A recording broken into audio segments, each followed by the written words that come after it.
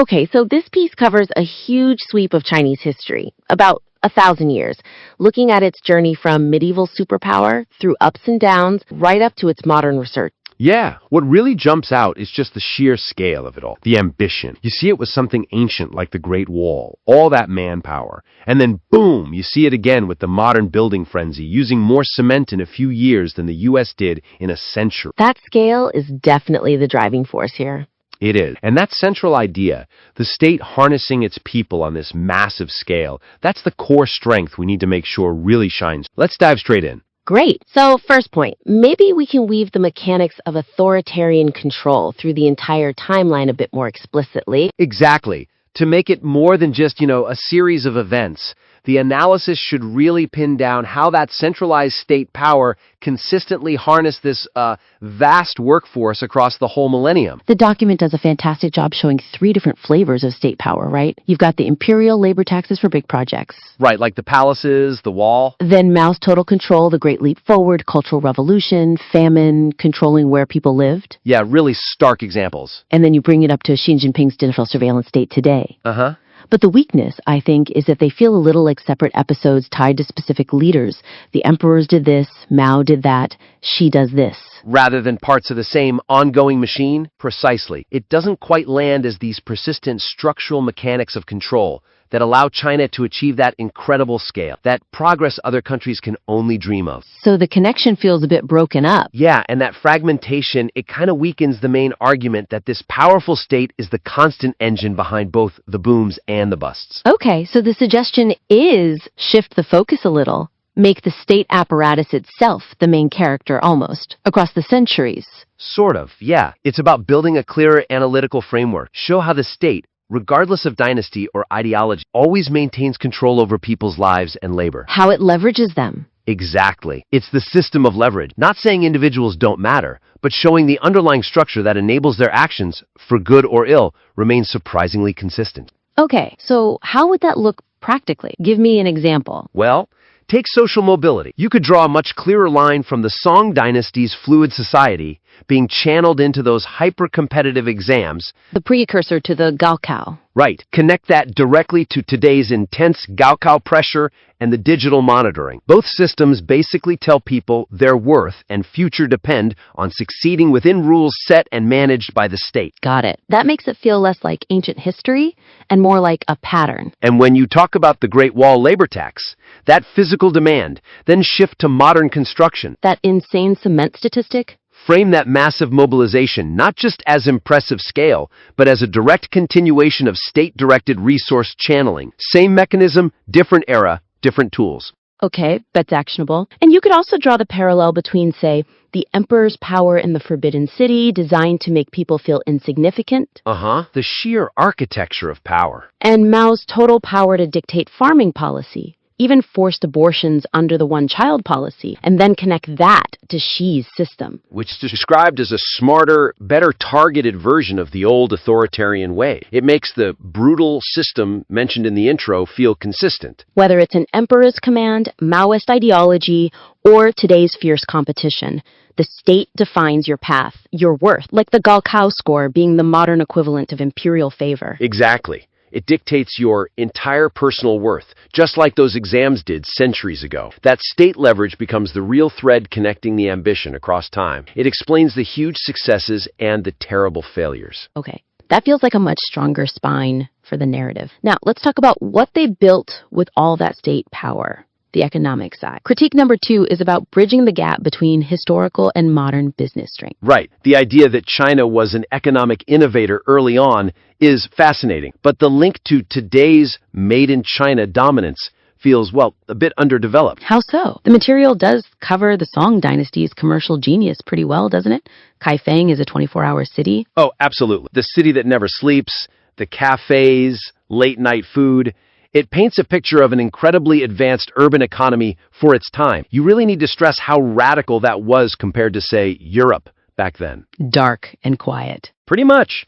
And then you've got the Ming porcelain factories in Qing Dynasty, basically assembly line. Specialized labor, centuries ahead of the curve, described as a precursor to factory production. Which is amazing. It is. But then, when the narrative jumps to modern China, it focuses almost entirely on the results, the skyscrapers, the wealth being the factory of the world. And the leap feels too quick. Yeah, it misses a chance to really analyze how that historical knack for process innovation might inform China's modern ed. It kind of implies it's all just about cheap labor now. Which isn't the whole story. Not at all. So the suggestion here is to dedicate a specific bit, maybe short but focused, to analyzing how that mindset of specialization and efficiency persists. Argue that today's manufacturing power isn't just cheap hands, but draws on this deep kind of cultural competence in organizing production. Exactly. Trace it back to those Qing factory floors. It's an intellectual inheritance, not just a recent development. Okay, so concretely. Well, after describing that Ming factory line where different workers did different specialized tasks, you don't have to see something through from beginning to end. Yeah. Explicitly analyze how that philosophy translates to modern supply chain, that ingrained ability for detailed specialization and managing massive flow. And you could link that efficiency focus to the modern factory campuses where work, sleep, food, everything happens in one place, all optimized for output. It connects the historical detail to a modern reality. Perfect. It turns an interesting historical fact into part of the explanation for modern economic power. Makes sense. And don't skip the branding aspect. The fact that Ming porcelain was essentially a global brand with the emperor's mark on it. Like an early trademark. Use that to introduce the modern Made in China story. Suggest that even the global marketing savvy has deeper roots. It wasn't just learned in the 1980s. Keeps that theme of enduring ambition going strong. Okay. That adds a really interesting layer to the economic story. So, final area. China's fall from grace, the century of humiliation. This part is powerful, especially on the foreign aggression side, but it could be more balanced by looking inward. The critique is about integrating a stronger analysis of the internal failures that made China vulnerable. The descriptions of the Opium Wars, losing Hong Kong, the treaty port, foreign control, Japanese brutality like Nanjing, that's all very vivid. Incredibly vivid, but the explanation for why China was so vulnerable leans heavily on it being just too big, too successful, maybe too complacent. It mentions making pretty fireworks instead of weapons, but that feels simplistic? It underplays the internal reasons for stagnation. I think so. It doesn't really dig into the institutional failures to adapt, militarily and economically, despite obvious warning signs. Remember, China dominated global manufacturing into the 18th century. What went wrong inside the system? So the suggestion is to analyze why the imperial institutions failed to modernize, to counterbalance the narrative of external exploitation. Exactly. Why couldn't they adapt? Was it the bureaucracy? Was it the ideology? Understanding that internal paralysis makes the later, frantic modernization under Deng and Xi seem even more radical. It sets a clearer baseline of stagnation. So, for example, when talking about the Opium War defeat, contrast the Qing military's backwardness directly with China's own history of innovation. They invented gunpowder. Right. But while European powers were constantly fighting, colonizing, and thus forced to innovate their military tech and economies, China felt self-sufficient. The Qing felt they produced almost everything it needed. That profound sense of self-sufficiency, born from past success, became a critical vulnerability when the world changed rapidly. That success breeding complacency leading to vulnerability. That's a stronger internal dynamic. It makes it less about just being victimized and more about a complex internal failure as well. And you should weave in the point about the economy not modernizing like European economies had more clearly when discussing the vulnerability to Japan in the 1930s. Okay, connect the lack of modern finance, industry, military procurement directly to why they were susceptible. Yeah, and this strengthens the later analysis of Mao. Even disastrous campaigns like the Great Leap Forward can then be framed partly as these desperate, violent attempts to force the modernization that the imperial system couldn't achieve for centuries. It provides a context, even if a horrifying one, for the desperation driving that era. Precisely.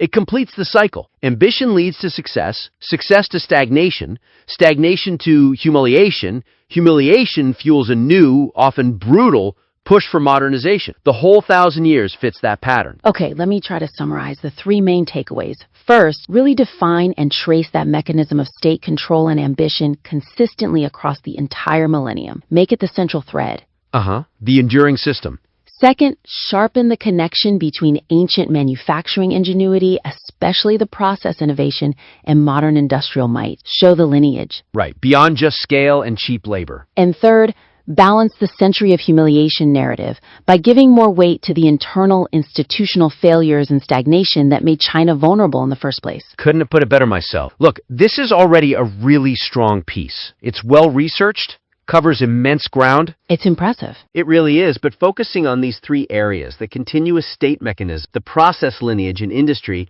and the internal factors in the decline, will just make that core theme of China's relentless, complex ambition even more powerful and coherent. Great. So the advice is to work on integrating these points. Yeah, give it a shot. Weave these threads in more explicitly, and please do send the revised version back our way. We'd be keen to see how it evolves. Okay, so this piece gives us this incredibly detailed sweep through 5,000 years of Chinese mythology, dynasties, philosophy, right up to today. It's really impressive in scope. The sheer amount of information is staggering. But that scale itself, that's maybe the first big challenge, isn't it? Tackling 5 millennia? Yeah, definitely. And that brings us straight to the first major, which is about pace. To handle this huge time frame, 5,000 years, we really need to think strategically about varying the speed, summarizing some periods, the less pivotal ones maybe, and letting the really crucial turning point have more room. Right. The weakness, as I see it, comes from treating everything sort of equally. Like, you've got the Zhou Dynasty, almost 800 years. Confucianism is born there. Massive changes. Or the century of humiliation, totally reshaping modern China. These get almost the same narrative density, the same speed as really short, sharp shocks like the Qing Dynasty. Exactly. The Qin lasted what? 15 years? Hugely important, yes, but brief. When that gets similar airtime to an 800-year philosophical evolution, listeners might start to tune out. It just gets overwhelming. And more importantly, it kind of undersells the historical weight of those truly game-changing moments. So the suggestion here is pretty clear. Prioritize based on historical weight, on lasting impact. We need to allow more depth, more analysis for the periods that introduce those fundamental ideas or trigger those irreversible shifts in society. And conversely? Well, the short, unstable bits, the interregnums, the minor dynastic squabbles, treat them as quick transitions, context setting, basically, to keep the main story moving forward without getting bogged down. Okay, let's make that concrete. Where could we add that depth? I think the Western Han reforms under Emperor Gaozu, that's a prime candidate. We need to really emphasize the merit-based civil service system. Oh, absolutely. That system, choosing officials based on ability, not just birth, that lasted until 1912. Right, 2,000 years. That single reform shaped Chinese governance for millennia. That kind of impact needs serious exploration, serious airtime in the narrative. Yeah, you linger there.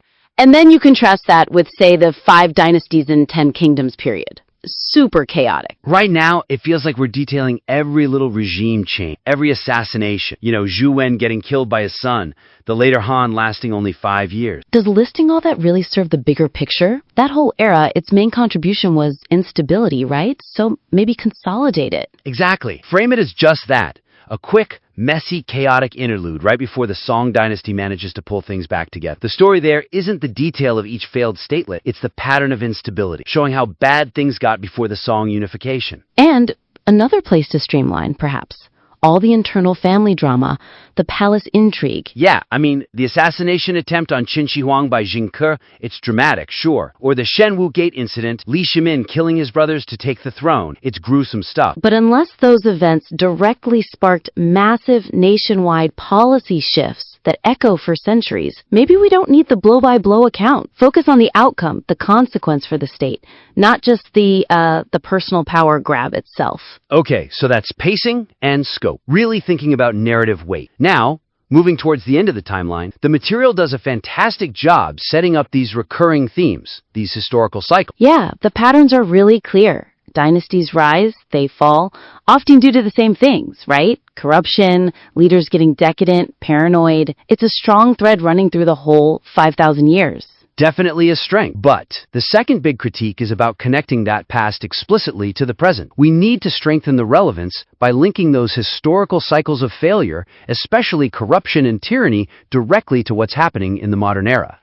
Okay. So the weakness is that the connection isn't quite explicit enough. We see the historical patterns laid out really well. Corruption in the Ming, Empress Lu's ruthlessness, Xiaozhe's cruelty. It's all there. But then the narrative sort of jumps to the modern CCP's actions without fully showing how those actions might be a direct reaction to those very historical anxieties. It misses this huge opportunity to tie the old concept of the mandate of heaven into the CCP's own political logic today. Right, that's the missing link. So the suggestion is to use that historical cycle, the loss of the mandate of heaven, as a kind of thematic lens for looking at contemporary China. Frame things like Xi Jinping's big push for ideological control or his anti-corruption drives as deliberate attempts to break those historical cycles of decay. How would that look in practice? Well, take corruption. When introducing Xi's anti-corruption campaigns, yeah, they consolidate power, remove rivals, sure, but we should also explicitly connect it back, draw that parallel to the Ming Dynasty, which the material itself says had an economy in the gutter because of corruption, greed, and the self-preservation of emperors. So you point right at that historical echo, saying, look, this modern campaign isn't just about power today, it's also about signaling we won't repeat that historical failure. It taps into that deep-seated fear of dynastic collapse due to corruption. Exactly. And you can do the same with tyranny and ideology. When you talk about modern controls, internet censorship, surveillance, the social credit system, link it back. Think about Qin Shi Huang. The first emperor, yeah? Burning books, burying scholars. Right. He wanted to erase all history and ideologies he saw as diminishing to his reign. That impulse, that desire for absolute ideological unity by wiping the slate clean, it's an ancient playbook. Making that connection shows the audience that these modern tools might be new, but the underlying political goal has deep historical roots. Okay. That strengthens the argument significant. And one more, really potent example, the Great Leap Forward. The famine, 30, 40 million deaths, frame that catastrophe explicitly as a modern equivalent of losing the mandate of heaven. Because the ruler failed catastrophically to provide prosperity and stability? Precisely. It was such a failure, it forced Mao himself to step back, to resign as state chairman temporarily. Seeing it through that mandate of heaven lens elevates it from just a policy disaster to something that fundamentally challenged the new regime's legitimacy, mirroring those old dynastic collapses. Okay, that makes a lot of sense. It ties the whole narrative together much more tightly. All right, third area. Let's talk about tone and style, specifically the detail. The writing has this amazing command of dramatic, often visceral detail. It really makes the history feel alive. No doubt. It's very engaging, but it's a balancing act, isn't it? We need to re-examine places where the focus on, let's say, gore or extreme debauchery or really sensational personal stories might risk overshadowing the core analysis, the significant political and social shifts. Yeah, the risk is, does it sometimes tip into historical sensationalism? I mean, Emperor Wu of Jin using a goat-drawn cart to pick which concubine to visit, or Empress Lu turning Lady Qi into a human swine. That's incredibly memorable, maybe too memorable. Does it distract from the bigger political picture? It can distract if it's not handled carefully. So the suggestion here is pretty straightforward. Make sure the shocking details always serve a clear analytical purpose. They should illustrate something important, like the brutality of a political ideology or the absolute breakdown of society during a crisis. If it's just sort of gruesome gossip? Then maybe condense it or cut it. The shock value has to earn its keep by contributing to understanding the history, not just making us gasp. Okay, examples help here. The Qing Dynasty's punishment, death by 1,000 cuts, flaying. Keep that? Absolutely keep that. Why?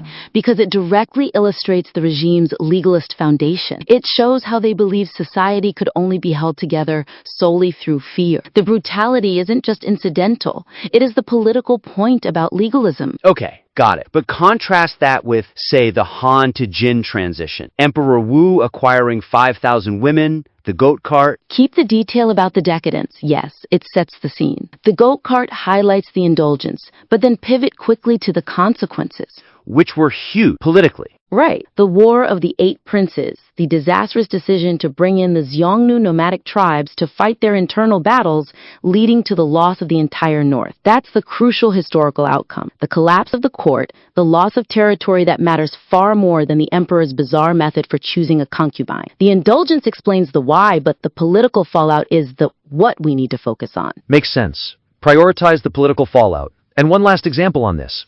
The Taiping Rebellion? Yeah, the Tianjin incident, Hong Xiuquan's followers carrying out mass executions on each other.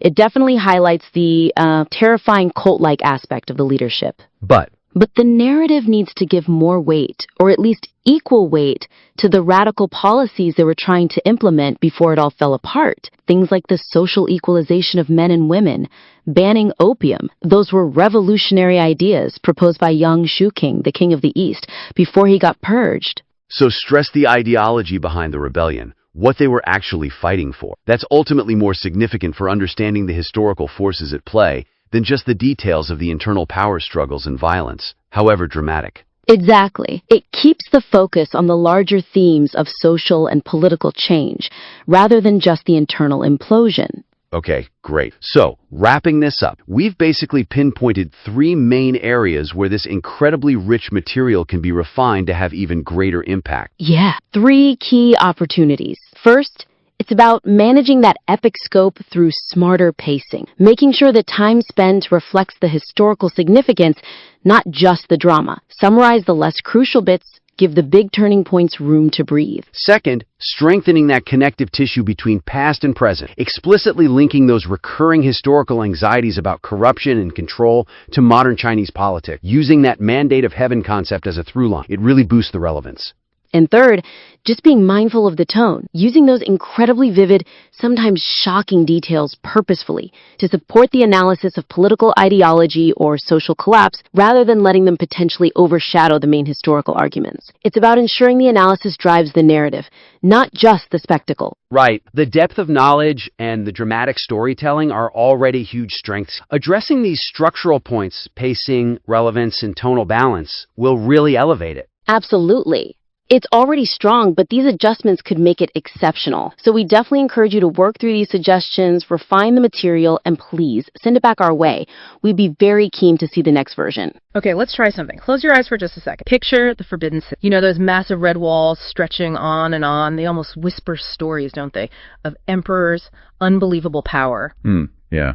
Or think about those colossal treasure ships, the ones Zheng he sailed. Imagine seeing those massive sails heading out to sea, pushing an empire's influence to, well, shores they barely knew. Exactly. These aren't just like postcards. They're glimpses into the sheer majesty of a really, really pivotal time. They are. And that's exactly where we're headed today. We're doing a deep dive into the Ming Dynasty. It's this fascinating period in Chinese history running roughly mid-14th to mid-17th century. Yeah, and it didn't just happen. It fundamentally reshaped the nation. Absolutely. So our mission here for you is to walk through this incredible story, how the Ming basically rose up from foreign rule, built this golden age, think power, culture, global reach, and then, how they grappled with the problems that led to their fall. Right. We've gone through the sources, pulled out the key insights, the surprising bits, hopefully giving you a solid understanding without, drowning you in dates and names. It's a seriously dramatic story when you get into it. So much ambition, so much change. Oh, definitely. You get everything from a peasant rebel becoming emperor. Incredible. To architectural wonders like the Forbidden City that still just blow your mind. And these huge naval expeditions reaching Africa. It's quite the saga.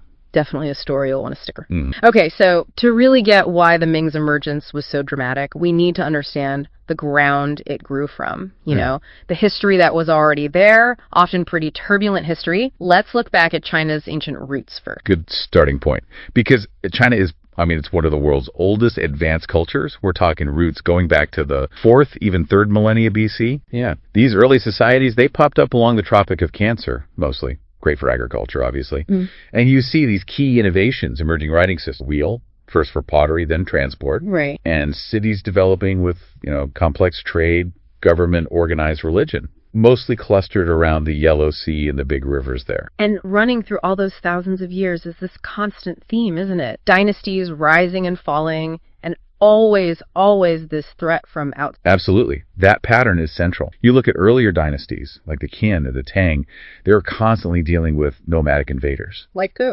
Well, Turkish groups, for instance. They actually led to the Uyghur populations you find in northwestern China today. And this constant pressure from outside, that was a huge reason why they kept building and strengthening parts of the Great Wall. It was all about defense. Okay, makes sense. But then in the 13th century, something different arrived. Let's say a much more formidable enemy, the Mongols. Right. A game changer. The Mongol conquest, led by Genghis Khan, wasn't quick. It was this slow grinding process over decades. Beijing fell around the mid-1210s. Okay. But the whole country wasn't really under their control until the 1270s. Then Kublai Khan establishes the Yuan dynasty, the great Mongol state. Was he? I mean, was it just brutal rule? Well, that's interesting part.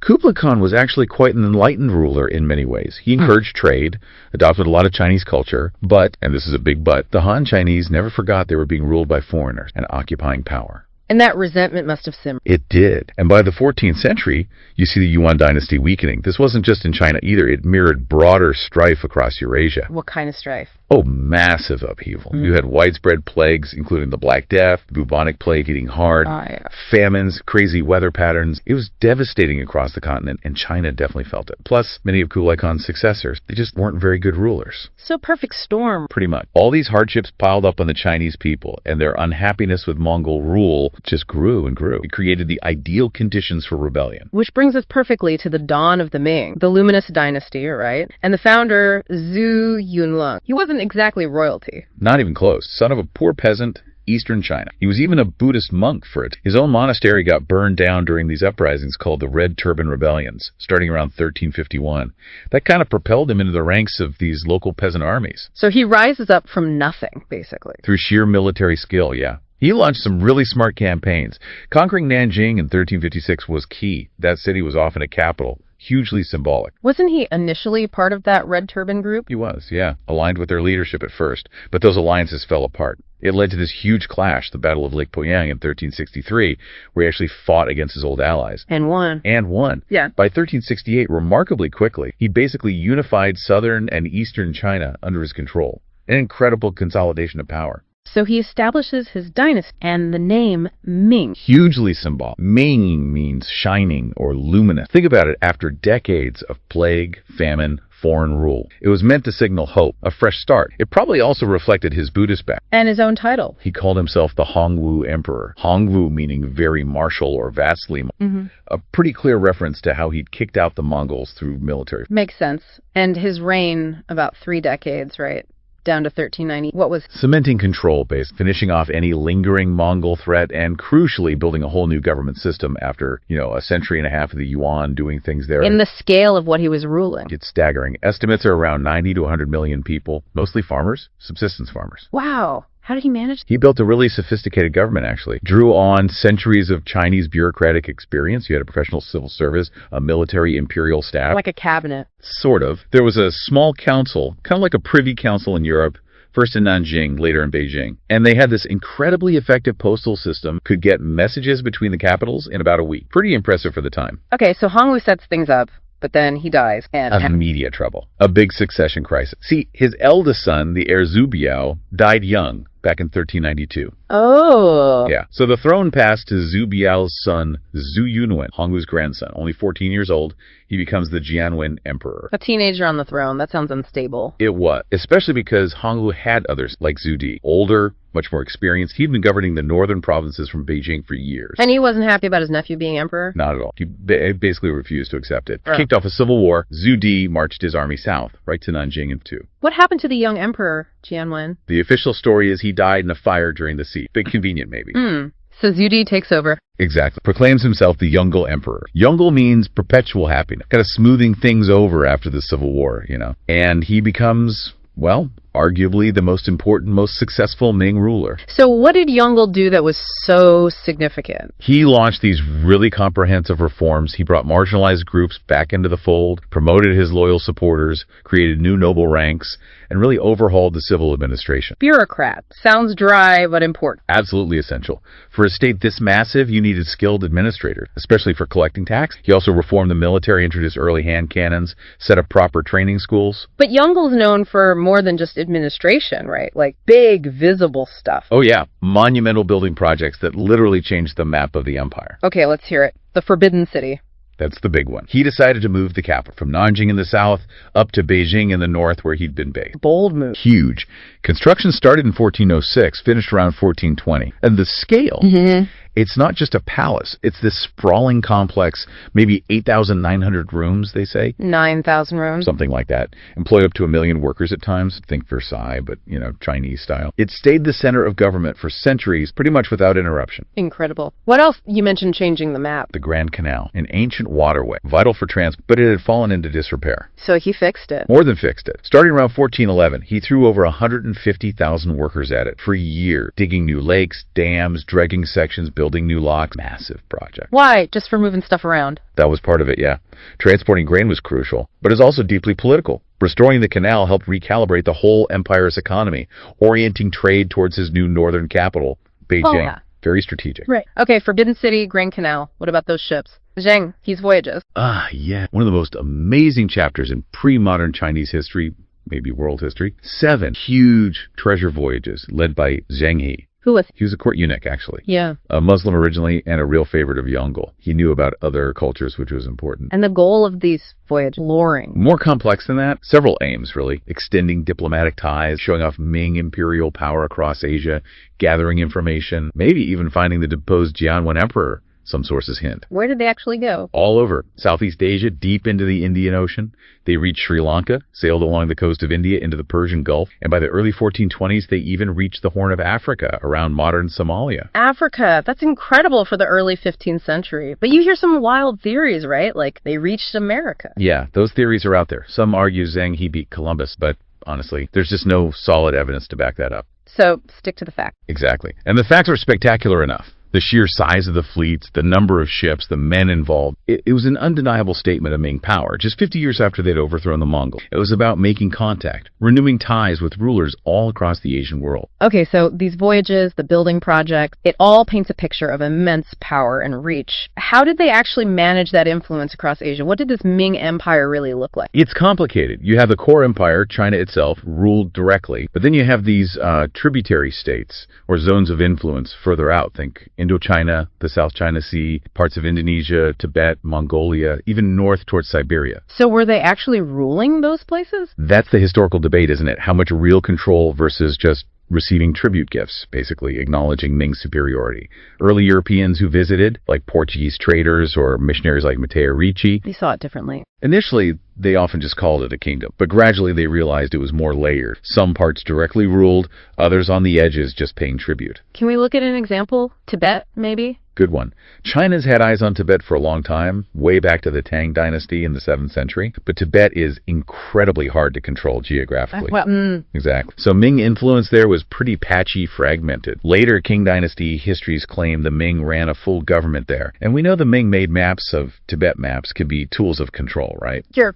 But most like Tibet was basically an independent nation on the edge of the empire that paid tribute sometimes, probably just to keep the Ming from trying to exert more direct. Okay, so military power, diplomacy. But the Ming era is also famous for its culture, its art. Oh, absolutely. And it wasn't just like a happy accident. It was actively encouraged. You had this real artistic sense among the rulers of the court.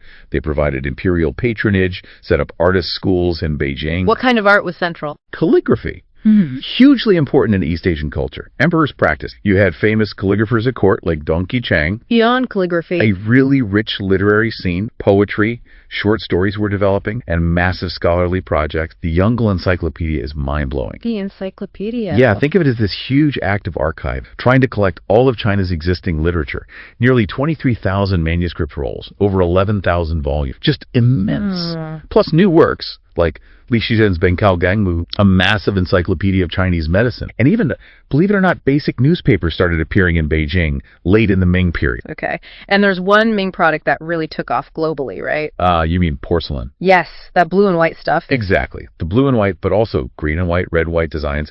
Ming porcelain became one of the most desirable luxury goods from Asia and Europe, right through from the 16th to the 19th centuries. A true global commodity. So a golden age in many ways. Power, culture, global connect. But empires rarely stay golden forever. We start to see cracks appearing, don't internal problems. Definitely. Even during periods of strength, there were underlying weakness. A really stark example is the Tumu fortress crisis in the late 1440s. What happened? An Oirat Mongol leader, Esentai Yishi, attacked. The Ning army was crushed. And worse, the Emperor Yingzong was captured in 1449. Capture the emperor. Wow. Huge blow to prestige and stability. It triggered serious conflict back at court.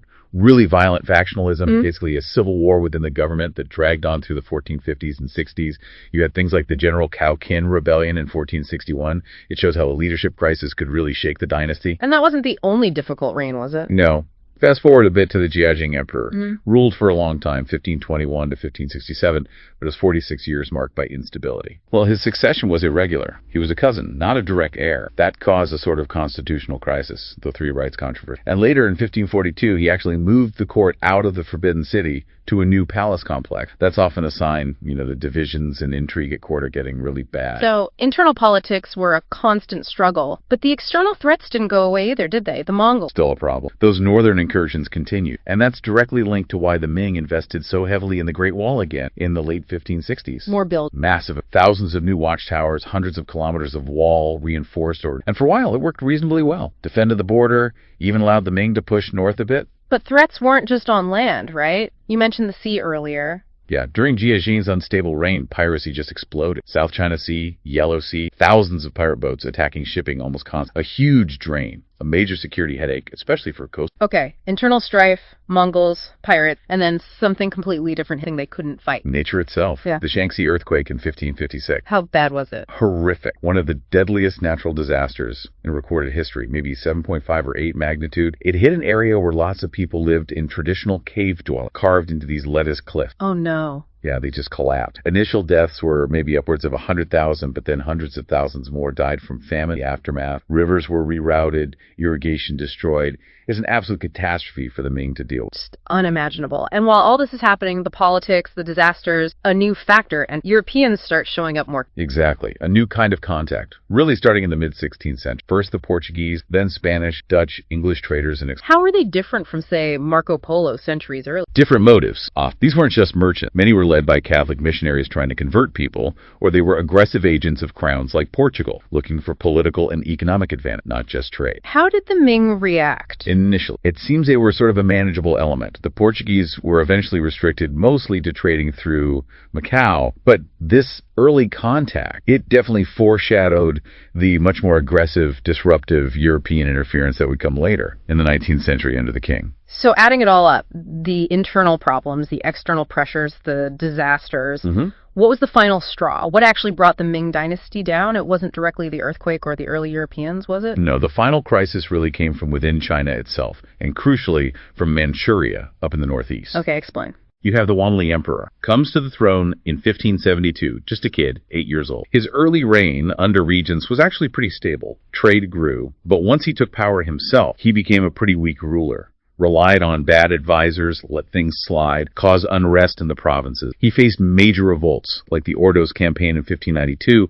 plus Japanese invasions of Korea, which drained Ming resources. Just weakening leadership at the top. And then Manchuria. Right. While Wanli was struggling, the Jurchen tribes in Manchuria, who saw themselves as distinct from the Han Chinese, were getting organized. A leader named Nurhaci united them into this powerful confederation around the turn of the 17th century. And they started calling themselves the Manchu, and they proclaimed their own dynasty, first the Jin, later the Qing, a direct challenge to Ming rule. So it wasn't a sudden collapse, but more of a slow burn. Exactly. A gradual war of attrition. It really kicks off when Nurhaci issues his 7 grievances in May 1618, basically renouncing Ming authority over Manchuria and declaring war. How did the Manchus manage to grow so strong? Cleverly, Nurhaci and his successor, Hong Taiji, built up their state. They brought experienced Chinese bureaucrats over to their side, gained more soldiers, more territory. They set up the banner system, this military and social structure that became key to Qing society. Slowly but surely, they started conquering big chunks of northern and central China. And the end in Beijing, was it a huge battle? Surprisingly, no. The final act was the Jiaxin incident in 1644, sometimes called the Battle of Beijing. A Chinese peasant rebel leader named Li Zicheng, who was actually loosely allied with the king at that point, marched on the capital. And the Ming defense. They just crumbled. Morale in the Ming government was apparently so low that a palace eunuch just opened one of the main gates, let the rebels in. What about the emperor? The last Ming emperor, the Chongzhen emperor. The story is he went to a hill overlooking the Forbidden City and took his own life rather than be captured. A dramatic end. So 1644 is the official ending. Pretty much. Li Zicheng didn't last long in Beijing. The Manchus swept in, and they proclaimed the 6-year-old Shunzi emperor as the first king ruler of all China. That's the date historians use for the end of the... But did everyone just accept it? Not quite. Ming loyalists fought on, especially in the south. This is known as the Southern Ming Resistance. They held out until 1662 in mainland China, and remnants even longer on Taiwan until 1680. It's actually an interesting parallel to the nationalists fleeing to Taiwan in 1949. Yeah. And the Qing Dynasty, they were just getting started. They were. They'd go on to rule China for over 250 years, right up until 1911. And while we often think of the Qing period in terms of China's decline relative to Europe, especially from the Opium Wars onwards, Right. it's worth remembering they had their own golden age too, particularly in the 18th century under emperors like Qianlong, who pursued really expansionist policies. Okay, so that brings our deep dive on the Ming pretty much full circle. Seen this incredible journey, founded by a peasant monk rising out of... reaching amazing heights of power, culture, exploration under emperors like Yongle. then facing internal rot, devastating disasters, and finally this powerful new rival emerging to bring it all down. It really was an era of sharp contrasts, wasn't it? And arguably one of the last times China stood as this truly formidable power, projecting its influence all across Asia with such confidence. Yeah, and it wasn't isolated either, was it? They were dealing with these new European arrivals, trying to manage that contact. Exactly. Not withdrawing, but actively trying to control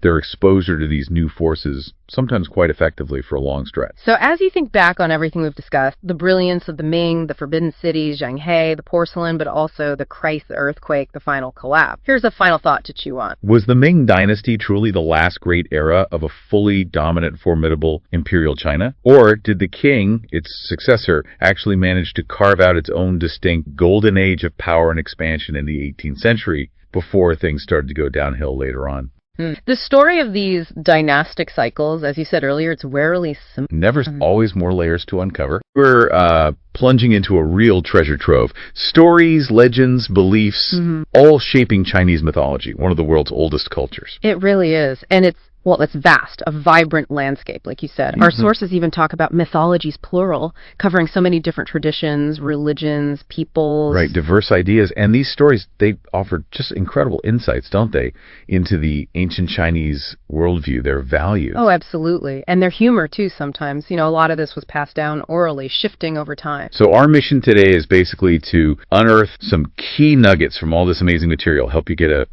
quick but still solid understanding of this whole captivating realm. Get ready for some tales of immortals, very mischievous monkeys, heroes reshaping the actual land. Let's dive in. Let's unpack this. Right. Okay, so we started at the beginning, right? Creation myth. Our sources show this interesting blend, but they also note something odd. Creation wasn't always the number one question in ancient Chinese thought. Yeah, that does seem a bit counterintuitive, doesn't it, compared to some other traditions? It really does. But it suggests maybe a different philosophical focus, not always on one specific creation moment, but maybe process or cycle. Interesting. So, for example, you've got Pengu, first god, a giant born from this cosmic egg. Right. He grows for like 18,000 years inside it.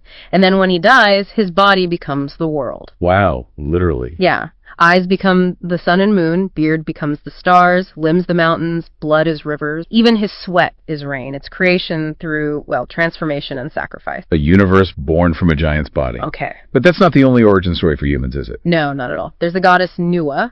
Ah, Nua. She was lonely, apparently, so she starts making people out of yellow earth, first by hand. Then, more efficiently, she drags this leather cord through the mud to make lots more. Clever. And didn't she also give them something crucial when they started dying off? Yes, the gift of reproduction. So it wasn't just about creating them, but ensuring humanity continued. Having a female deity as a prime creator, that feels pretty significant. It really is. Nua represents that nurturing, life-giving aspect. And it connects to another story, too, the brother and sister myth. A flood survivors. Exactly. Survivors of a great flood. They needed heaven's okay to repopulate the earth.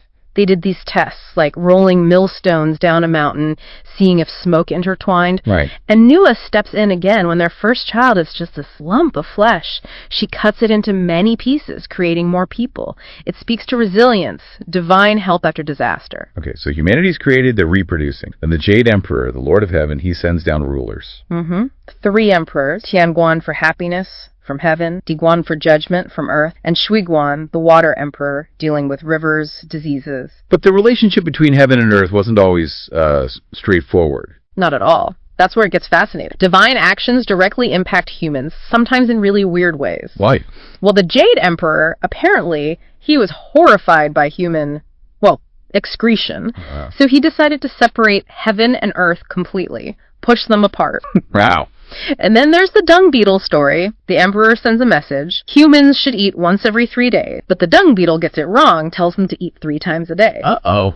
Yeah, so the Jade Emperor punishes the beetle for messing up the message. It's kind of humorous, right? It suggests the cosmic order isn't always super serious or perfect. More, human, maybe. A less austere view of the gods. Yeah. Interesting. Okay, so gods shape the cosmos. Humanity. Yeah. What about culture? The tools of civilization. Writing, art, music. Yeah, this is where it gets really cool. Tell me about writing. Kenji. Right, Kangji, historiographer to the Yellow Emperor. Supposedly born with 4 eyes. 4 eyes? Yep. He struggled with the old record-keeping method, using knots in rope. So he looked at nature, animal tracks, bird prints for inspiration. Ah, pattern. Exactly. And from that, he invents Chinese characters. Loads of them. Though apparently, even Confucius only mastered about 70%. Huh, that's relatable. And wasn't there a story with Nua getting involved again? Yes. She got angry because her character, Nu, for female, was being used in words with negative meanings. Oh, really? Yeah, so Kang Ji had to apologize and create new positive characters incorporating new, like for good and mother. It's like an ancient debate about language and connotation. It really is. Shows how myths engage with social stuff, too. Then you have art. Ma Liang. The boy with the magic paintbrush? That's the one. Poor kid. Loved drawing. Gets a magic brush in a dream, and whatever he paints comes to life. Wow. And he uses it to help the poor, right? Painting food, painting rivers for irrigation. It's all about using your talents for the... And didn't he have a run-in with a greedy emperor? He did. The emperor wants the brush, naturally. Ma Liang outsmarts him, paints a huge storm that sinks the emperor's ship while he's chasing... Huh. So a clear message against greed and abuse of power there. Absolutely. It's a recurring theme. Power, especially magical gifts, should serve the collective, not just the... It's almost a folk authority. Okay, writing, art. Yeah. What about music? Ling Lun, Minister of Music. He created the first 12-pipe instrument, supposedly inspired by the song of a phoenix. A phoenix. Beautiful. Beautiful. Yeah, it highlights that deep reverence for music in Chinese culture and its connection to nature, to harmony. Okay, so we've got culture starting up, but ancient life was also about facing huge challenges, natural disasters. Oh, constantly. And the myths have these incredible figures who tackle them, often at great personal cost. Like Archer Yi with the suns. Exactly. There were 10 suns scorching the earth. Way too hot. So Yi shoots down 9 of them. Just like that. Restores balance. Incredible. And he gets a reward, right? Yeah. The elixir of immortality. He does, but, and this is key, he refuses to drink it. Why? Because he doesn't want to live forever without his wife. Oh, but then things go wrong, don't they, with his apprentice? Yeah, Feng Meng. He gets jealous, treacherous, tries to steal the elixir while Yi is away. Oh, no. So Changji, to stop Feng Meng getting it, drinks the elixir herself. And she floats up to the moon. Ascends to the moon, yeah, where she supposedly still watches over Yi. It's quite tragic. So that explains the tradition. Eating mooncakes on the 15th of August in the lunar calendar. Precise. It connects that deep story of love, sacrifice, and longing to a popular festival. It shows how myths become part of everyday ritual. Yu himself, by the way, was eventually killed by Feng Meng, but he became a god worshipped for diverting disasters. Wow, okay, another figure who dealt with nature, Shen Nong, Wow. god of agriculture. Yes, Shen Nong, vital figure. His thing was testing plants. He tasted hundreds, maybe thousands, classifying them. Edible, medicinal, poisonous. And he often got sick doing it, right? Oh, yeah. Major self-sacrifice. But through that, he basically established traditional Chinese medicine, the healing arts. It's huge. And he didn't stop there. He also invented the plow and taught people farming techniques, shared his knowledge, so heaven rewards him with immortality for his service to humanity. Makes sense. Practical contributions valued highly. And finally, the rivers. They were a big problem too. Huge problem. Unruly floods. Heaven initially just let them happen, but Gun, who was a grandson of the Jade Emperor, felt sorry for him. So he tried to help. Yeah, he tried to tame the floods, maybe stole some magic soil from heaven to build dams, but the other gods got angry at his interference and killed him. Harsh. But from his body, a dragon named Yu. Ah, Yu the Great. That's him. And he eventually got heaven's blessing to properly manage the waters. He raised mountains, redirected rivers, made them beneficial. It's a story about perseverance, right? Even finding success after failure or through the next generation. Okay, this theme of immortality keeps popping up. Archer Yi, Shen Nong, Yeah. and it seems really tied into Taoist ideas sometimes. Very much so. The quest for immortality, or at least longevity and wisdom, is central. Let's look at Li Tigui. He's one of the 8 immortals, right? Right. His story really shows these Taoist values. Absolutely. Li Tigui starts as this solitary guy, totally devoted to studying Taoist scriptures. And Laozi himself tests him. Laozi, the founder of Taoism. Supposedly, yes. First, Laozi sends a beautiful young woman to tempt him. Offers marriage, family, a normal life. Li Tigui resists all night long, stays focused on his spiritual path. Then Laozi tests his attachment, reveals hidden treasure, offers him riches. And he refuses that too. Refuses it flat out. He's passed the tests of desire and attachment. So what's his reward? Powerful. Yeah. Endless energy, the ability to fly, standard immortal stuff. But then comes the twist. The really weird part. The really weird part. He needs to leave his physical body for 7 days to go meet Laozi in the spiritual realm. He tells his apprentice to guard the body. Okay. But the apprentice gets called away, his mother is dying, and thinks Li Tigui is dead or gone for good, so he burns the body prematurely, before the 7 days are up. Oh no. So Li Tigui's spirit comes back and... Yeah. And his body is gone. To maintain his hard-won immortality, his spirit has to find a new vessel, and the only one available is the body of a recently deceased beggar who is lame and deformed. Wow, so he becomes this figure with an iron crutch. Exactly. Li Tigui, the Iron Crutch Li. He becomes an immortal healer, helping people, but in this, well, unconventional form. What does that say about Taoist values then? Transformation. It's a powerful illustration of detachment from the physical form, from appearances, from worldly status. Your inner cultivation, your spirit, your integrity, that's what truly matters, not what you look like on the outside. Okay, now we have to talk about probably the most famous character in all of Chinese mythology. Has to be Sun Wu. The Monkey King. His story is just epic. And you mentioned earlier it combines Taoist ambition and Buddhist transformation. Can you unpack that a bit? Sure. So early Sun Wukong is pure Taoist ambition, right? He wants power, he wants immortality, he wants freedom from constraint. He masters Taoist arts to achieve ultimate self-mastery, defying even death. But later, especially after his encounter with the Buddha, his path shifts towards Buddhist ideal, penance, humility, using his incredible powers not for himself, but to serve a higher purpose, helping the monk Tang Seng on his journey. It's a move from ego to enlightenment, basically. Got it. So let's track that. He's born from a magic rock. Yep. Super clever, super strong, and super mischievous right from the start.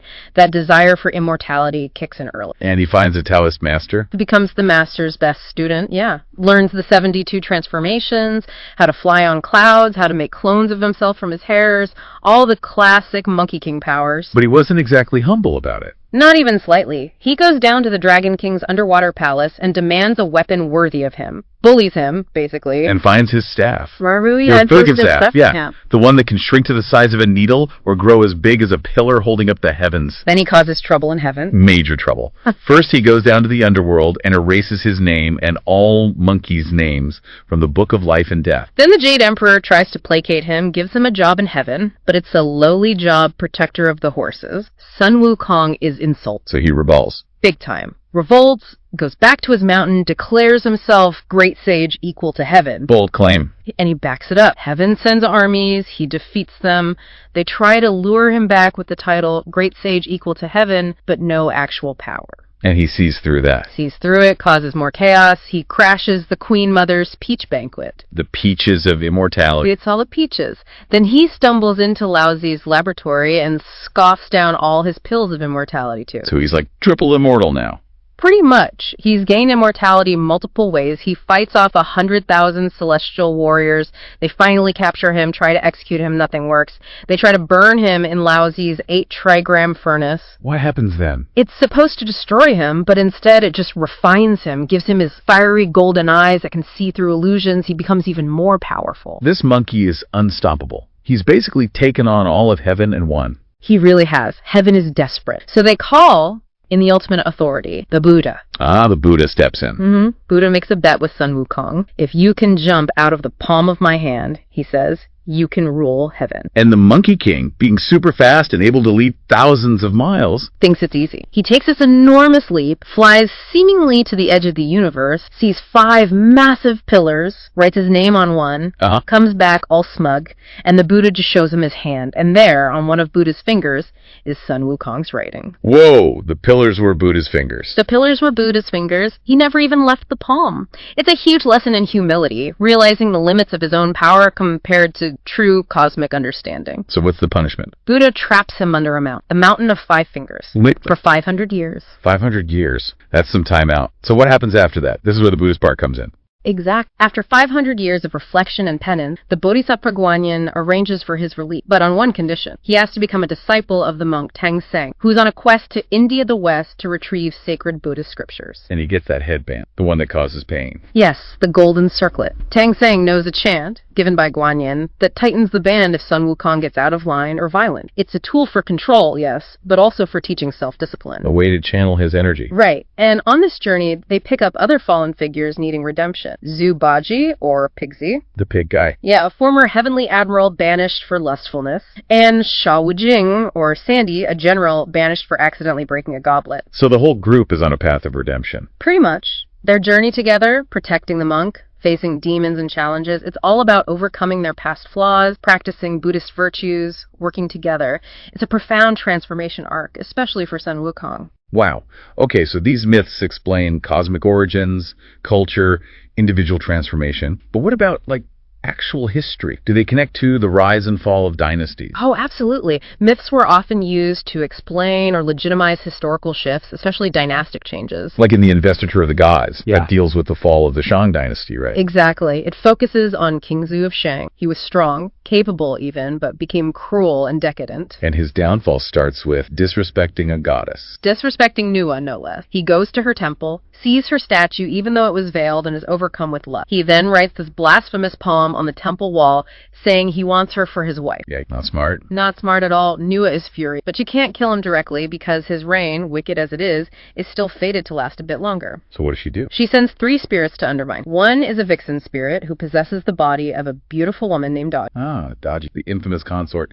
The very one. She becomes King Zhu's favorite concubine and uses her supernatural influence to enchant him, encourage his cruel extravagance, basically driving the kingdom into ruin from within. So the myth explains the dynasty's collapse as, divine retribution, but working through human weakness and temptation. Precisely. It links the ruler's moral failings directly to the loss of heaven's favor and the dynasty.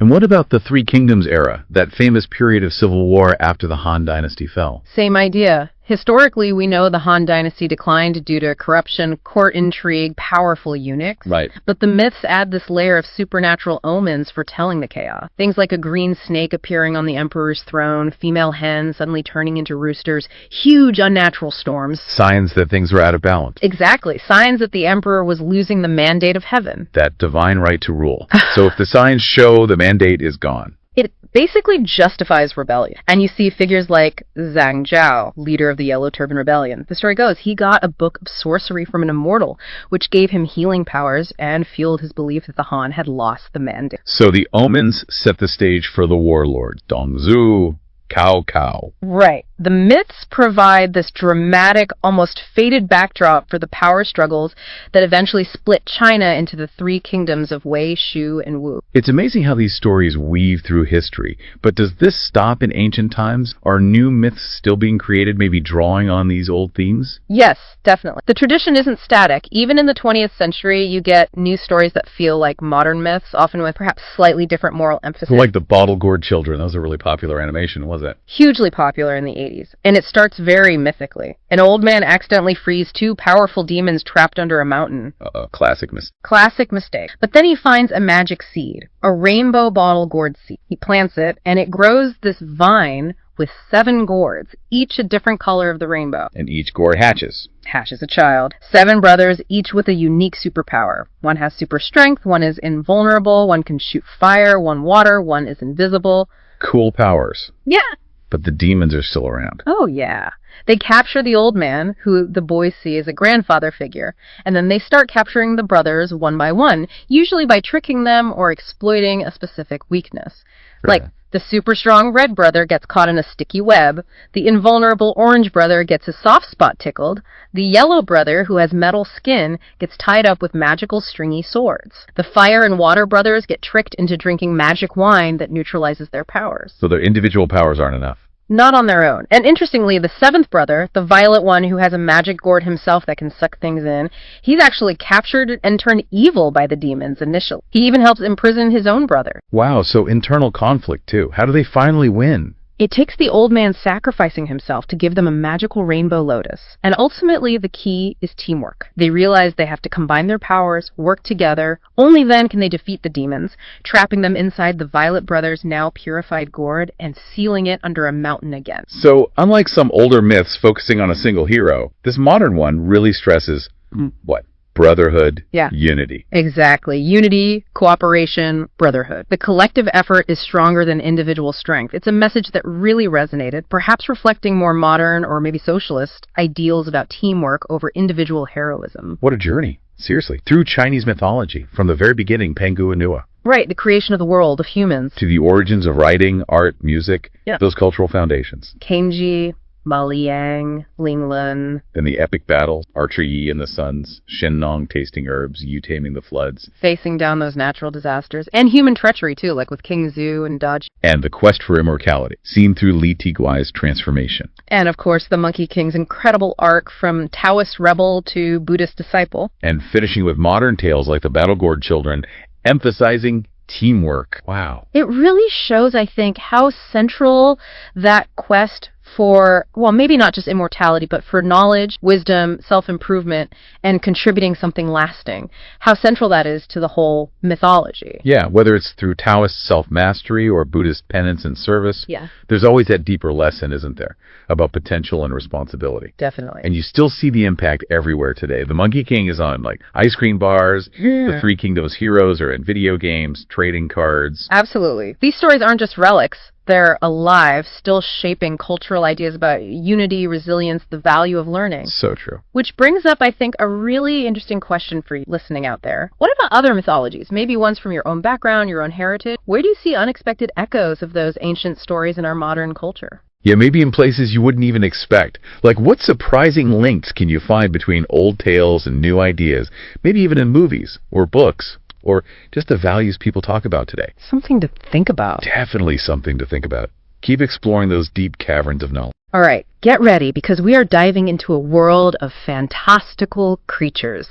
You know, dragons, fox spirits, and mystical guardians. We're talking about Chinese mythical creatures. It's going to be a fun one, because it gives us a look into Chinese culture, history, and beliefs. Yeah, we've got some cool sources to help us out with this deep dive, some YouTube videos. Like from Learn Chinese Now, they did some on the creatures in Shang-Chi. Ah, Shang-Chi, good one. Yeah. And then we got some on Chinese creation stories from Captivating History. Okay. Darkness and Lore. Oh, and one from Zhiran Jiazao about Chinese creation stories. But I noticed something kind of interesting. The sources sometimes blend myths together. It's kind of fun, though. Yeah, I mean, that's how these stories work, right? Yeah, exactly. Like we're putting together a giant puzzle, you know, all these ancient stories, and seeing how real and like mythological emperors get all mixed up. Yeah, it really shows that Chinese mythology, like, it isn't just one story. It's always changing. To really understand these creatures, we need to start with the classic of mountains and seas, also known as the Shanhai Jing. This text, it actually predates the Qin Dynasty. So it's even before the Great Wall. Wow, so that's really, really old. And it has like hundreds of creatures in it. Wow. What's crazy is some of the creatures described in that might have been considered mythical, you know, back then, but they're actually just like regular animals today. Yeah, it's wild, right? Like how our ideas of what's mythical changes. Totally. I talk about dragons. Of course, gotta talk about dragons.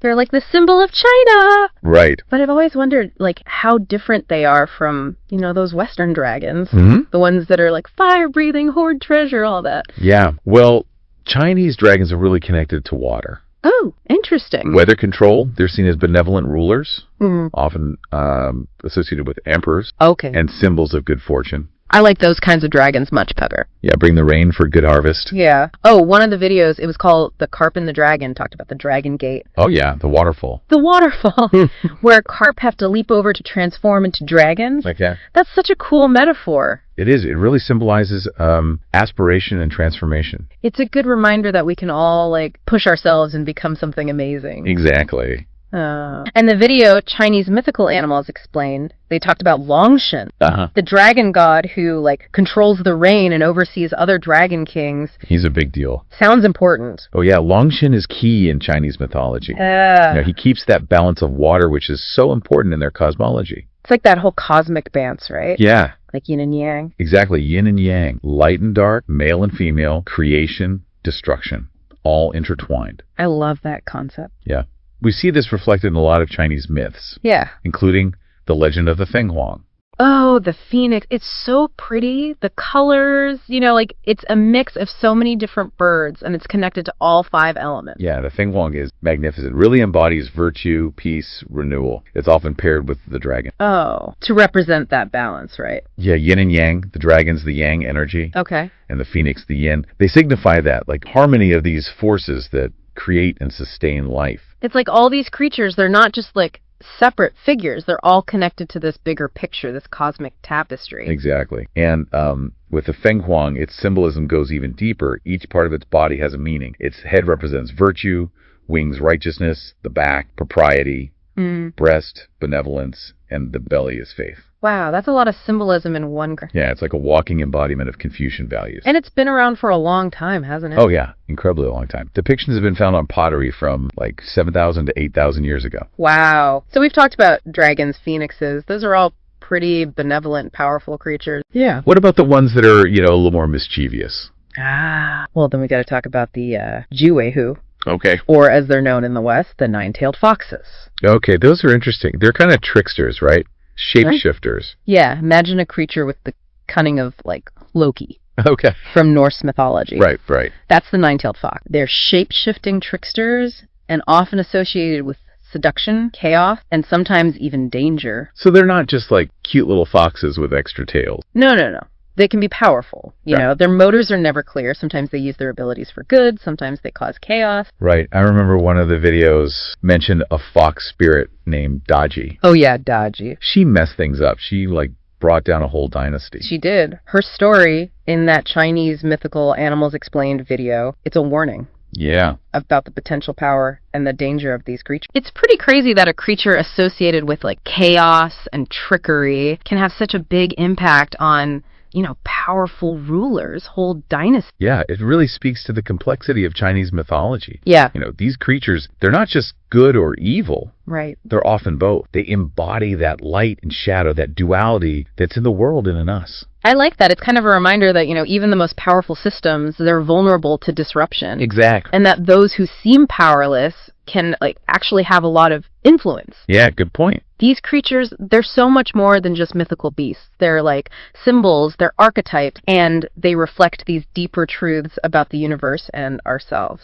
You got it. And we've only just scratched the surface here. There are so many more creatures to discover, each one giving us a different perspective on Chinese culture, on the human condition. While I'm ready to dive deeper, what other wonders await us in this world of Chinese mythical creatures? Let's shift gears a bit and explore a creature that's different from the mischievous nine-tailed fox, the Qilin. Ah, yes, the Qilin, the Chinese unicorn. They're so different from, the Western unicorns, those graceful, horse-like creatures. Yeah, they are. They're pretty unique. With their horse-like bodies, dragon scales, single horn, it's like they embody both power and benevolence. Exactly. The Qilin are fascinating creatures.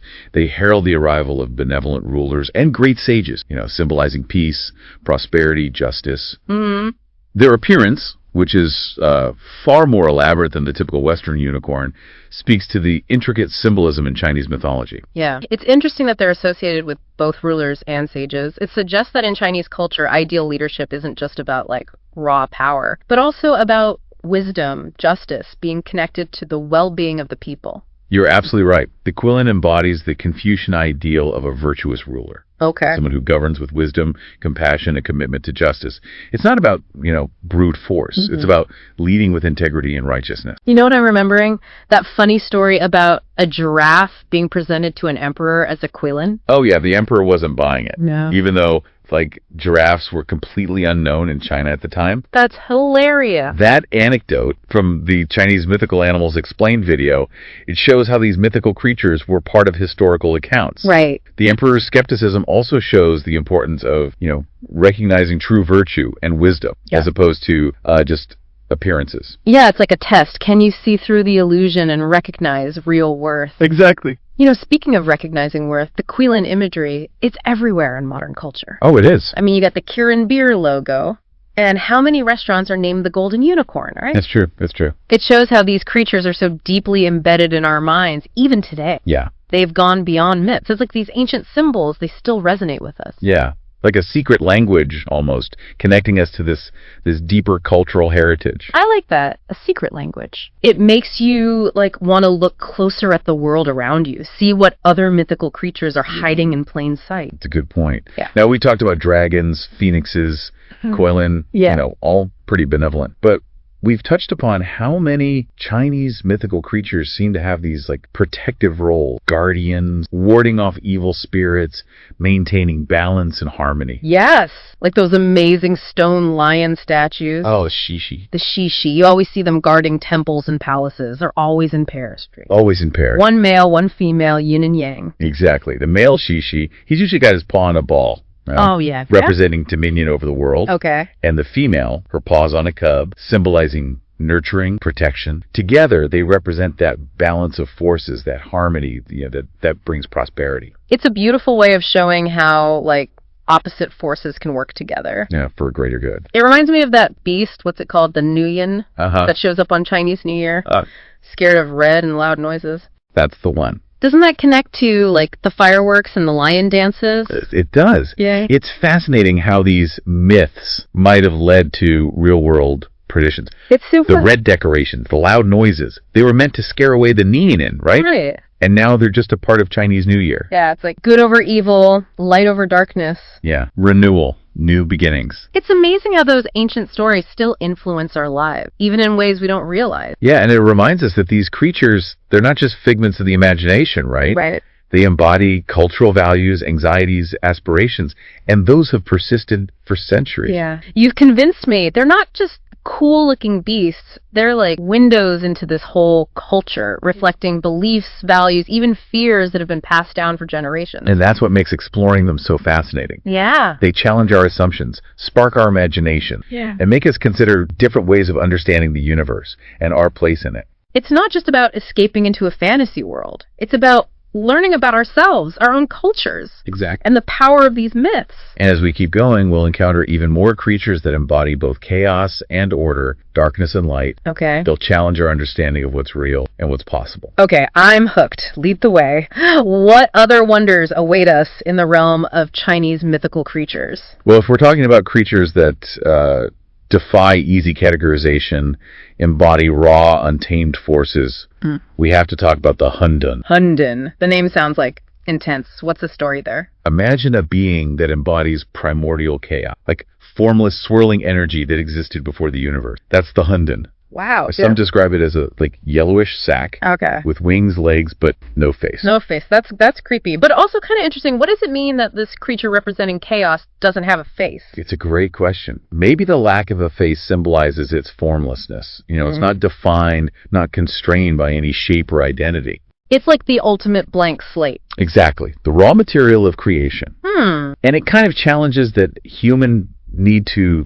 label everything. The Hundun defies definition. It's everything and nothing. A reminder that chaos, formlessness, those are just as important as order and structure. It's like yin and yang again, right? Exactly. Chaos and order, darkness, light, they need each other to exist. Right. And in some regions of the myth, the Hundun is destructive, like bringing chaos and disorder. But in others, it's a source of creativity and potential. What we perceive as chaos can also be a source of innovation. Change. It makes you wonder if sometimes we try so hard to control things, to impose order.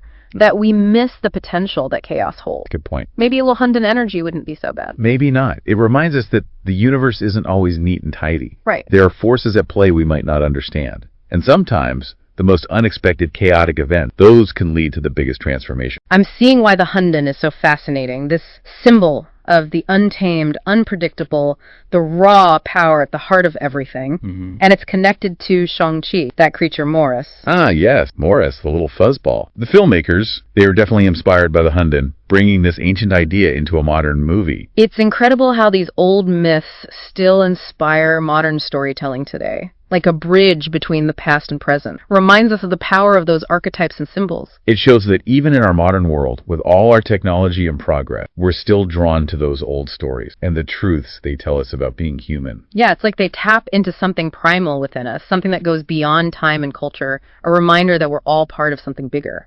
And as we continue to explore, we'll encounter even more creatures that embody both our deepest fears and our highest aspirations. Okay. Creatures that challenge what we think is real, what's possible, ultimately reminding us of how everything's interconnected. This is amazing. We've gone from benevolent dragons and phoenixes to mischievous fox spirits and the chaotic, formless beings. What other surprises are there in Chinese mythology? Well, if you're interested in creatures that challenge how we understand order and form, we gotta mention the Chonky. Chonky, that sounds kind of ominous. What kind of creature is this?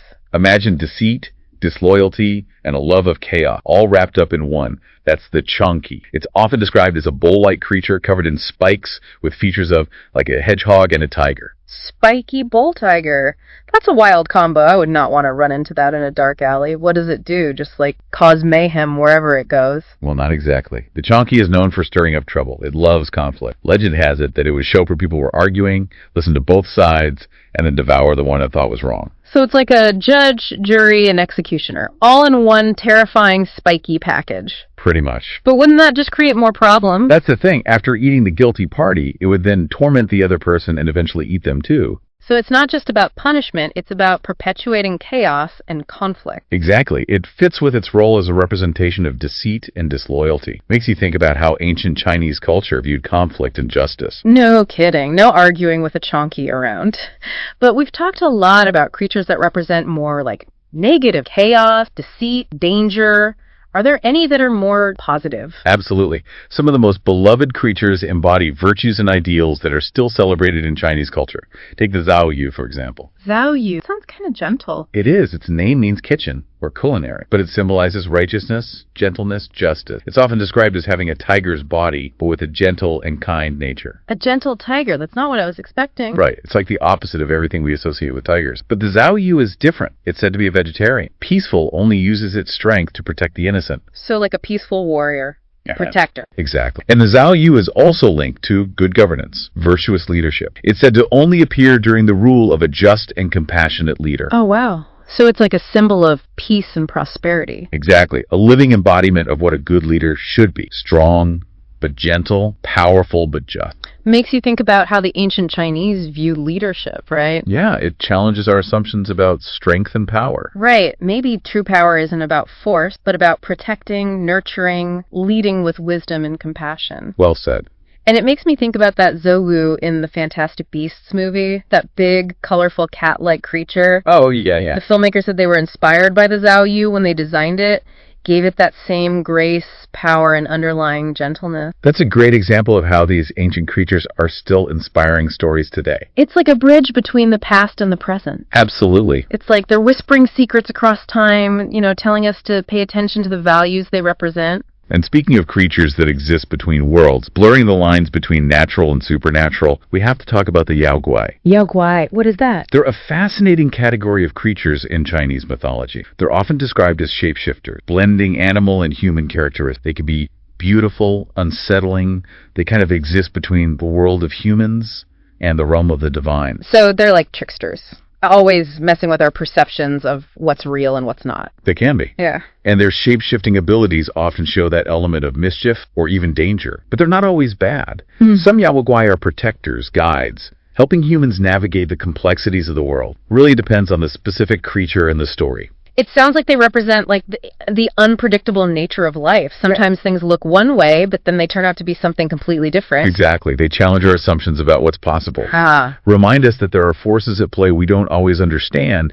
They embody the mystery and wonder of existence. Can you give me some examples of these Yaoguai? Oh, there are many. Some of the most well-known include the Hulijing, or fox spirits. Wait, the nine-tailed foxes? Those are Yaoguai? Yep, a prime example. Known for shape-shifting, often taking the form of beautiful women to lure unsuspecting humans. But as we discussed, they can be powerful, dangerous, using their magic for good or evil. It makes sense they'd fit into this category. They definitely have that trickster vibe, Yeah, blurring the lines between what's real and what's an illusion. yeah. And what other creatures fit into this Yaoguai category? Another one is the Baizi. It's said to have vast knowledge of all supernatural beings. Baizi, so like a walking encyclopedia of the supernatural. Exactly. Often depicted as a lion-like creature with long horns. Legend has it that it gave its knowledge to the Yellow Emperor, a legendary figure in Chinese history. Oh, wow. Helped him categorize and understand all the different supernatural creatures. Wow, so it's not just powerful, but also wise. Very wise.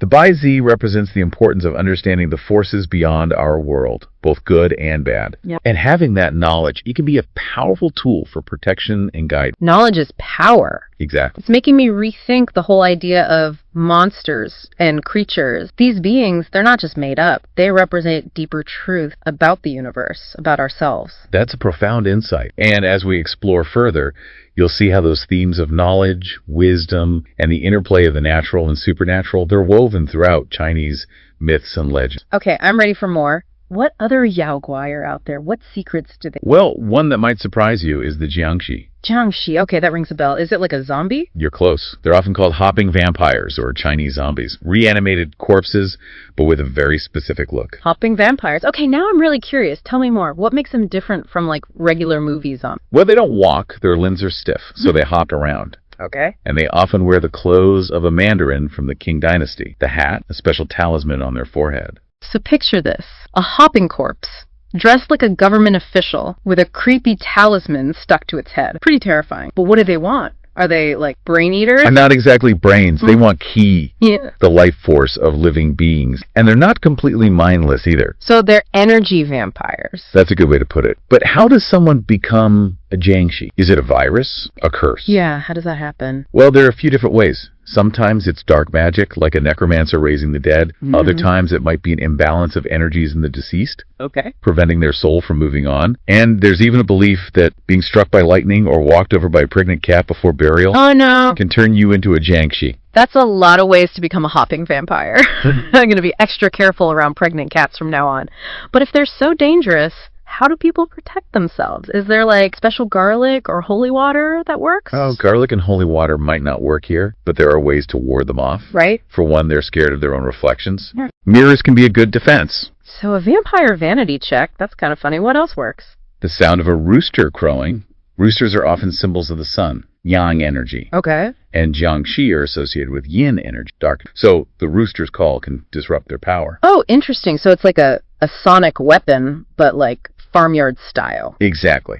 And for more direct methods, the most effective way to destroy a Jiangshi is with wood from a peach tree. Peach wood. Why peach? Peaches are sacred in Chinese culture. They represent long life, immortality. And since Jiangshi are basically unnaturally animated corpses, the life-giving energy of the peach wood is like the opposite. Okay, I get it. So it's not just brute force, it's about symbolic power to fight their dark energy. I'm seeing the deeper meaning here. This is fascinating. It is. And it reminds us that in Chinese mythology, the line between the physical and the spiritual is blurry. These creatures challenge our understanding of life and death. There are forces we may not fully understand. Okay, you've officially creeped me out, but in a good way. No. I'm hooked on these creatures and their stories. What other wonders? Well, if we're talking about creatures that blend the natural and supernatural, we have to mention the moon rabbit. The moon rabbit. Okay, that's a lot less scary than hopping vampires. But what's the deal with this rabbit? Does it, like, deliver mooncakes to good kids?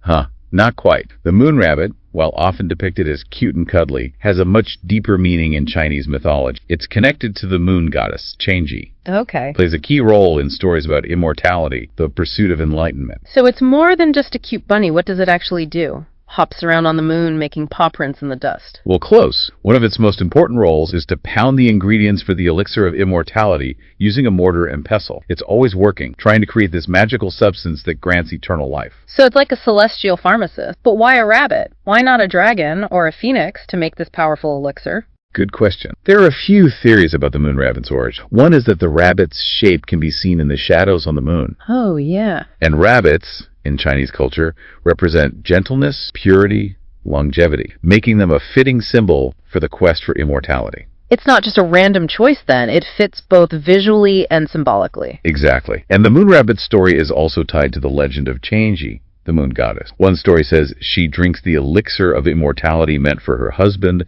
and ends up on the moon becoming a goddess. The moon rabbit stays with her, keeps preparing the elixir, representing that eternal quest for enlightenment transcendence. That's a beautiful story. So the moon rabbit isn't just about making a magic potion, it's about the journey, striving for something bigger than ourselves. Exactly. It makes me wonder, do we all have a moon rabbit inside us?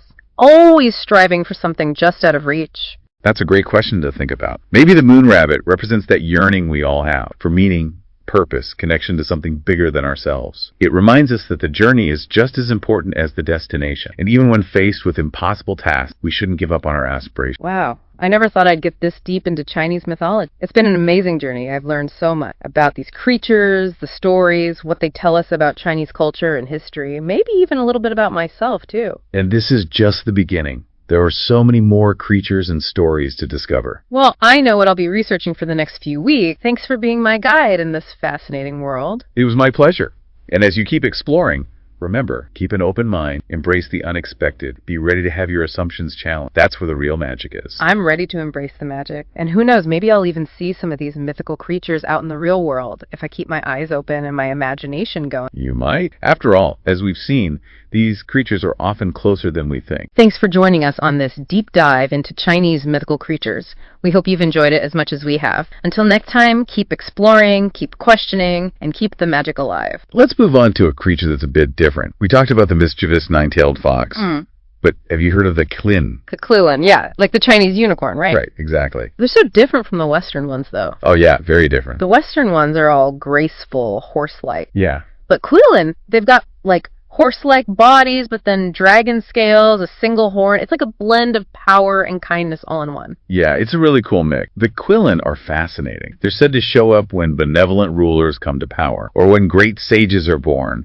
You know, they symbolize peace, prosperity, justice, and their appearance, it's way more detailed than a typical Western unicorn. It kind of speaks to all the symbolism you find in Chinese mythology. It's interesting, they're connected to both rulers, and sages. It's like in Chinese culture, a good leader isn't just about power, but also wisdom, justice, like being connected to the people. You're getting at something important there. The Qilin, it embodies that Confucian ideal of a virtuous ruler, someone who rules with wisdom, compassion, committed to justice. Not just about force, it's about integrity, righteousness. I'm thinking about that story about the giraffe. Oh, yeah. Someone presented a giraffe to an emperor as a Qilin. And the emperor, he wasn't fooled. No, he saw right through it. Even though giraffes were completely unknown in China back then. That's so fun. It just goes to show, you know, those mythical creatures were part of history. Yeah, it's a fun story. The emperor's skepticism also shows that it's important to be able to recognize true virtue and wisdom. You can't be fooled by just appearances. Right, it's like a test. Can you see through the illusions and know what's truly valuable? Exactly. And speaking of value, the Qilin, its imagery is all over modern culture. Oh, it is. You've got the Kirin beer logo. How many restaurants are named the Golden Unicorn? So many.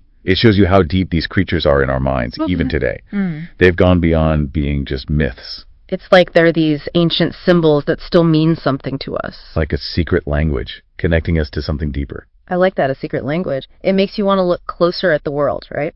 See what other mythical creatures are hiding in plain sight. You never know what you'll find. You know, we've talked about dragons, phoenixes, Qilin, all pretty benevolent. But we've mentioned how many Chinese mythical creatures seem to have protective roles, right? Guardians of temples, warding off evil spirits, keeping that balance and harmony. Yeah, like those impressive stone lion statues. The Shishi. The Shishi, always guarding those temples and palaces, and always in pairs. Always in pairs. Male and female, yin and yang. Exactly. Yeah, the male Shishi usually has his paw on a ball, representing dominion over the world. Right. Right. The female, her paws on a cub, symbolizing nurturing and protection. Together, they show that balance of forces, harmony, prosperity. It's such a beautiful way to show how opposite forces can work together. Yeah, for a greater good. It reminds me of that, what's it called? The Anaya medium? Huh? The one that comes around on Chinese New Year, scared of red and loud noises. That's him. That's got to be connected to the fireworks and the line dances during the New Year, right? It is. It's really cool how those myths might have led to real traditions we see today. Is crap. The red decorations, loud noises, meant to scare away the needy, and now they're a part of Chinese New Year. It's like a celebration of good over evil, light over darkness. Yeah, and the hope for a new year. It's amazing how these ancient stories can still be part of our lives, even if we don't realize it. And it reminds us that these creatures, they're more than just something we imagine, right? Right. They carry those cultural values, anxieties, hopes, and those have been around for centuries. You've convinced me they're not just cool creatures. They're like windows into a whole culture, showing us beliefs, values, even fears, things that have been passed down over generations. And that's what makes exploring them so fascinating. Yeah. They challenge our assumptions, make our imaginations run wild, make us think about different ways to understand the universe and our place in it. It's not about escaping reality, it's about learning about ourselves, our own cultures, and how powerful these myths can be. Exactly. And as we keep going deeper into these Chinese mythical creatures, we'll find some that are about chaos, some about order, some about darkness, some about light. Okay. They're going to make us rethink what we believe is real, what's possible, and in the end, remind us that everything is connected. Okay, I'm hooked. Lead the way. What other amazing creatures are waiting for us in the world of Chinese mythology? Well, if we want to talk about creatures that are hard to categorize, creatures that embody those raw, untamed forces of the universe, we have to talk about the Hundun. The Hundun. The name itself sounds powerful. What's the story? Imagine pure chaos, formless, swirling energy, existing before the universe itself. That's the Hundun. Okay, wow. Some say it looks like a yellowish sack, All right. with wings and legs, but no face. No face. That's both creepy and intriguing. What does it mean for this creature that represents chaos to not have a face? That's a great question. Maybe it means that it has no form. It's not defined, not limited by shape or identity. It's like the ultimate blank slate, right? Exactly. The very beginning of everything. And in a way, it challenges us. Because we, as humans, we like to put labels on everything, categorize everything. But the Hundun, it defies all that. It's everything and nothing. A reminder that chaos and formlessness, those are just as important as order and structure. It's like yin and yang, right? Exactly. Yep. Chaos and order, dark and light. You need both for the other to exist. And, in some versions of the story, the Hundun is this destructive force bringing chaos. But in others, it's a source of creativity, potential. Like, what we see as chaos can also bring about innovation, change. It makes you wonder, sometimes we try so hard to control things, to make everything orderly. Do we miss out on the potential that chaos has? It's a good point. Maybe a little Hundun energy wouldn't be so bad for us. No, maybe not. It reminds us that the universe isn't always perfect and predictable. Right. There are forces at work that we might not get. And sometimes it's those unexpected, chaotic things that lead to the most profound changes. I'm starting to see why the Hundun is so fascinating. This symbol of what's untamed, unpredictable, the raw power at the very core of existence. And you know what? It's even connected to Shang-Chi. Remember Morris? Oh, yes. Morris, the little fuzzball. That little guy had no phase either. Yeah, the filmmakers, they were definitely thinking about the Hundun when they designed Morris. They brought this ancient idea into a modern movie. It's amazing how those old myths can still inspire stories today. It's like a bridge between the past and now. It shows that even with all our technology and progress, we're still drawn to these old stories, the truths they tell us about being human. It's like they tap into something deep inside us, something that goes beyond time and culture. Exactly. A reminder that we're all part of something much bigger. And as we go further on this journey, we'll encounter even more creatures. Some will represent our deepest fears, some our greatest hopes. They'll make us question what's real and what's not, but in the end, they'll show us how everything's connected. This is incredible. We've talked about benevolent dragons, phoenixes, mischievous fox spirits, and now chaotic beings without form. What other surprises does Chinese mythology have for us? Well, if you're interested in creatures that challenge how we understand order and form, we have to talk about the Chunky. Chunky. That sounds a little ominous. What exactly are we dealing with here? Imagine taking deceit, disloyalty, and a love of chaos and putting it all together. That's the Chunky. Often it's described as a bowl-shaped creature, covered in spikes, with features of a hedgehog and a tiger. A spiky bull tiger. That's a pretty wild image. I definitely wouldn't want to run into one of those. What do? Just cause trouble wherever they go? Well, not quite. The Chonky, it's known for stirring up trouble. It loves conflict. Legend says it would go to places where people were arguing, listen to both sides, then eat the one it thought was in the wrong. So like a judge, jury, and executioner, but all in one. Yeah, pretty much. But wouldn't that just make things worse? More conflict? Here's the thing. After eating the one it thought was guilty, it would then go and torment the other person and eventually eat them too. So it's not really about justice then, it's about keeping the chaos and conflict going. You got it. That fits with it representing deceit and disloyalty. Yeah. Makes you think about how the ancient Chinese thought about conflict and justice, right? Yeah, definitely. No arguing when a Chonky's around. We've talked about a lot of creatures that are kind of negative, right? Chaos, deceit, danger. Are there any that are more positive? For sure. Some of the most loved creatures in Chinese mythology embody virtues and ideals that are still important in Chinese culture today, like the Zhao Yu. Zhao Yu. That name sounds kind of peaceful. It is. Zhao Yu means kitchen or culinary. It symbolizes righteousness, gentleness, and justice. Often it's described as having the body of a tiger, but with a really kind, gentle nature. A gentle tiger. That's not what I expected to hear. Right.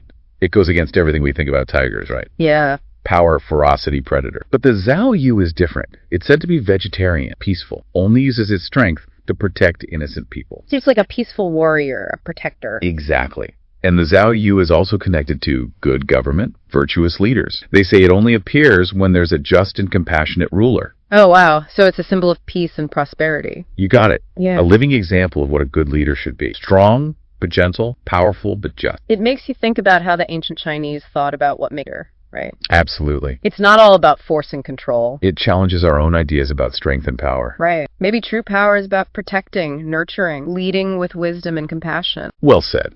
And, you know, it makes me think about that Zulu from the Fantastic Beasts movie, that big, colorful, cat-like creature. Yeah. The filmmakers said they were inspired by the Zhao Yu when they designed it. They wanted to give it that same grace, power, and underlying gentleness. That's such a cool example of how these ancient creatures are still inspiring stories. It's like a bridge between the past and now. It's like they're whispering to us across time, telling us to pay attention to those values. That's a beautiful way to put it.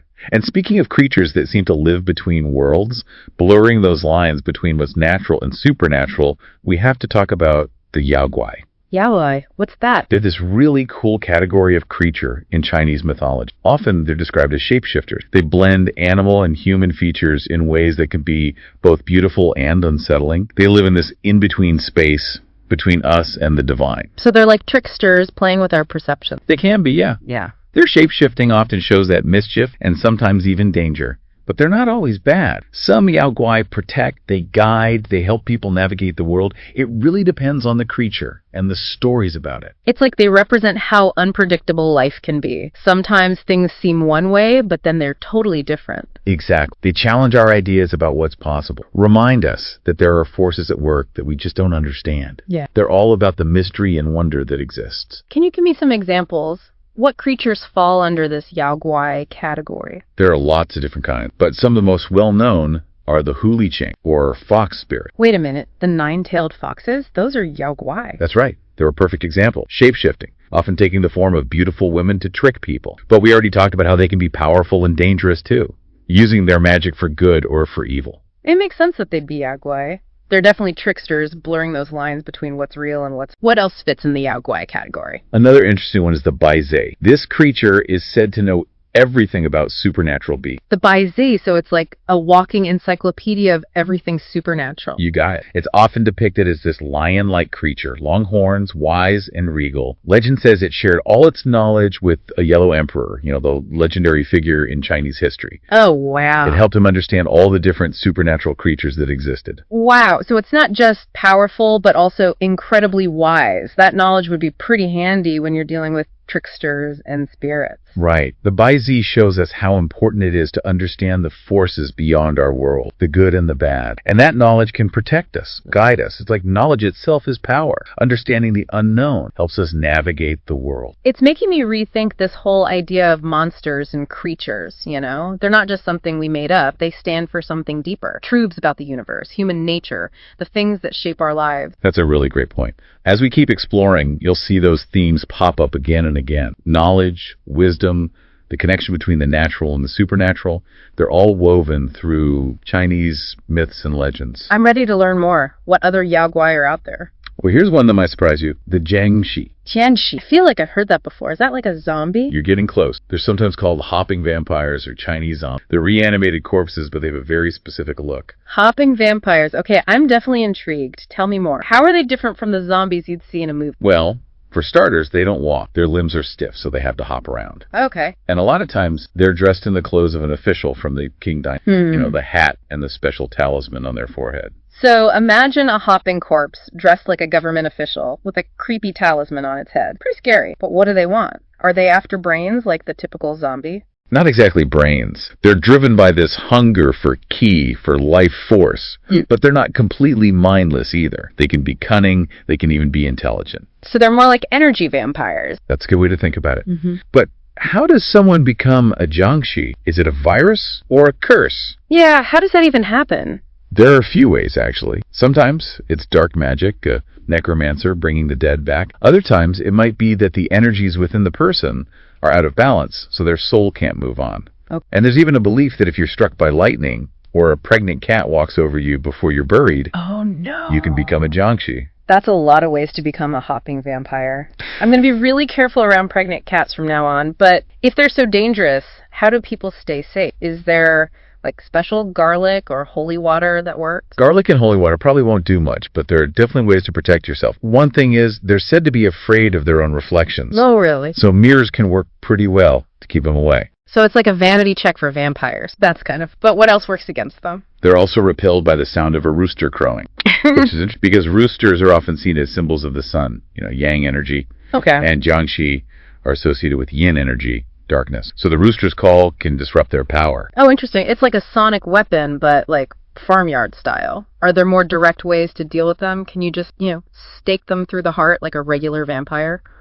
Not quite. Piercing their heart might slow them down, but the best way to destroy a Jiangshi is with wood from a peach tree. Peach wood. Why peach wood specifically? Peaches are sacred in Chinese culture. They represent long life, immortality. And because a Jiangshi is an unnaturally animated corpse, the life-giving energy of the peachwood is like its opposite. Okay, that makes sense. So it's not just about force, it's about using symbolic power against their dark energy. I'm starting to understand the deeper meaning behind these creatures and how they reflect Chinese culture and belief. Fascinating, isn't it? And it's a good reminder that in Chinese mythology, the line between the physical world and the spirit world, between what's natural and what's supernatural, it's not always clear. These creatures, they challenge our understanding of life and death, remind us that there are forces out there we might not fully comprehend. Okay, you've officially creeped me out. But I have to say, I'm totally fascinated by these creatures and their stories. What other wonders are out there? What else can we learn about Chinese mythology? Well, if we're talking about creatures that blend the natural and the supernatural, we can't forget the moon rabbit. The moon rabbit. That's a bit less spooky than those hopping vampires. What's the story with this rabbit? Does it deliver mooncakes to good kids? Not quite. The moon rabbit, even though it's often shown as this cute and cuddly creature, actually has a much deeper meaning in Chinese mythology. It's connected to the moon goddess Qingji. Okay. And it plays a really important part in stories about immortality and enlightenment. So it's more than just a cute bunny mascot. What does it actually do? Just hops around the moon, leaving little footprints? Well, you're not far off. One of its main jobs is to use a mortar and pestle to grind the ingredients for the elixir of immortality. It works tirelessly, always trying to create this magical substance that can give someone eternal life. Wow, so it's like a celestial pharmacist, but why a rabbit? Why not like a dragon or a phoenix to make this powerful elixir? That's a good question. There are a few different theories about why the moon rabbit exists, but one is that people saw the shape of a rabbit in the shadows on the moon. Oh, yeah, I can see that. And in Chinese culture, rabbits represent gentleness, purity, and long life, which makes them a fitting symbol for the search for immortality. Ah, so it's not just a random choice. It connects to visual and symbolic ideas in Chinese culture. I'm starting to see how everything is connected. Exactly. And the moon rabbit is also tied to the legend of Chang'e, the moon's goddess. One story says she drinks the elixir meant for her husband, and she ends up fleeing to the moon and becomes a goddess. The moon rabbit goes with her and continues to prepare the elixir, representing that constant search for enlightenment, going beyond our limits. That's a beautiful story. So the moon rabbit isn't just about making magic potions. It's about the journey, about always trying to achieve something something greater than ourselves. I love that. It also makes you think, do we all have a little moon rabbit inside us, always reaching for something just out of... That's a great question to think about. Maybe the moon rabbit represents that part of us that always wants more, that searches for meaning, purpose, connection to something bigger than ourselves. It reminds us that the journey is just as important as the destination, and that even when things seem impossible, we shouldn't give up on our dreams. Wow, I never thought I'd get so deep into Chinese mythology, but I'm really glad I did. I've learned so much about these amazing creatures, the stories they tell, and what they mean for Chinese culture and history. I've even learned a little bit about myself along the way. And this is just a small taste of the world of Chinese mythology. There are so many more creatures and stories to discover. I know what I'll be doing for the next few weeks. Thank you so much for guiding me through this amazing world. You're very welcome. And as you keep exploring, keep an open mind, embrace those surprises, and be ready to challenge everything you thought you knew. That's where the real magic is. I'm ready for the magic. Who knows, maybe I'll even see some of these mythical creatures in real life if I just keep my eyes open and let my imagination run wild. You never know. After all, as we've learned, these creatures are often closer than we think. Thanks for joining us on this deep dive into Chinese mythical creatures. We hope you've enjoyed the journey as much as we have. Until next time, keep exploring, keep questioning, and keep the magic alive. Well, one creature that might surprise you is the Jiangshi. Jiangshi. Okay, that one sounds vaguely familiar. Is it something like a zombie? You're on the right track. The Jiangshi are often referred to as hopping vampires or Chinese zombies. They're reanimated corpses, but with a very distinct look and set of behaviors. Hopping vampires. Okay, now I'm really intrigued. Tell me more. What makes them different from, say, the zombies you'd see in a horror movie? Well, for starters, they don't exactly walk. Their limbs are stiff, so they have to hop around to move, and they're often dressed in the official garb of a mandarin from the Qing Dynasty, complete with a hat and a special talisman on their forehead. So picture this. A hopping corpse, dressed like a government official with a creepy talisman plastered to its forehead. That's a pretty terrifying image. But what do they want? Are they out for brains like the zombies were used? Not exact. While they are driven by a hunger for living essence, it's not brains they're after. They seek to absorb the ki or life force of living beings. And they're not exactly mindless either. They can be cunning and even possess a degree of intelligence. So they're not just mindless killing machines. They're more like energy vamps. That's even creepier. But how does someone become a Jiangshi in the first place? Is it like a virus or a curse or something? There are actually several different ways a Jiangshi can come to be. Sometimes it's the result of dark magic, like a necromancer raising the dead. Other times it might be due to an imbalance of energies within the deceased, preventing their soul from moving on. And there's even a belief that being struck by lightning or walked over by a pregnant cat before burial can turn you into a Jiangshi. Wow, that's a lot of ways to become a hopping vampire. I'm starting to think I should be extra careful around pregnant cats. But if they're so dangerous, how do people protect themselves from these Jiangshi? Is there some kind of special garlic or holy water that works against? Well, garlic and holy water might not be the go-to solutions in this case, but there are definitely ways to ward off these undead creatures. For one thing, they're said to be terrified of their own reflection, so mirrors can be a powerful deterrent.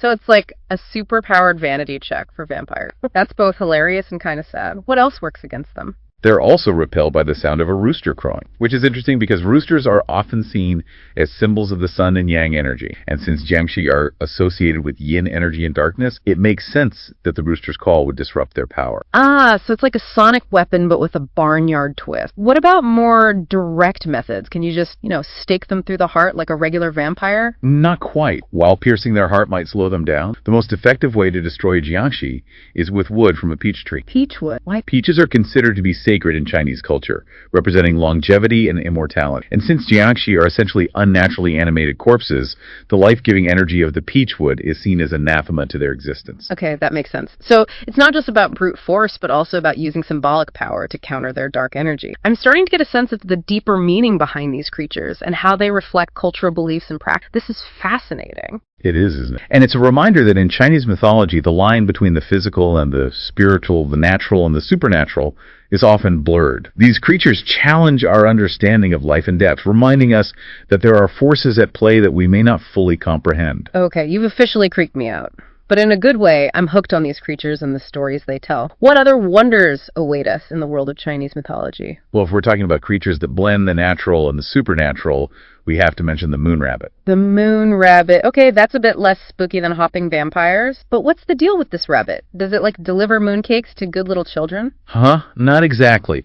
While the moon rabbit is often depicted as a cute and cuddly creature, it actually has a much deeper significance in Chinese mythology. It's closely associated with the moon goddess Qing, and plays a key role in stories about immortality and the pursuit of enlightenment. Okay, so it's not just a cute bunny mascot. There's more to it than that. But what does it actually do? Hops around on the moon, leaving little paw prints in the moon dust. Well, you're not far off. One of its most important roles is to pound the ingredients for the elixir of immortality using a mortar and pestle. It's a tireless worker, constantly striving to create this magical substance that grants eternal life. Wow, so it's like a celestial pharmacist. But why a rabbit? Why not say a majestic dragon or a wise old phoenix to concoct this powerful elixir? That's a good question. There are various theories about the origins of the moon rabbit, but one explanation is that the rabbit's shape can be seen in the shadows on the moon's surface. And in Chinese culture, rabbits are often associated with gentleness, purity, and longevity, making them a fitting symbol for the quest for immortality. So it's not just a random choice. It ties into both visual and symbolic elements of Chinese culture.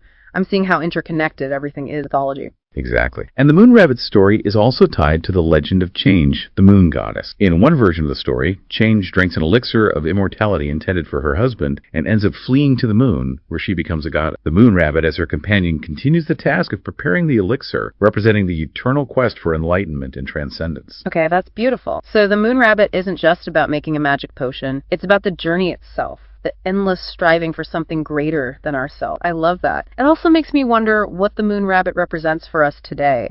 Do we all have a moon rabbit within us constantly striving for something just beyond our... That's a wonderful question to ponder. Perhaps the moon rabbit embodies that yearning within each of us for something more, for meaning, purpose, and connection to something larger than ourselves. It reminds us that the journey is just as important as the destination, and that even in the face of seemingly impossible tasks, we should never give up on our aspirations. Wow, I never thought I'd get so deep into Chinese mythology, but I have to say it's been an amazing journey. I've learned so much about stories they tell and what they reveal about Chinese culture and history, and maybe even a little bit about myself. And this is just a glimpse into the vast and intricate world of Chinese mythology. There are countless other creatures and stories waiting to be discovered, each offering its own unique perspective and wisdom. Well, I know what I'm going to be researching for the next few weeks. Thanks for guiding me through this fascinating realm. It's been a truly enlightening experience. The pleasure was all mine. And remember, as you continue your exploration, keep an open mind, embrace the unexpected, and be prepared to have your assumptions challenged.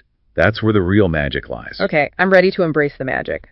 And who knows, maybe I'll even spot a few of these mythical creatures out in the real world if I keep my eyes open and my imagination engaged. Perhaps you will. After all, as we've seen, these creatures are often closer than we think, woven into the fabric of our culture, our stories, and even our own beliefs about the world. We are embarking on a truly monumental journey. We're diving deep, really deep into the foundations of Chinese history to look at someone whose legacy is still, violently contested 2 millennia later, Qin Shi Huang. Qin Shi Huang literally translates to the first August Emperor of Qin, doesn't it? This man, born Ying Zheng back in 259 BC, he didn't just conquer 6 rival states.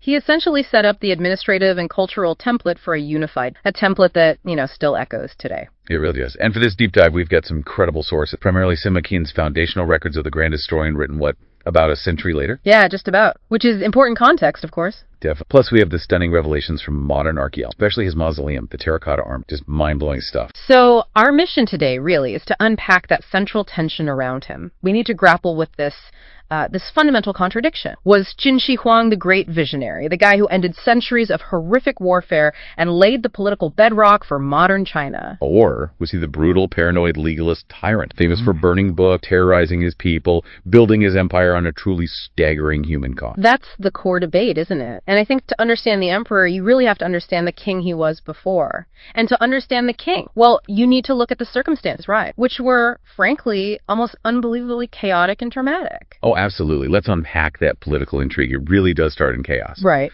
So Ying Zheng is born in 259 BC. China is still fragmented, locked in these desperate conflicts of the warring states. Period. 7 major states just tearing each other apart. And he wasn't even born in Qin. Yeah. No, not even on Qin soil. No. He was born in the rival kingdom of Zhao. His father, Prince Yuan, was basically a political hostage there. And in the Qin royal line at the time, Yuan was, pretty low down the pecking order. Kind of dispensable. And here's where the story gets really juicy, maybe even a bit salacious. This detail has kind of defined his reputation for centuries. His actual parentage. Right. The records of the Grand Historian includes that famous claim, the historians still debate it, that his mother, Zhao Ji, was supposedly already pregnant Pregnant by whom? by this wealthy merchant, Lu Buwei, when she married Prince Yiren. Wow. So the suggestion is the first emperor might not have even been of royal blood? Exactly. And you have to remember, Sima Qin was writing under the Han Dynasty. The Han desperately wanted to legitimize their own rule by, delegitimizing the Qin regime that came before them. Ah, okay. So putting the story in there, the illegitimacy, the connection to a lowly merchant, that's a pretty powerful propaganda. A very powerful way to taint the source of the imperial man, to suggest he wasn't the rightful heir from the get-go. But whether Lu Buwei was the biological father or not, he was definitely the architect of the political rise. Tell us about that. Yiren was just one son among many. Over 20 children, yeah. Yeah. Of the heir apparent, Lord Engguo. Yiren was considered, like you said, sort of a sacrificial lamb as a hostage. But Lu Buwei, this incredibly ambitious merchant, saw potential. He made a political investment. A massive one, 1,000 gold pieces. He used it to basically befriend Yiren, support him, and bankroll his political future. Lu Buwei was smart. He realized that Lord Engguo's main wife, Lady Huaiyang, didn't have any sons of her own. But she still had influence over who would be named heir. Crucially, yes, she could nominate an heir from among her husband's many children. So Lu Buwei travels back to Qin, uses his wealth, his charm, gets in good with Lady Huaiyang. How did he manage that? He convinced her that Yiren adored her, held her in the highest regard, flattery, gifts. And it worked. He persuaded her to formally adopt Yiren as her own son. Game changer. Absolutely. That adoption instantly secured Yiren's path to the throne. And it wasn't long after Yiren married Zhao Ji that Prince Zheng, our future emperor, was born. And that political investment paid off incredibly quickly, didn't it? There was this rapid succession of deaths. Astonishingly quick. Between 251 and 247 BC, boom, boom, boom. King Zhaoxiang died. Then Yiren's adoptive father, King Zhaoan, Lord Engguo, who became king, died just 3 days after taking the throne. He did. And then Yiren himself, who became King Zhuangshang, he only lasted 3 years, died in 247 BC. And just like that, a 12-year-old Yingzheng is king of Qin. Just 12 years old. And Lu Buwei, the merchant, he becomes the most powerful man in the kingdom, chancellor and co-regent, ruling alongside the Queen Dowager Zhao, Zheng's mother. That sounds like a recipe for drama. And it's certainly delivered with the Lao Ai. Oh, it's an absolutely astonishing story. So Lu Buwei is still, shall we say, involved with the Queen Dowager, romantically. Even after she's the Queen Dowager and he's the chancellor. Risky. Extremely risky. He feared exposure, so he tried to find a replacement, basically a trusted stooge, to keep her occupied. And this is where Lao Ai... This is Lao Ai. And the plan, the audacity is just incredible. Lu Buwei gets Lao Ai into the dowager's household by disguising him as a eunuch. How do you disguise someone as a eunuch? Apparently, they plucked out his beard and eyebrows. But crucially, they left the rest of his anatomy intact. This deception let him access the women's quarters. Unbelievable. And he becomes the Queen Dowager's... Very quickly. And it wasn't just a fling, it got serious. Lao Ai was given the noble title Marquis of Chongjian, a title eunuchs were absolutely forbidden from holding. That must have raised eyebrows. You'd think so. Oh. And then they actually had 2 sons together, secretly, of course. They had to move out of the capital, Shanyang, to try and conceal the children. The tension in the court must have meant everyone must have known something. You have to imagine. So fast forward. King Zheng turns 21 in 238 BC. He comes of age, assumes full royal power, and bam, the whole plot is exposed almost immediately. And Lao Ai, what does he do? He knows he's finished, facing execution, so he launches this desperate revolt using the Dowager Queen's personal seal to try and legitimize it. But King Zheng, he didn't hesitate, did he? Not for a second. Terrifyingly swift response. Crushed the revolt instantly. Lao Ai was executed. All his relatives were executed. And the 2 young half-brothers also executed. Direct rivals to the throne couldn't be tolerated. And the Queen Dowager, his mother. She was exiled from the capital. A severe punishment, obviously, but she wasn't killed. Yeah. Still the king's mother, after all. What about Lu Buwei, the mastermind behind Zheng's father's rise, the former chancellor? Initially, he was spared, probably because of his past service getting Yiren to the throne, but he was dismissed as chancellor in 237 BC. Yeah. The king's trust was clearly gone. Yeah. And his paranoia growing. Exactly. Because 2 years later, the king found out Lu Buwei was still meeting with lots of feudal lords, holding court almost, suggesting he still had political influence, maybe even treasonous ambitions. So the king acted again? Sent him a stark message. Ordered him into exile in the remote region of Shu, way down south. Lu Buwei knew what that meant. The dishonor, the likely eventual execution. So he took matters into his own hands. He drank poison, committed suicide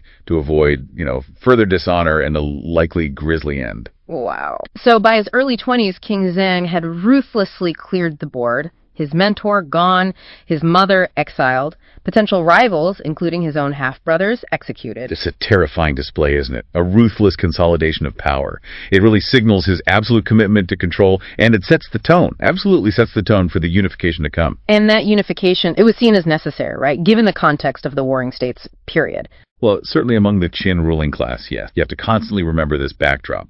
Over 2 centuries of brutal warfare, since about 470 BC, China was just this fractured landscape. Yan, Zhao, Qi, Wei, Han, Chu, and Qin, all vying for dominance. Geographically, Qin had a bit of an edge, didn't it? Being out west. A massive edge, often overlooked. They were the most westerly state, protected by mountains, crucially by the strategic Hanggu Pass to the east. So while the other states were bleeding each other dry, fighting over the central plain, Qin could consolidate. Exactly. Build up their resources, their military strength behind this kind of natural defensive barrier. But it wasn't just geography. There was this philosophical and administrative underpinning. Legalism. Absolutely fundamental. This wasn't King Zheng's invention. It went back about a century earlier to a chancellor named Shang Yang. Legalism was radical, a statist philosophy. What does status mean in this context? It means the state comes first, above everything. It rejected old feudal traditions, rejected Confucian ideas about virtue and benevolence. Legalism prioritized state control, meritocracy rewarding ability, not birth, and just ruthless efficiency. So this is key. Legalism wasn't just about harsh laws, though it included those. Shang Yang systematically broke the power of the old noble. He set up land registration, divided Qin territory into these centrally controlled districts or commanderies. And the state focused relentlessly on just 2 things: agriculture to feed the armies and military service. Peasants could actually rise through the ranks, get land, based on how well they fought. It created this incredibly efficient war machine, fueled by merit, not bloodlines. And this system allowed for really effective tax collection. Yes, and critically, the conscription of massive, highly disciplined army. Even though Shang Yang himself was eventually killed, ironically, by the aristocrats he'd sidelined, his reforms were so effective they stuck. They basically put Qin on this unstoppable path to conquest. And King Zheng embraced this wholeheartedly. He had a key advisor, Li. Li Si. Brilliant legalist scholar, originally from the state of Chu. He rose to prominence right around the time Lu Buwei was purged. His advice was strategic and absolutely... What was his core argument? He told the king, Qin is the strongest, yes, but the only thing that can stop us now is if the other 6 states actually manage to unite against us in a coalition. So the strategy wasn't just military. No, it was also about internal subversion. Li Si advised sending agents into the rival states. Bribe key officials, persuade them to adopt policies friendly to Qin, and if bribery didn't work, assassination, whatever it took to sow discord and prevent that anti-Qin alliance from forming. But relying on foreign advisors like Li Si almost backfired, didn't it? There was this foreigner expulsion decree. Yes, a major crisis in 237 BC. King Zhang, probably wanting to consolidate power after the Lu Buwei affair and maybe influenced by native Qin officials, issued this decree to expel all foreign, to purify the state, get rid of any lingering outside influence. Which would have included Li Si herself. Exactly. And many other crucial officials and generals Qin relied on. It would have been catastrophic. Li Si, facing expulsion, possibly execution, wrote this famous, incredibly persuasive appeal to the king. And he didn't just use logic, right? He used an analogy. A brilliant one. He reminded the king, essentially, look around you. Your Majesty enjoys exotic music from other states, beautiful jade ornaments from elsewhere, the fastest war horses, the most beautiful women in your court. None of these are native Qin products. Bold. Very bold. He basically said, if you appreciate foreign things, why would you expel foreign people who are demonstrably useful to the state? And the king bought it. The pragmatism won out. King Zheng reversed the order. Foreigners could stay. Li Si was kept on, even promoted to Minister of Justice. It was a crucial moment. It basically established the principle in the Qin court. Ruthless, pragmatic competence matters more than where you were. That decision really cemented the team that would conquer China. And the first target on Li Si's hit list, the state of Han. Yes. Likely because Han was relatively weak and geographically close. And this brings us to a really tragic episode, the Han Fei incident. Han Fei, he was another legalist scholar. Arguably the most brilliant legalist thinker of his time. And he was actually a member of the Han royal family. Ironically, he and Li Si had studied together under the same master. Small world. So what happened? Well, as the Qin invasion threatened Han, the king of Han desperately sent Han Fei to the Qin capital, Shenyang, in 233 BC, hoping he could negotiate some kind of peace deal. And King Zheng met him. Yes, and was apparently hugely impressed by Han Fei's writing. Han Fei had these really sophisticated ideas, blending legalist administration with some Taoist concept. King Zheng seriously considered bringing him into his own government. But Li Si saw him as a rival. A major rival, potentially more brilliant than himself. Li Si acted fast. He went to King Zheng and argued, look, Han Fei is brilliant, yes, but he'll never be truly loyal to Qin. He's Han royalty. If you let him go home, he'll take everything he's learned about our plans and use it against us. So the argument was, he's too smart, too capable, therefore too dangerous. Pretty much. He's a security risk precisely because he's so talented. King Zheng reluctantly agreed. And Li Si, well, he moved quickly. He had Han Fei imprisoned and then essentially forced him to drink poison. Before the king could change his mind. Exactly. A truly brilliant mind, eliminated purely out of political jealousy and expediency. It ensured Li Si remained the top dog advisor. And with Han weakened, both intellectually and soon militarily, the conquests began in earnest. They really picked up speed. Han submitted in 230 BC. Then just 2 years later, the great Qin general Wang Jiang conquered Zhao in 228 BC, capturing their king. That must have sent shockwaves through the remaining states, especially Yan up north. Huge shockwaves. The crown prince of Yan, Prince Dan, remember he'd actually known King Zheng as a child when they were both hostages together in Zhao. Right, that connection. He now realized his old playmate was deadly serious about conquering everyone. Prince Dan decided the only option left was drastic assassination. This is the famous Jing Ke assassination attempt. The very one. Prince Dan hired this renowned swordsman, Jing Ke. Jing Ke needed a way to get close to the king, so he came up with a plan. He got the severed head of a Qin general who had defected to Yan, Gruesome. and a map of Yan territory, supposedly to offer Yan surrender. These were his diplomatic gifts to get an audience. So he gets into the throne room. He does. The tension must have been unbelievable. Jing Ke starts unrolling the map for King Zheng, and hidden inside the scroll is a dagger. Wow! He grabs the dagger, lunges at the king, but he hesitates, just for a fraction of a What second. did that hesitation cost him? It was fatal. King Zheng ripped his sleeve, dodged away, scrambled behind a pillar. Now here's the irony. Court rules forbade anyone else from carrying weapons in the throne room for the king's safety. So the guards were unarmed. Completely unarmed. The king is struggling desperately to draw his own sword, which was apparently very long and ceremonial, difficult to get out of its scabbard quickly. So what happened? How did he survive? This is the bizarre part. There was a palace doctor nearby, completely unarmed, obviously, but quick thinking. He apparently threw his medicine bag at Jing Ke. His medicine bag? Seriously? That's the story. It just provided enough of a distraction for King Zheng to finally draw his sword. He then wounds Jing Ke multiple times, killing him. Incredible. Saved by medicine. Saved by a medicine bag. But the failed attempt just hardened King Zheng's resolve, and probably fueled his paranoia even more. He immediately ramped up the invasion of Yan.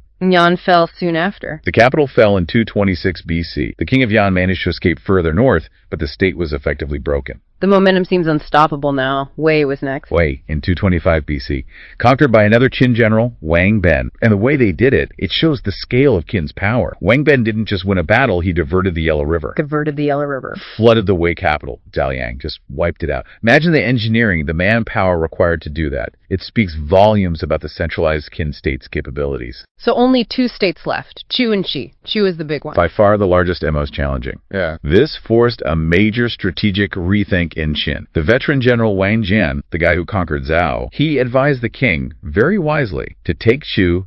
I need a massive army, 600,000 men. 600,000? That's enormous. Astronomical. King Zhang balked at the cost, the logistics. He thought Wang Jian was being overly cautious, maybe losing his nerve. So he went with someone else. He did. He listened to a couple of younger generals, including one named Li Zhen, who boasted they could do it with just 200,000 men. And how did that go? Predictably disastrously. They are utterly routed by the Chu forces. Li Xin was so disgraced he reportedly killed himself. So the king had to go back to Wang Jian, cap in hand. Pretty much. He had to swallow his pride, apologize, recall Wang Jian from retirement in 224 BC, and give him the 600,000 men he'd asked for. And with that overwhelming force, Wang Jian conducted this very methodical, patient campaign, didn't rush things, wore down the Chu army, defeated them decisively in 223 BC. And that just left Qi. The last one. In 221 BC, Wang Ben, the general who flooded Wei, marched his troops south. Qi, seeing the writing on the wall, surrounded and demoralized, surrendered without a major fight. And just like that, less than a decade, from 230 to 221 BC, Yingzheng, the king of Qin,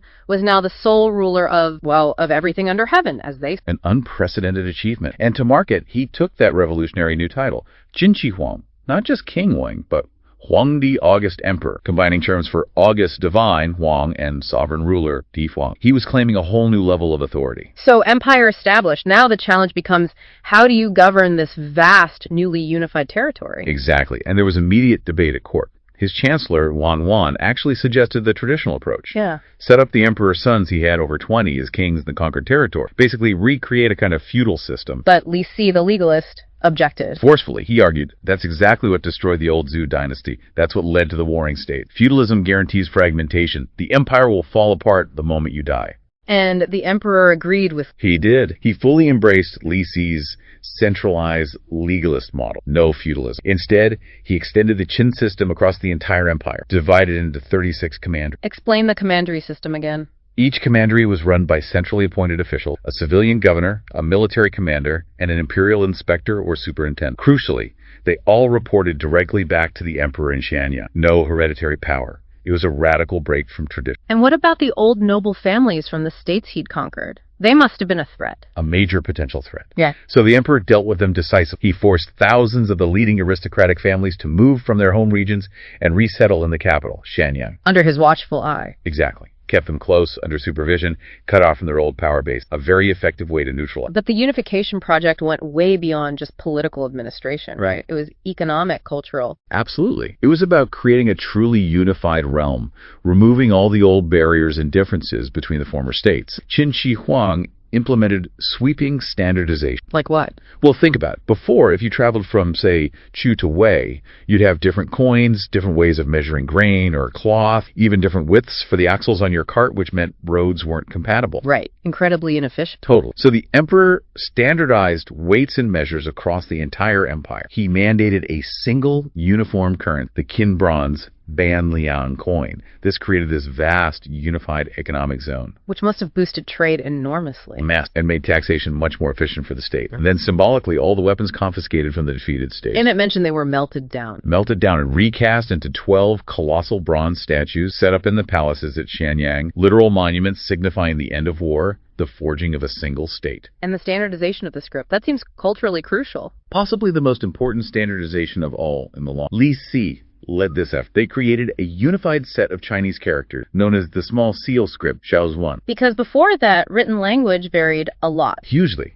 The characters were pictographic, but they'd evolved differently. It could be genuinely difficult, sometimes impossible, for someone from one state to read something written in another. So a unified script meant? It meant that imperial laws, decrees, official communications could be read and understood by administrators everywhere, regardless of local dialects or pronunciation differences. It was the essential cultural glue holding the empire together, still fundamental to Chinese literacy today. An incredible achievement in administration and unification, but it was all built on this foundation of, brutality, the legalist law code. Yes, the system underpinning all this efficiency was based on Shanyang's harsh principles. It was undeniably an authoritarian state. The law was rigid, impersonal, and punishments were designed to instill absolute obedience through fear. And we know this isn't just Han propaganda, right? Archaeology backs it up. It does. There was an amazing find in 1975, a Qin-era tomb of a local official near Shuhudi in Hubei. It contained bamboo strips detailing legal codes and cases. It confirms Qin's reputation for strict laws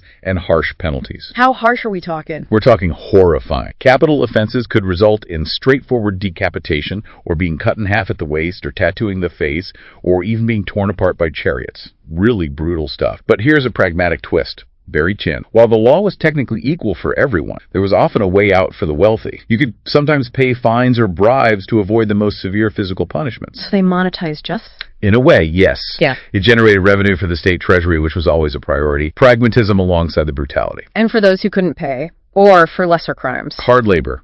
Massive sentences served on the state's enormous infrastructure projects. Which brings us inevitably to the Great Wall. The most famous project, definitely. But we need to be clear about what he actually built. He didn't conjure the Great Wall out of nothing, the way we often imagine, like the later Ming Wall. Right. There were existing walls. Exactly. During the Warring States period, the northern states, Qin itself, Zhao, Yan, had all built defensive walls along their frontiers to keep out nomadic people like the Xiongnu and other groups they called the Hu. So Qin Shi Huang's project was more about connecting and strength. Precisely. He ordered the demolition of the internal walls, the ones that used to separate the states he'd just conquered. Then he poured immense resources, hundreds of thousands of conscripted laborers and soldiers, into repairing, linking, and extending those existing northern walls, creating one long, continuous defensive. Supervised by General Meng Tian. Yes, the same Meng Tian who was later implicated in the succession conspiracy. It was a monumental undertaking, incredibly costly in human life. And they also built this massive strategic road, the Straight Road, connecting the northern frontier directly back to the capital Shenyang,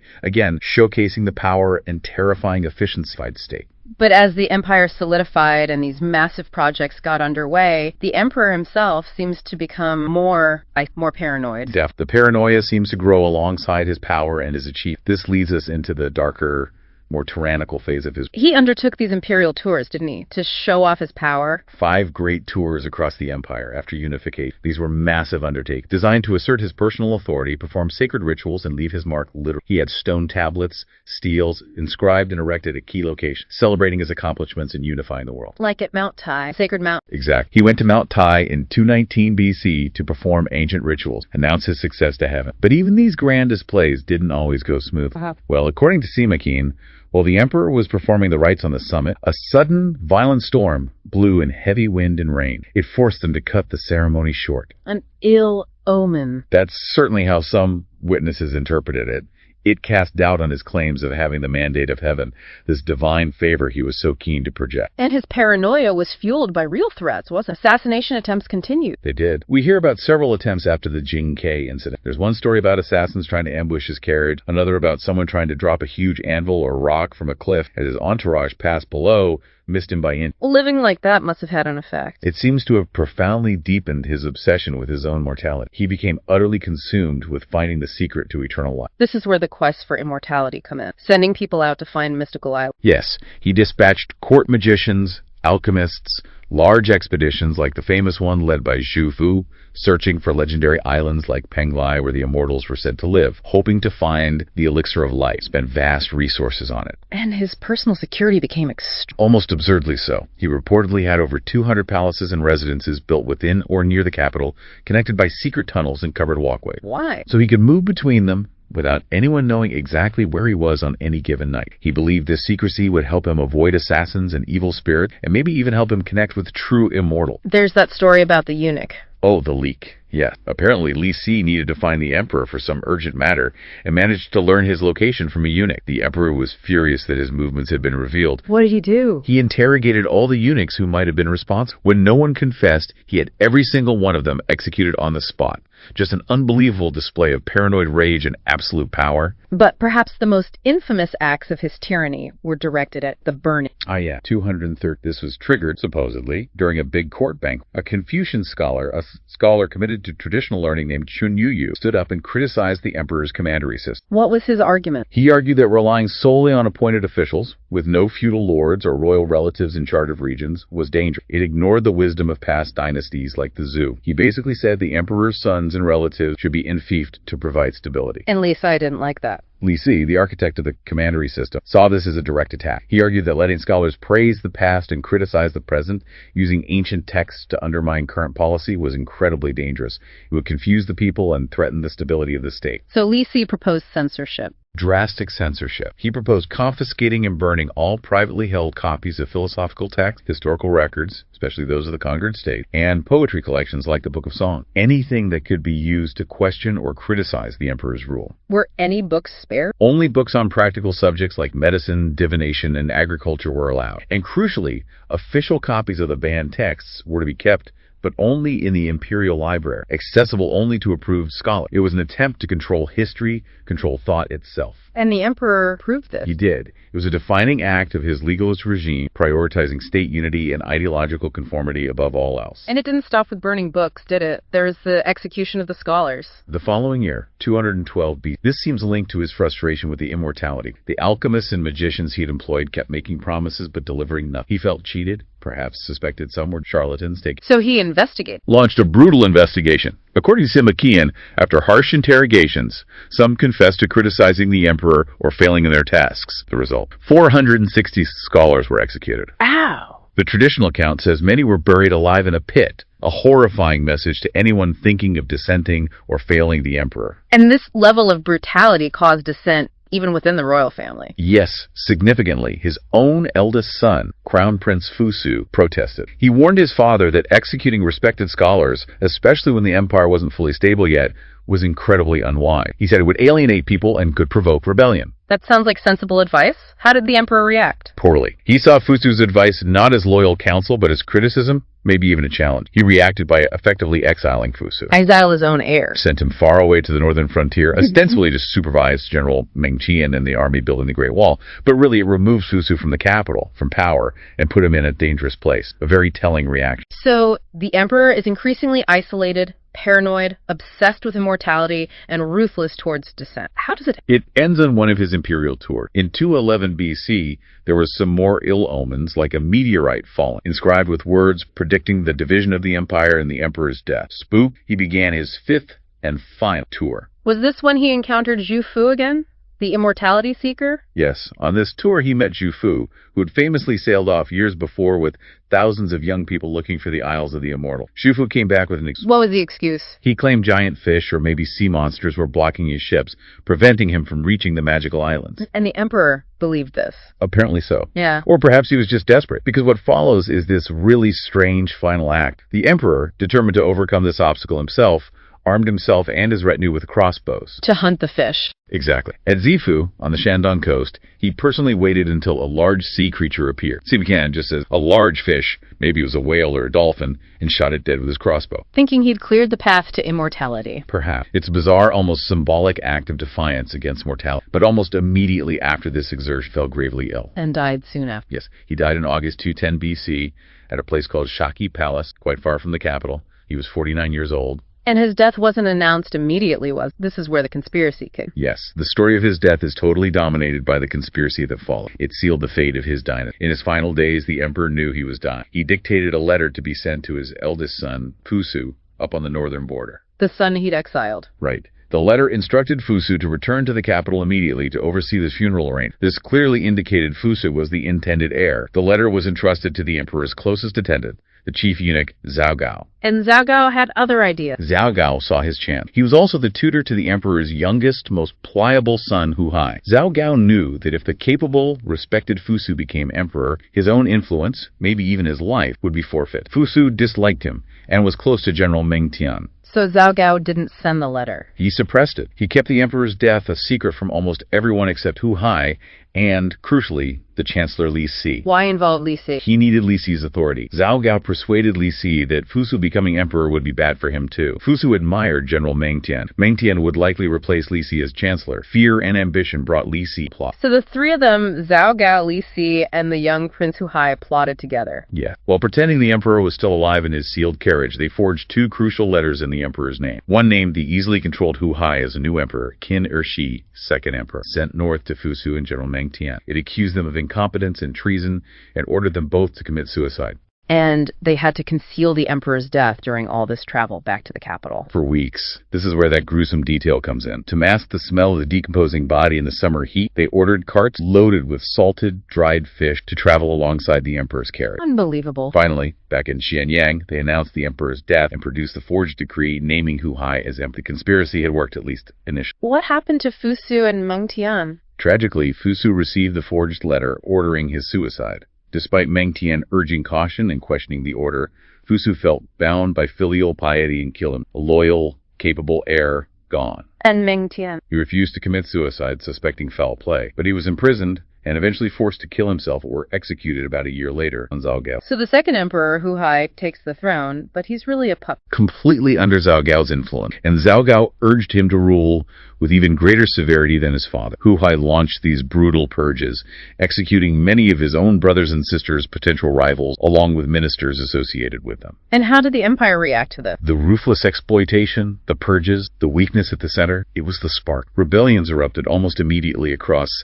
the newly conquered territory. The most famous early one was led by Chen Shi, a low-ranking army officer. The mandate seemed to be slipping away. There's an ironic detail about how they tried to fight these rebellions there. involving the mausoleum. A fascinating final irony. The Qin general Zhang Han was tasked with putting down the rebellion. He needed troops, fast, so he pardoned and armed hundreds of thousands of the convict laborers who were working on the first emperor's tomb. The men building the mausoleum became an army. Yes, and where did he get their weapon? He reportedly took the actual bronze weapon, spears, swords, crossbow triggers, from the terracotta warriors themselves. Wow. So the army meant to guard the emperor in death was briefly used to defend his failing dynasty. Incredible, isn't it? But it wasn't enough. The rebellions grew. Zhao Gao eventually turned on Li Sai, had him executed through horrific tortures in 208 BC, and made himself chancellor. Did Zhao Gao last long? No. His power grab went too far. He forced the second emperor, Hu Hai, to commit suicide and briefly install a nephew, Zhang, as king, not emperor, of Qin. But Zhang quickly turned the tables and had Zhao Gao killed. So Zhang was the last Qin ruler. The very last. But the Qin state was collapsing, rebel armies were closing in. Zhang ruled for only 46 days before surrendering to Liu Bang, the rebel leader who would eventually found the Han Dynasty. So the Qin dynasty, built with such ruthless efficiency, lasted how long in total? From unification in 221 BC to Zhang's surrender in 207 BC, just 14 years. The first emperor's reign, plus Hu Hai's brief rule, and Zhang's 46 days. Incredibly short-lived. And what happened after Liu Bang? Well, shortly after, another more powerful rebel leader, Shang Yu, arrived. Shang Yu was much more brutal. He had Ziying executed, massacred much of the population of Xinjiang, and looted and burned the Qian palace, including possibly the imperial library with those unique copies of the banned book. A devastating. So a dynasty that burned books was ultimately by fire itself, but despite the short duration, the legacy is immense, tangible. Absolutely immense. And the most tangible part is that incredible mausoleum complex at Mount Li, near modern Xi'an.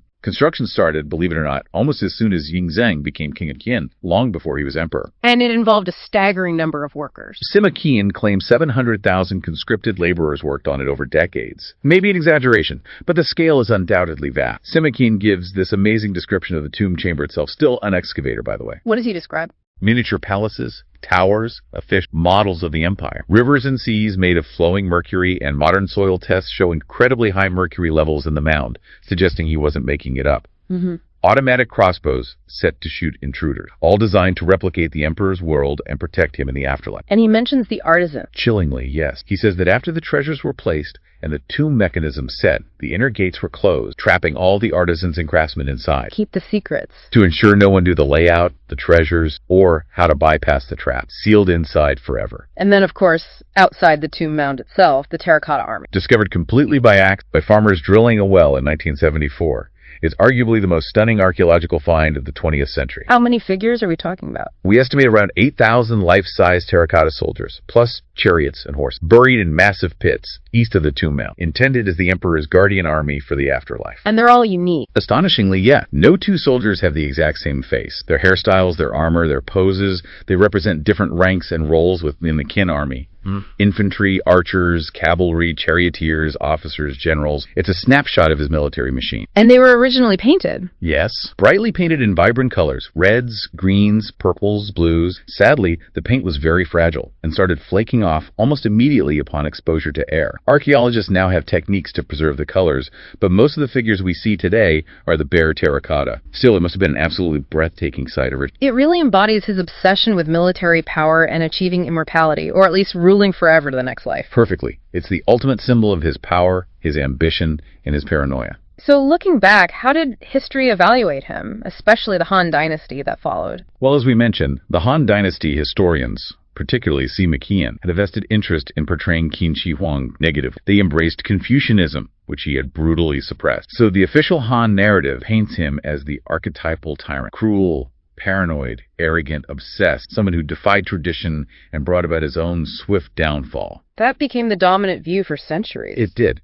But here's the historical irony. The Han Emperor, for all their Confucian rhetoric and criticism of Qin brutality, they largely kept the administrative framework he created. They might have tweaked it, added back a limited form of feudalism alongside the commanderies, moderated some of the harshest laws, but the fundamental structure of a unified, centralized bureaucratic empire with standardized script, currency, weights, and measures, that was Qin Shi Huang's legacy, and the Han knew it was too effective to dismantle. They built upon the foundations he laid. So despite the tyranny, the unification itself was seen as necessary, even by those who condemned him. You could argue that. He was undoubtedly one of the most significant figures in Chinese history. He ended centuries of horrific warfare, forged a unified state, and created the administrative and cultural template that would define China for millennia. The question is always about the price. Which brings us back to that central tension we started with. This deep dive really highlights it, doesn't it? To end the chaos of the warring state, did China need the brutal efficiency of legalism? Did it require a ruler willing to use absolute power, standardization, and terror? It's the enduring question. Was Qin Shi Huang's tyranny,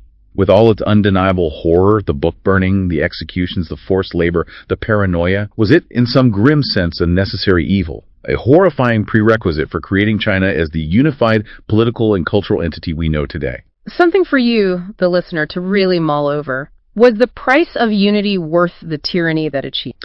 A tough question with no easy answer. We're digging into something pretty incredible, actually. A story about how just one product managed to bring a massive global superpower, basically to its knees. Yeah, it's a fascinating period. We're talking about the Opium Wars. Now, you might not hear much about them in the West, but in China, they're still, powerful symbols of national humiliation shaping things even today. Absolutely. And our mission here for this deep dive is really to untangle this complex web. We're looking at the economic forces, the huge cultural misunderstandings, the technology gap, and the internal problems China was facing. All interacting with Western powers, especially Britain, right? From the late 1700s through to the early 20th century. Exactly. We'll pull out the key bits from the sources, try to understand not just what happened, but crucially, why it mattered so much, why it still echoes. Yeah, and we're definitely going beyond just a dry history lesson here. The sources we've got are packed with, surprising details, moments that make you go, aha. It really helps connect the dots on why this period was so pivotal. 1. The unbalanced scale. How opium became Britain's solution to China's self-sufficiency. Okay, so let's set the scene. Picture Victorian Great Britain. It's the powerhouse of the world, right? Yeah. Technologically, economically. Yeah, undeniable. And they absolutely love Chinese goods. We're talking silk, porcelain, and especially tea. Tea was massive. Oh, fundamental. Not just for the rich, but middle class. Even lower classes were drinking tea constantly. It was woven into daily life. So demand is sky high. But here's the problem, right? The problem was China's whole worldview. The Qing Empire saw itself as completely self-sufficient, the Middle Kingdom. They basically declared, we don't need anything you foreigners produce. So they'd only accept one thing for their tea and silk. Silver, hard currency. And this created this enormous trade imbalance. Britain was pouring silver into China. I mean, figures from the early 18th century show Britain paying maybe, 26 million for goods? Wow. But only selling about 9 million back. That's a huge drain. Yeah. Unsustainable. Britain's silver reserves were just vanishing. Okay, so Britain's got this massive economic headache, a serious drain on their wealth. What was their desperate solution? Well, chillingly, it was opium. They had tons of it grown on poppy plantations in British India. Right, in India. And here's the kicker. It was mostly banned for, recreational use back in Britain itself, except maybe as laudanum medicine. But they saw an opportunity in China. Exactly. China was just sort of opening up, quote unquote, to foreign trade, and British merchants needed a market. Opium was their answer to balance the books. Before it got to full-blown conflict, though, there were attempts at diplomacy, like Lord Macartney's mission in 1793. What was he trying? His goal seemed straightforward enough. Open a proper British embassy in Peking, get permission for British ships to trade more freely, specifically in Canton, which is now Guangzhou. And he could even offer to stop the opium. Yeah, he was authorized to promise an end to opium imports, because technically opium was already illegal in China. Even back then, it just wasn't really enforced effectively. But this mission just immediately highlighted this huge cultural gap, didn't it? Oh, massively. China saw itself as the Middle Kingdom, the center of the world. Their emperor wasn't just a king. He was the son of heaven, the lord of 10,000 years. So foreigners weren't ambassadors from equal nations? No, they were tribute bearers, inferiors. Macartney wasn't seen as a diplomat. He was seen as a representative of a vassal state coming to pay respects. Wow.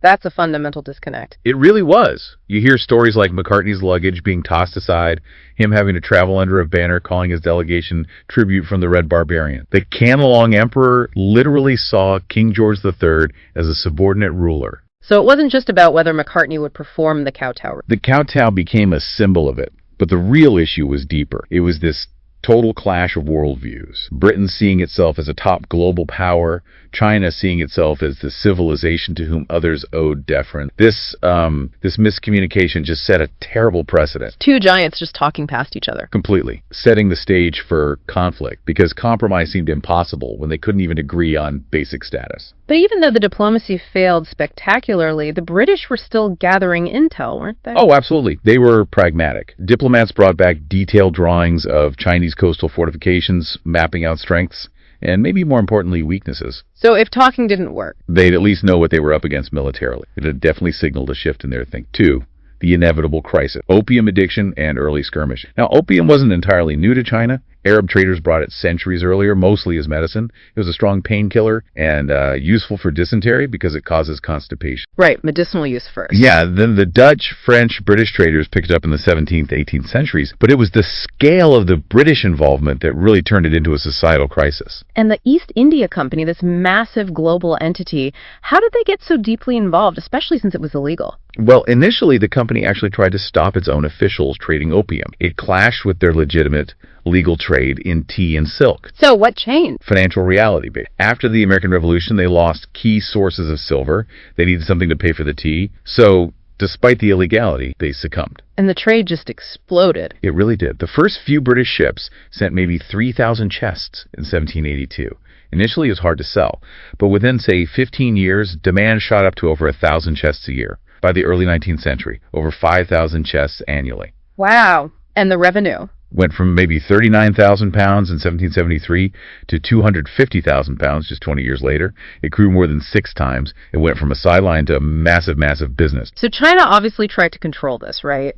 Limiting trade to Canton. Yes, they tried. Trade only through Canton, only via 13 specific licensed Chinese merchant houses, the Kuhong. And they had these strict rules. The prevention of barbarian ordinances? Like no learning Chinese, no bringing foreign women into Canton. Exactly. No traveling inland without explicit permission, trying to keep foreigners contained. But the smugglers just found ways around it. This is where it gets really interesting. Oh, the ingenuity was quite something. Merchants basically turned old large ships into floating warehouses. They'd anchor them near Linton Island, just outside the main estuary. Offshore storage, basically. Precisely. Then, Chinese smugglers, often in collusion with corrupt local officials, would come out in smaller, faster boats, they called them, fast crab, and scrambling dragons load up the opium and zip it inland, completely bypassing the official port and customs. And the impact of all this smuggled opium, it must have been devastating for Chinese society. Devastating is the right word. By the mid-19th century, it wasn't just the elites anymore. It had seeped into every level of society. The poorest laborers, scholars, even Taoist priests and soldiers were getting hooked. How many people are we talking about? Modern estimates vary, but they suggest somewhere between 4 and perhaps 12 million addicts. Think about that. Mostly productive young men, just lost to the opium dens. 12 million. That's unbelievable. It must have been a national crisis. It absolutely was. Yeah. Which is why the Dawang Emperor finally decided he had to act decisively. He appointed Lin Zexu in 1839. The guy known for being tough, incorruptible. Exactly. Lin was determined. He even wrote this quite remarkable letter directly to Queen Victoria. It was never answered, of course. What did it say? He basically asked very directly why Britain enforced strict bans on opium within its own borders, but actively promoted its sale and consumption abroad, causing such harm to China. A pretty pointed question. A fair question. So what did Lin do first when he got to Canton? He didn't mess around. He demanded all foreign merchants hand over their entire stocks of opium immediately. And they refused. Initially, yes. So Lin took drastic action. He blockaded the foreign factories, the trading quarter, essentially besieged them, cutting off supplies until they complied. And the British superintendent, Charles Eliot. Eliot found himself in a bind. To get the merchants to surrender the opium, he promised them compensation from the British government, guaranteeing their losses would be covered. Did he even have the authority to make that promise? Absolutely not. He totally overstepped. But it worked. The merchants handed over something like 20,000 chests of opium. Lin had it all destroyed publicly, mixed with lime and salt, and flushed into the sea. The price of opium just crashed overnight. Okay, so Lin wins that round. But this must have massively angered the British merchants and Eliot. What was the actual spark that ignited the war? It came shortly after, the Qilin incident. Some drunken British sailors got into a fight ashore and killed a Chinese villager.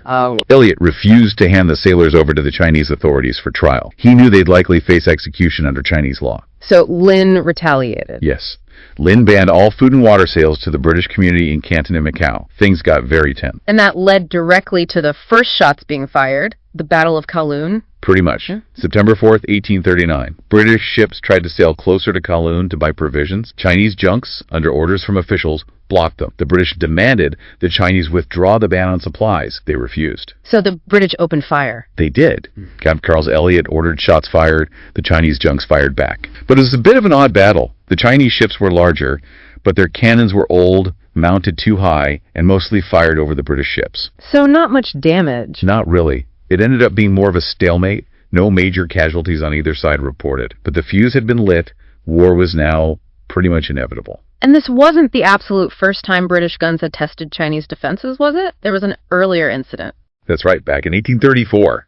Lord Napier, another British superintendent, tried to force his way up the Pearl River. He sent 2 frigates past the Boca Tigris forts. The Tiger's Mouth. Exactly. The British ships easily silenced the Chinese cannons there. The forts had stationary guns that couldn't really track moving targets effectively. Napier's mission ultimately fizzled out for other reasons, but that skirmish definitely showed the British how vulnerable some of the Chinese defenses were. And reinforced their belief in their own military superiority. Absolutely. It planted that seed early on. 3, the First Opium War, military might and humiliating treaty. Back in Britain, though, it wasn't like everyone was eager for war. There was actually quite a bit of debate. Really? Who was against it? Merchants involved in the legal trade, tea, silk, porcelain. They were worried war would completely disrupt their legitimate, profitable businesses. So who was pushing for war? Unsurprisingly, the opium merchants. They felt Lin Zexu had robbed them and were lobbying hard for military action to get compensation and force China open. They even sent petitions to the king. And missionaries, what was their take? It's kind of ironic. Some Christian missionaries initially almost celebrated Lin's action because they saw the end of opium imports as a moral victory, maybe opening doors for conversion. That changed once the war actually started, of course. So how did the government under Lord Palmerston sell this war to the British public? It couldn't just be about forcing drugs on China. No. Absolutely not. Palmerston was a master politician. He used a lot of propaganda. They really exaggerated what happened in Canton. How so? They started accusing Lin Zexu of ordering a massacre of foreigners, which just wasn't true. He besieged them, cut off food, but didn't slaughter them. Newspapers in London ran these lurid, often fabricated stories about Chinese cruelty. Paid for by merchants. There are reports that opium merchants actually paid people in Canton to spread false rumors to drum up anti-Chinese sentiment back home. It was a deliberate campaign to build support for war. So what was the official reason given for going to war? Casus belli? Officially, it was framed as protecting British subjects and property in Canton from Chinese oppression and defending British national honor. Palmerston laid out clear objectives: get compensation for the destroyed opium, secure the right for Britons to own property in China, open up more ports for trade beyond just Canton, and get a permanent British base, an island off the Chinese coast. But opium was the elephant in the room. Absolutely. It was the economic engine driving the conflict, even if it wasn't the official justification. And once Britain committed, their military advantage was clear. Overwhelmingly clear. Reinforcements arrived, a powerful fleet. We're talking about 17 men of war, several larger battleships, even 4 new steam-powered gunboats, which the Chinese had nothing like. Steam power was a game changer. Huge advantage.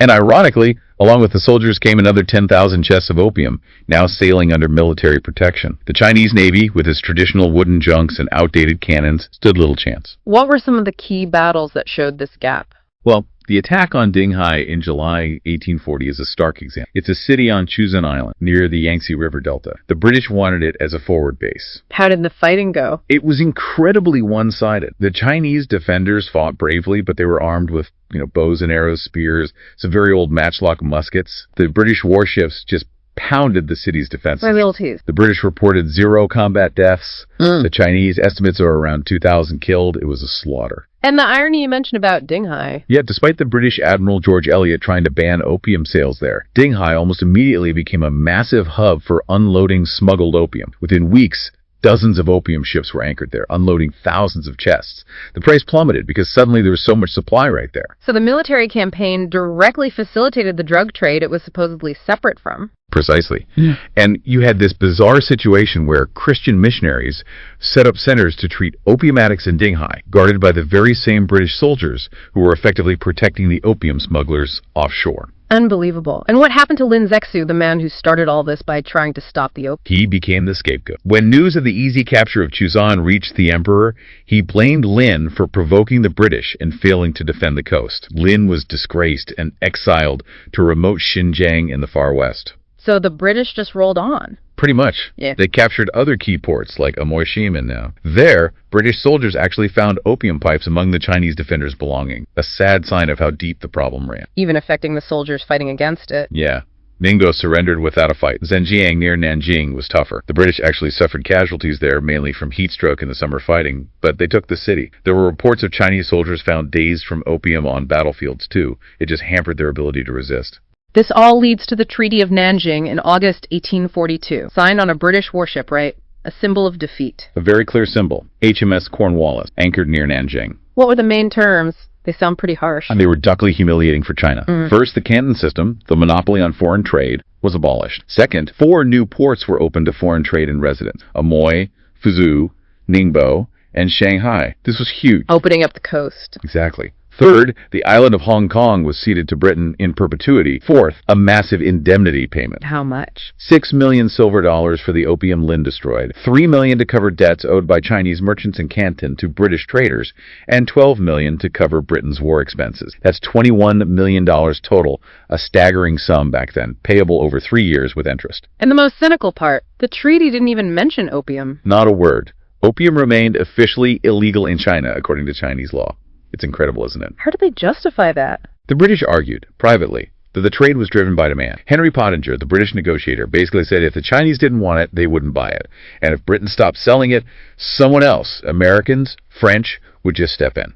So, might as well be us profiting. That was the implicit logic. They did have secret meetings where Chinese officials basically admitted that for the King court, the issue was less about the drug itself and more about saving face, about honor. They couldn't officially legalize something they had so publicly condemned. So the illegal trade just continued. Absolutely. But now with more ports open and less Chinese ability to interfere, Britain got everything it wanted. Compensation, ports, territory, without having to legitimize the opium trade on paper. It was a diplomatic sleight of hand that left China powerless. So the immediate result, China, angry, humiliated, Britain. In Britain, the press mostly hailed it as a great victory. Secured trade, guaranteed the tea supply, opened up China. There was very little mention of the thousands of Chinese lives lost or the morally dubious nature of the opium trade that started it all. And Hong Kong. It immediately became a British Crown colony and, ironically, a major center for the ongoing opium trade. For an uneasy peace, the interwar period, and seeds of the second conflict. Yeah, the 14 years between the First and Second Opium Wars weren't really peaceful. It's better to think of it as an armed truce. Tensions were still high. And the opium trade, did it slow down after the war? Not at all. It continued to boom. It was still technically illegal under Chinese law, but enforcement was minimal. Those new treaty ports, like Shanghai and Amoy, gave smugglers much better access to the interior, up the Yanks and Pearl Rivers. So the trade imbalance wasn't fixed? No, China was still bleeding silver. They might have earned, say, $15 million a year from selling tea and silk, but they were spending maybe $7 million back on opium. Yeah. The fundamental economic problem persisted. Britain was still draining wealth, just through a different mechanism now. And during this uneasy peace, another really dark trade emerged, didn't it? The coolie trade. Yes, that's a grim chapter. It started as the export of contracted, unskilled Chinese laborers, coolies, mainly to work on plantations in places like Cuba, Peru, the British West Indies, even California during the gold rush. But it got much worse after the war. It did. The demand for cheap labor soared, and the methods became brutal. It transformed into outright kidnapping and deception. Maybe half the workers were genuine volunteers desperate for work. The other half were drugged, tricked, or simply abducted off the street. Terrible conditions too, right? Appalling. They were crammed into ships, sometimes 500 or more on a single vessel. Conditions were horrific, and they were often branded, literally seared with hot irons on their chests or backs, with letters indicating their destination: P for Peru, A for America, S for the Sandwich Islands, Hawaii. That's why it was called the pig trade. Exactly. Because they were treated like livestock. Mortality rates on the voyages were shocking. Sometimes up to 40% died from disease, malnutrition, or abuse before they even reached their destination. It was barbaric. Meanwhile, inside China, the Qing Dynasty itself was weakening. Definitely struggling. The Daoguang emperor, who lost the First War, apparently expressed regret for signing the Treaty of Nanjing in his will. His successor, the Xianfeng emperor, who came to the throne in 1850, was Well, not exactly a strong leader. You mentioned he was often in an opium daze. Reports suggest he was heavily reliant on opium and spent a lot of time secluded with his concubines, neglecting state affairs. This created a real power vacuum at the top. Which allowed others to step in, like Empress Sex. Precisely. Jixi started as one of Xianfeng's lower-ranking concubines, but she was intelligent, literate, and ambitious. The emperor came to rely on her. She was allowed to read state documents, offer advice, and even started stamping documents with her own seal on his behalf when he was indisposed. So she learned the ropes of government. She became an expert, and because she bore Xianfeng's only surviving son, her influence grew immensely. After Xianfeng's death, she would become one of the most powerful figures in late Qing China, effectively ruling for nearly half a century. And all this internal weakness and external pressure was happening just as China faced one of its biggest internal crises ever, the Taiping Rebellion. Yeah, that started in 1851, just as Xianfeng took the throne. It was absolutely massive, a devastating civil war that lasted until 1864. Led by this figure, Heng Shuquan, who had some pretty wild claims. Very wild. Hong had failed the imperial exams multiple times, then had some kind of nervous breakdown or vision. He encountered Christian tracts and came to believe he was the younger brother of Jesus Christ, sent to earth to establish a heavenly kingdom of great peace, the Taiping Tianguo. Brother of Jesus, wow. Yeah. He gathered followers, initially focused on religious and social reforms, banning opium, alcohol, gambling, promoting gender equality, bizarrely enough. But it quickly became a full-scale rebellion against the ruling Manchu dynasty. They wore red headbands. Yes, the rebels wore red cloth,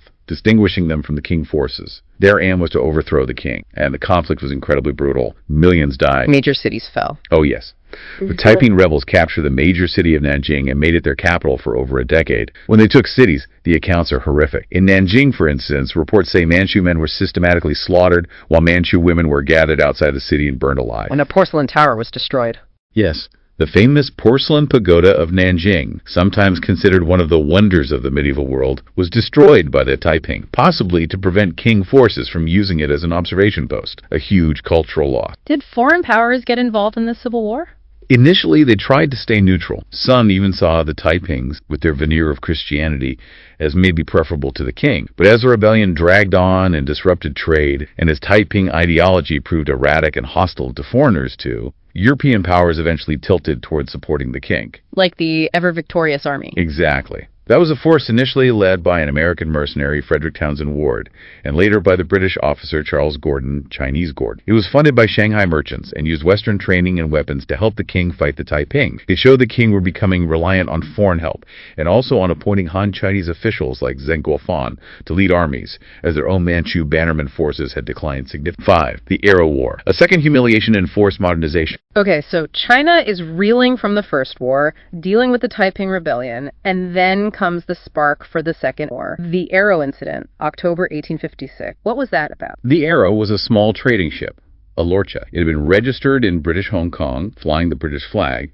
but crucially, its registration had actually expired just days before the incident. And it had a dubious past. Yeah. It was known to have been involved in piracy previously. Chinese officials in Canton boarded the ship while it was docked, suspecting it of piracy and smuggling, and arrested 12 of the Chinese crew members. So technically, maybe the Chinese were within their rights if the registration had lapsed. Legally, it was murky, but the British consul in Canton, Harry Parkes, was notoriously aggressive and saw it as an insult to the British flag. He, along with the Hong Kong governor, Sir John Bowring, decided to make a major issue out of it. What did they demand? They demanded the immediate release of the entire crew and a formal apology from the Chinese Viceroy, Yi Mingyan. How did Viceroy Yi respond? Yi was known for being quite stubborn and anti-foreign himself. He eventually released 9 of the men, arguing the other 3 were known pirates. But he absolutely refused to apologize. For him, like for many Chinese officials, honor was paramount, and he felt he'd done nothing wrong. And that refusal was the pretext Parkes and Bowring needed. Exactly. They seized on the lack of an apology as the justification for escalating. And the French decided to join in this time. What was their reason? Their excuse came from a completely separate incident. A French Catholic missionary, Father Auguste Chapelain, had been arrested and executed by Chinese authorities earlier that year. He had been preaching illegally in Guangxi province, which was strictly off-limits to foreigners. So perceived insults to the flag and the death of a missionary.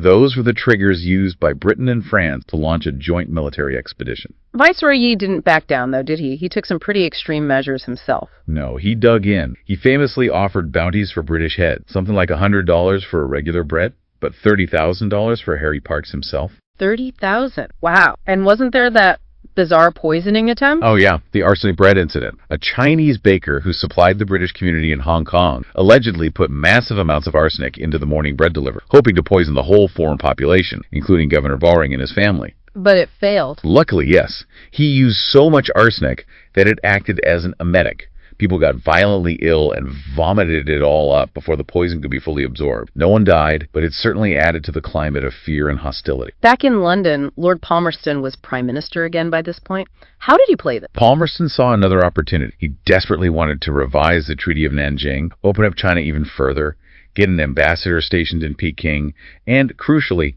finally legalize the opium trade. So the Arrow incident was perfect for him. Absolutely perfect. He presented to Parliament as a grave insult the Chinese had insulted the British flag, pulled down the Union Jack, which he framed as an attack on Britain itself. He painted Viceroy Yi as this treacherous barbarian who resorted to poison and deceit. He whipped up war fever. But wasn't Lord Elgin, the man sent out to handle things, initially more hesitant? Elgin's perspective is interesting. He was Palmerston's envoy, tasked with securing Britain's demands, through diplomacy if possible, force if necessary. But his private letters show he was actually quite disturbed by things he saw on the way. Like the opium den. Yeah, in Singapore, he visited opium dens and wrote about how morally corrupting and evil the drugs seemed. And he'd also just come from India, where he'd witnessed the brutal aftermath of the Sepoy Mutiny and the atrocities committed by British troops. So he wasn't necessarily gung-ho about unleashing military force without cause. But force was used. Canton was attacked. Yes, the combined British and French forces bombarded and captured Canton in late 1857. Viceroy Ye Mingchen was found hiding,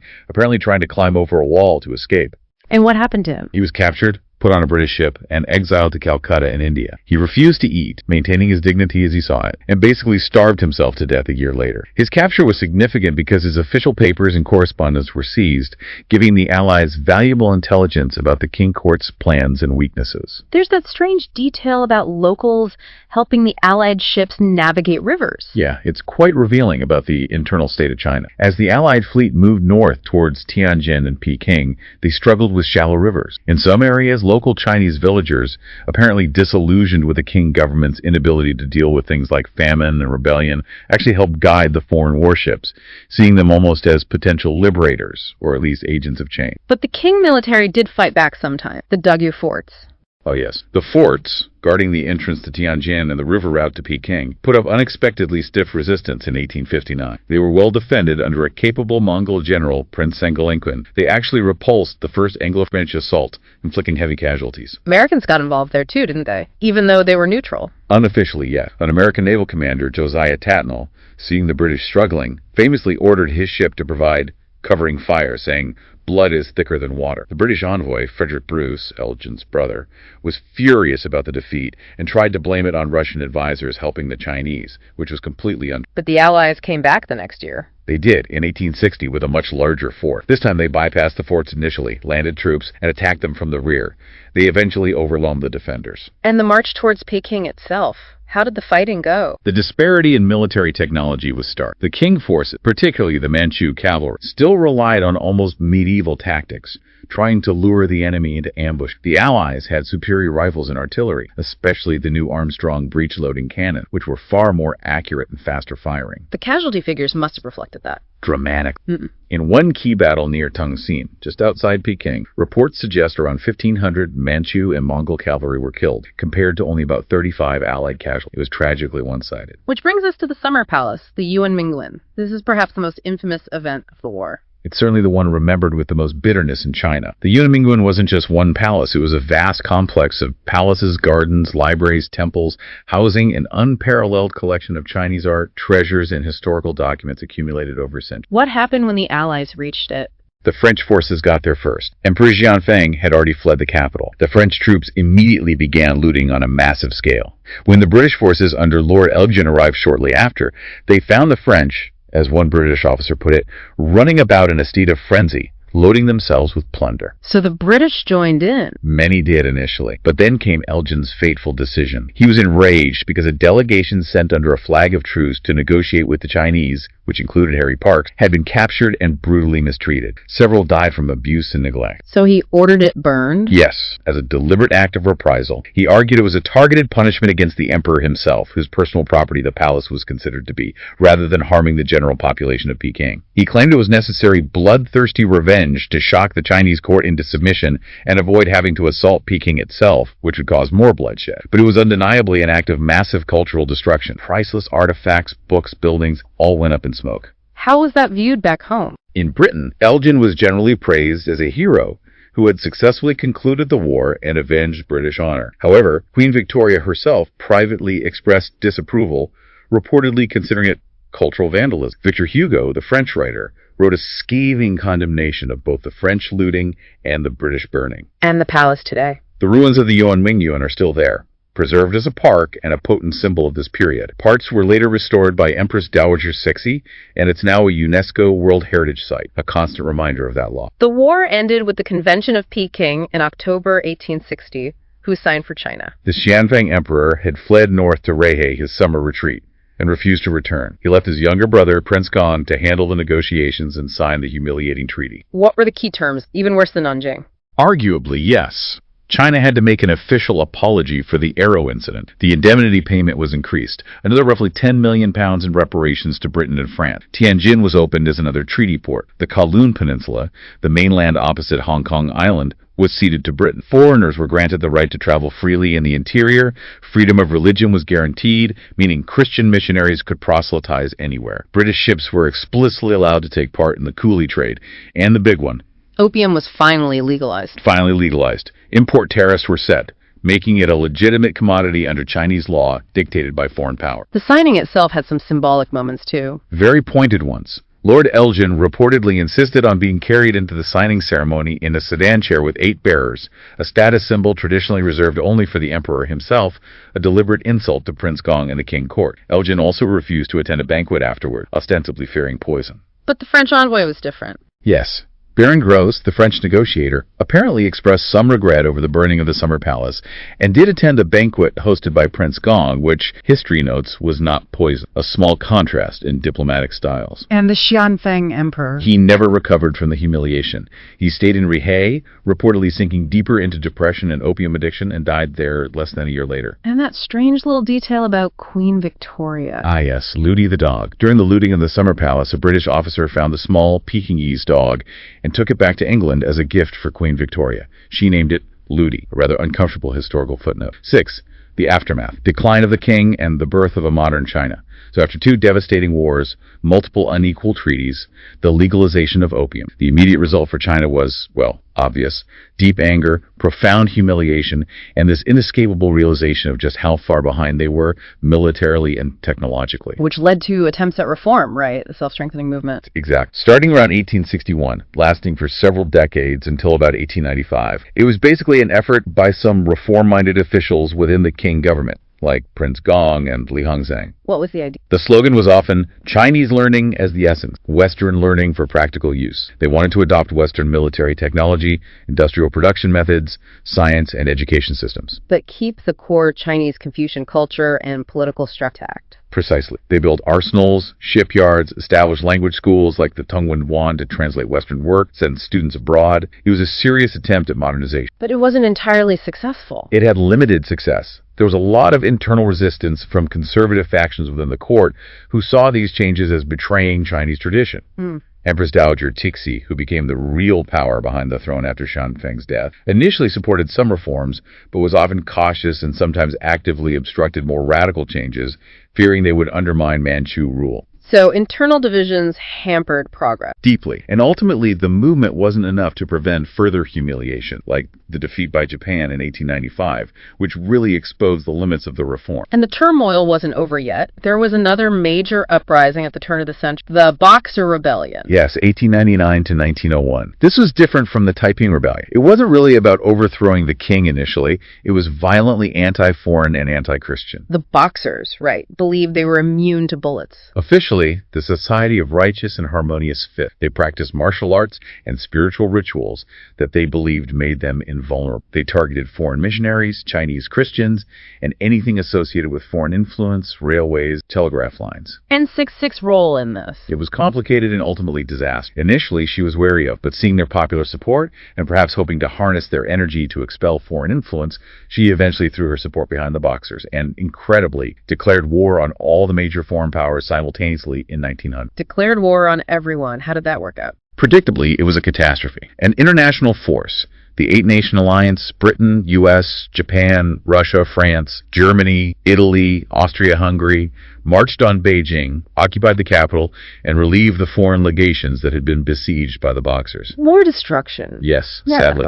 During the fighting and subsequent looting, the Hanlin Academy, China's ancient imperial library housing priceless historical texts and records, was largely destroyed by fire. Another immense cultural loss. And the outcome was another humiliating treaty, the Boxer Protocol. Yes. Signed in 1901, it imposed another enormous indemnity on China, 450 million taels of silver, a debt that would take decades to pay off. It demanded the execution of officials who had supported the Boxers and allowed foreign troops to be permanently stationed in Beijing and other key points. But wasn't there something about scholarship? There was.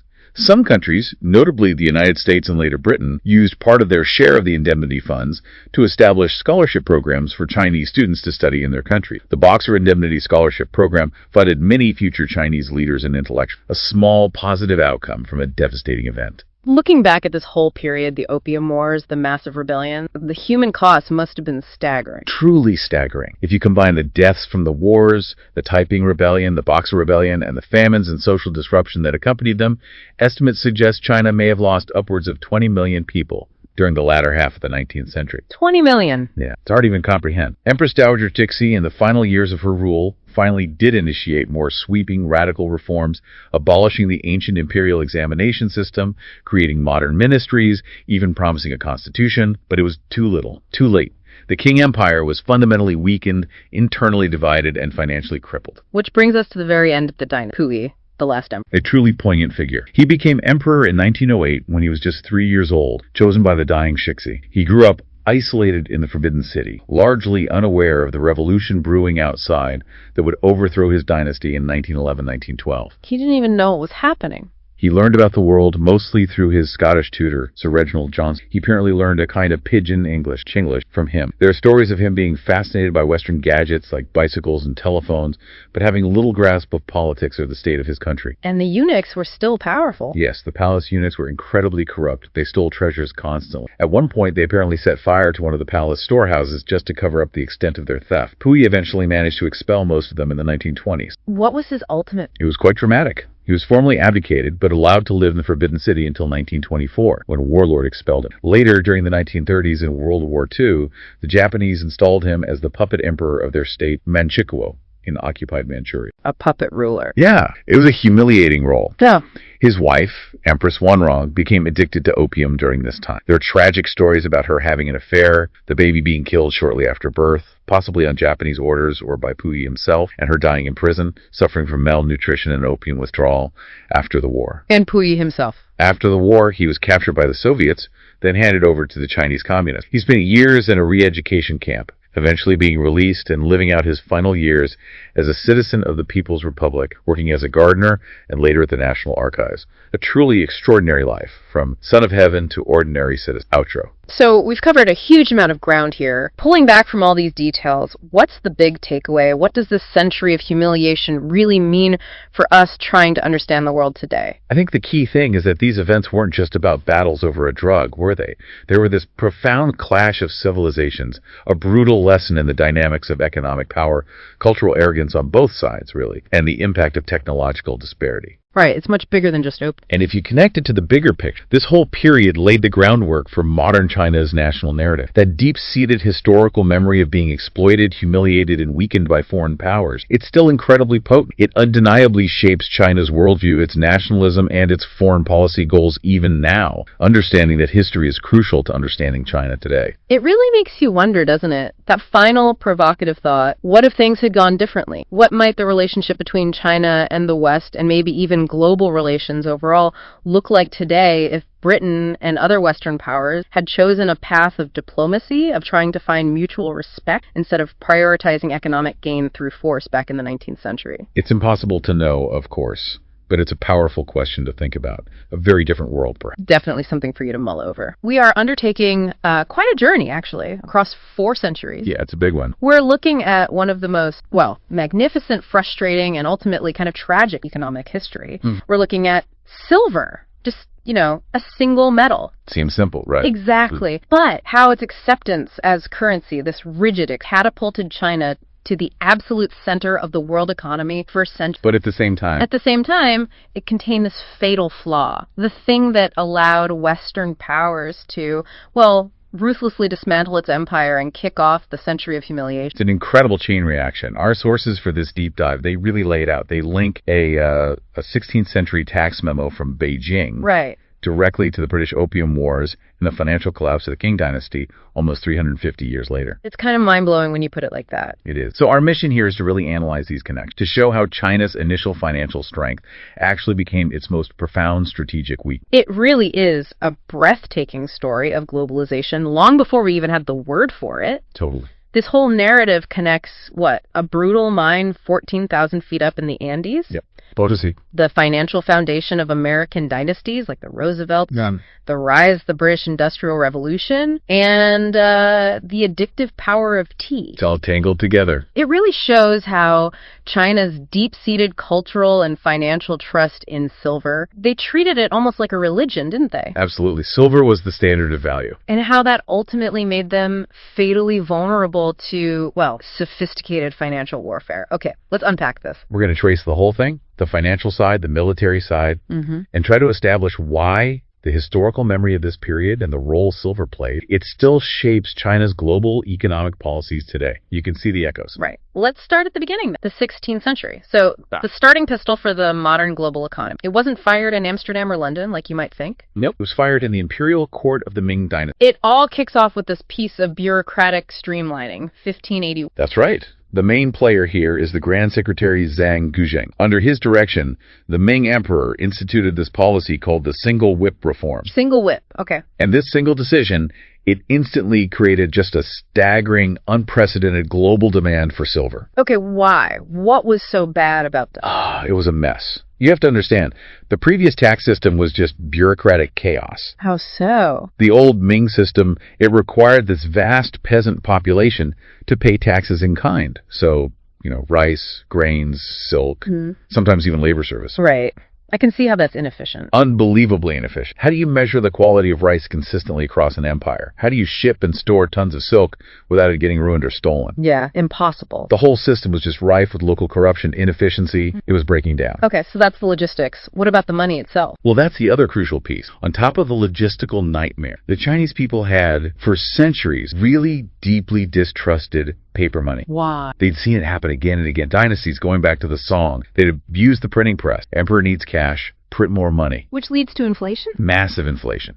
Collapse. The social memory of worthless paper currency was really profound. They learned the hard way. So metal was the only thing they trusted. Exactly. Metal was reliable. But copper coins, the common currency, they were incredibly heavy. Right. If you were a big merchant trying to buy, say, a shipload of goods, you'd need literally cartloads of copper coins. Impractical. So silver, it was lighter, much more valuable per ounce, and highly trusted across all levels of society.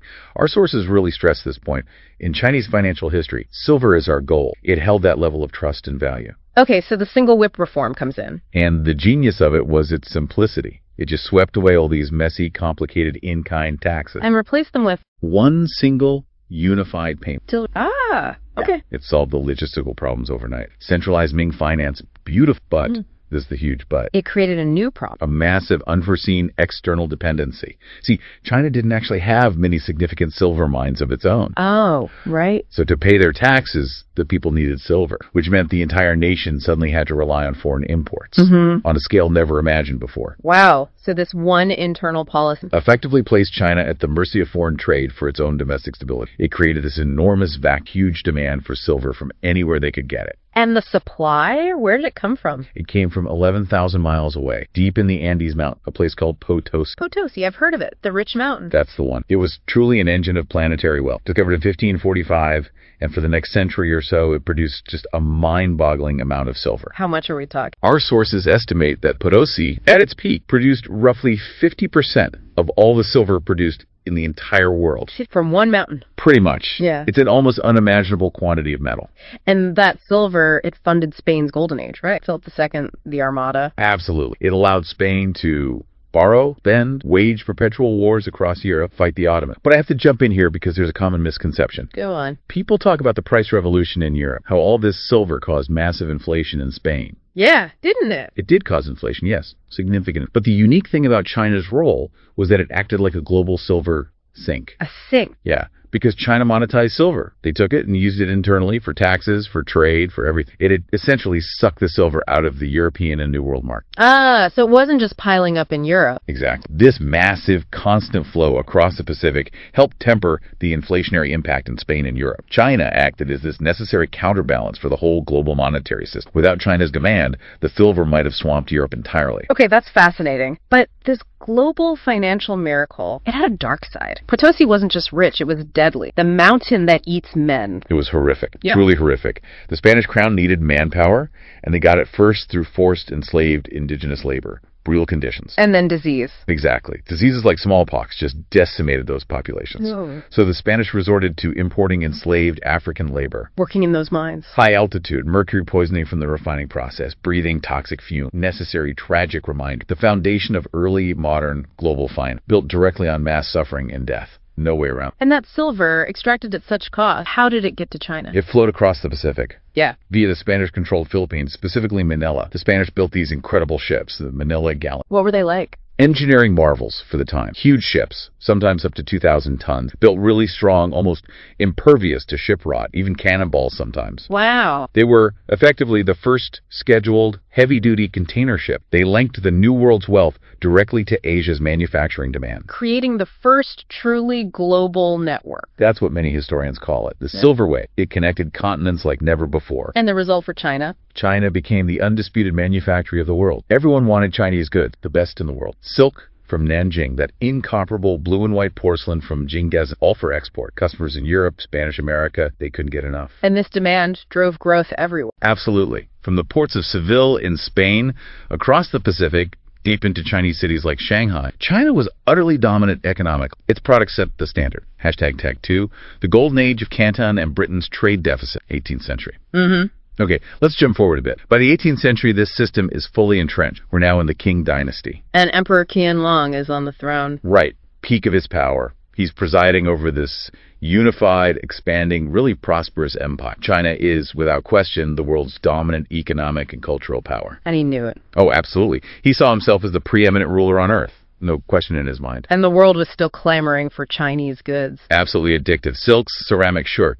But above all, tea. Tea. The sources call it an addictive drug. And they're not wrong. It took hold incredibly quickly in Britain. It became a daily necessity for everyone. Upper classes, industrial laborers, didn't matter. Everyone drank tea. What kind of quantities are we talking? Staggering. By the late 18th century, 80%, 80, of all tea exports leaving the single permitted port, Canton. Only one port allowed. Only Canton for Europeans, yeah, highly controlled. So 80% of that tea went directly to Great Britain. Wow. And who handled that trade? The monopoly belonged to the British East India Company, the EIC. Okay, we need to pause here. The EIC, this wasn't just some trading company, was it? Not even close. It was, as the sources say, a semi-governmental organization. It wielded immense political and military power globally. How powerful. It had its own private army, at its peak nearly 90,000 men strong. That was larger than the entire British National Army at the time. Good. Plus, it had its own fleet of heavily armed warships. It had already conquered and was governing huge parts of India. It was a behemoth. Despite all that power, they had a problem in China. A massive, crippling, frankly embarrassing financial problem. A huge structural trade deficit. Why? The problem was brutally. Britain had virtually nothing China wanted. Really? Nothing. They tried. British merchants offered industrial wools, cotton textiles, fancy clocks, scientific instruments, but the Chinese just weren't interested. Either they had better quality domestic stuff, or they just saw foreign goods as crude novelty. So China dictated the terms. Completely. The demand for tea was so overwhelming, the EIC had no choice but to pay the way China demanded, only in silver bullion, hard cash. So all that silver the EIC was making elsewhere Was being leached out of its coffers, shipped across the world to Canton. You could imagine how intolerable this was for the company directors. Yeah, they need that silver to pay their massive army fund operations. Exactly. The entire financial advantage, all the leverage, was completely China. The mighty EIC, conqueror of India, was financially subservient to the Qing Dynasty when it came to trade. This financial bleeding, Right. it had to stop. It led the EIC to desperately lobby the British government. Do something, send diplomats, which culminates in this huge trade mission in 1792,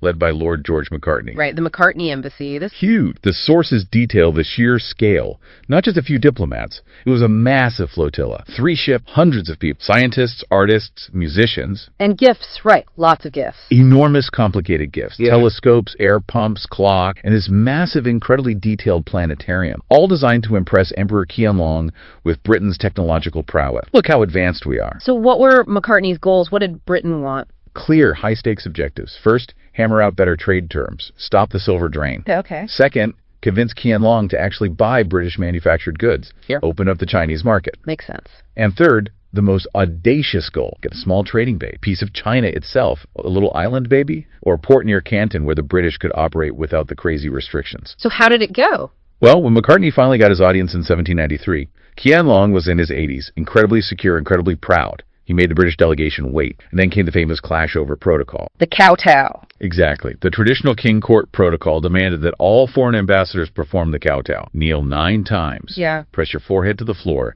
It signified tribute, submission. And McCartney refused. He refused. On behalf of King George III, he saw it as degrading the sovereignty of the British monarch. He couldn't portray his king as subservient. What did he offer instead? A compromise. He offered to drop to just 1 knee, the way you'd salute the British king. But for Qianlong, that wasn't enough. Why not? Qianlong didn't see King George III as an equal. He saw him as just another distant subordinate monarch paying tribute. The refusal to perform the full kowtow was seen as deeply disrespectful. The whole embassy was essentially dismissed as just an expensive gift-giving exercise from a vassal state. Out. And the emperor's formal reply. Famously dismissive, a document that still kind of stings in historical terms. He rejected every single request, flat out, and issued a stern warning. What did you have to quote? We do. The key part, directed to King George, reads, "The productions of our empire are manifold and in great abundance, nor do we stand in the least need of the produce of other countries." Wow. Yeah. Talk about self-confidence. It perfectly sums up China's worldview at that moment. Completely self-sufficient, dominant, needing nothing from the barbarian. They explicitly warned Macartney that if British ships tried to trade anywhere except Canton, force would be used, period. So the embassy was a total failure. Complete failure. And it triggered this massive 180-degree shift in how the British viewed China. How so? They moved away from the 18th century sinophilia, that intellectual admiration for China's long history, its philosophy, its seemingly ordered society. Yeah, Voltaire and others were big fans. Right. They ditched that and started viewing China as, despotic, arrogant, stagnant, backward. And McCartney himself. He penned that famous harsh line describing China after the mission. He called it an old first-rate man of war, heading for the breaker's yard. Basically, a once great power,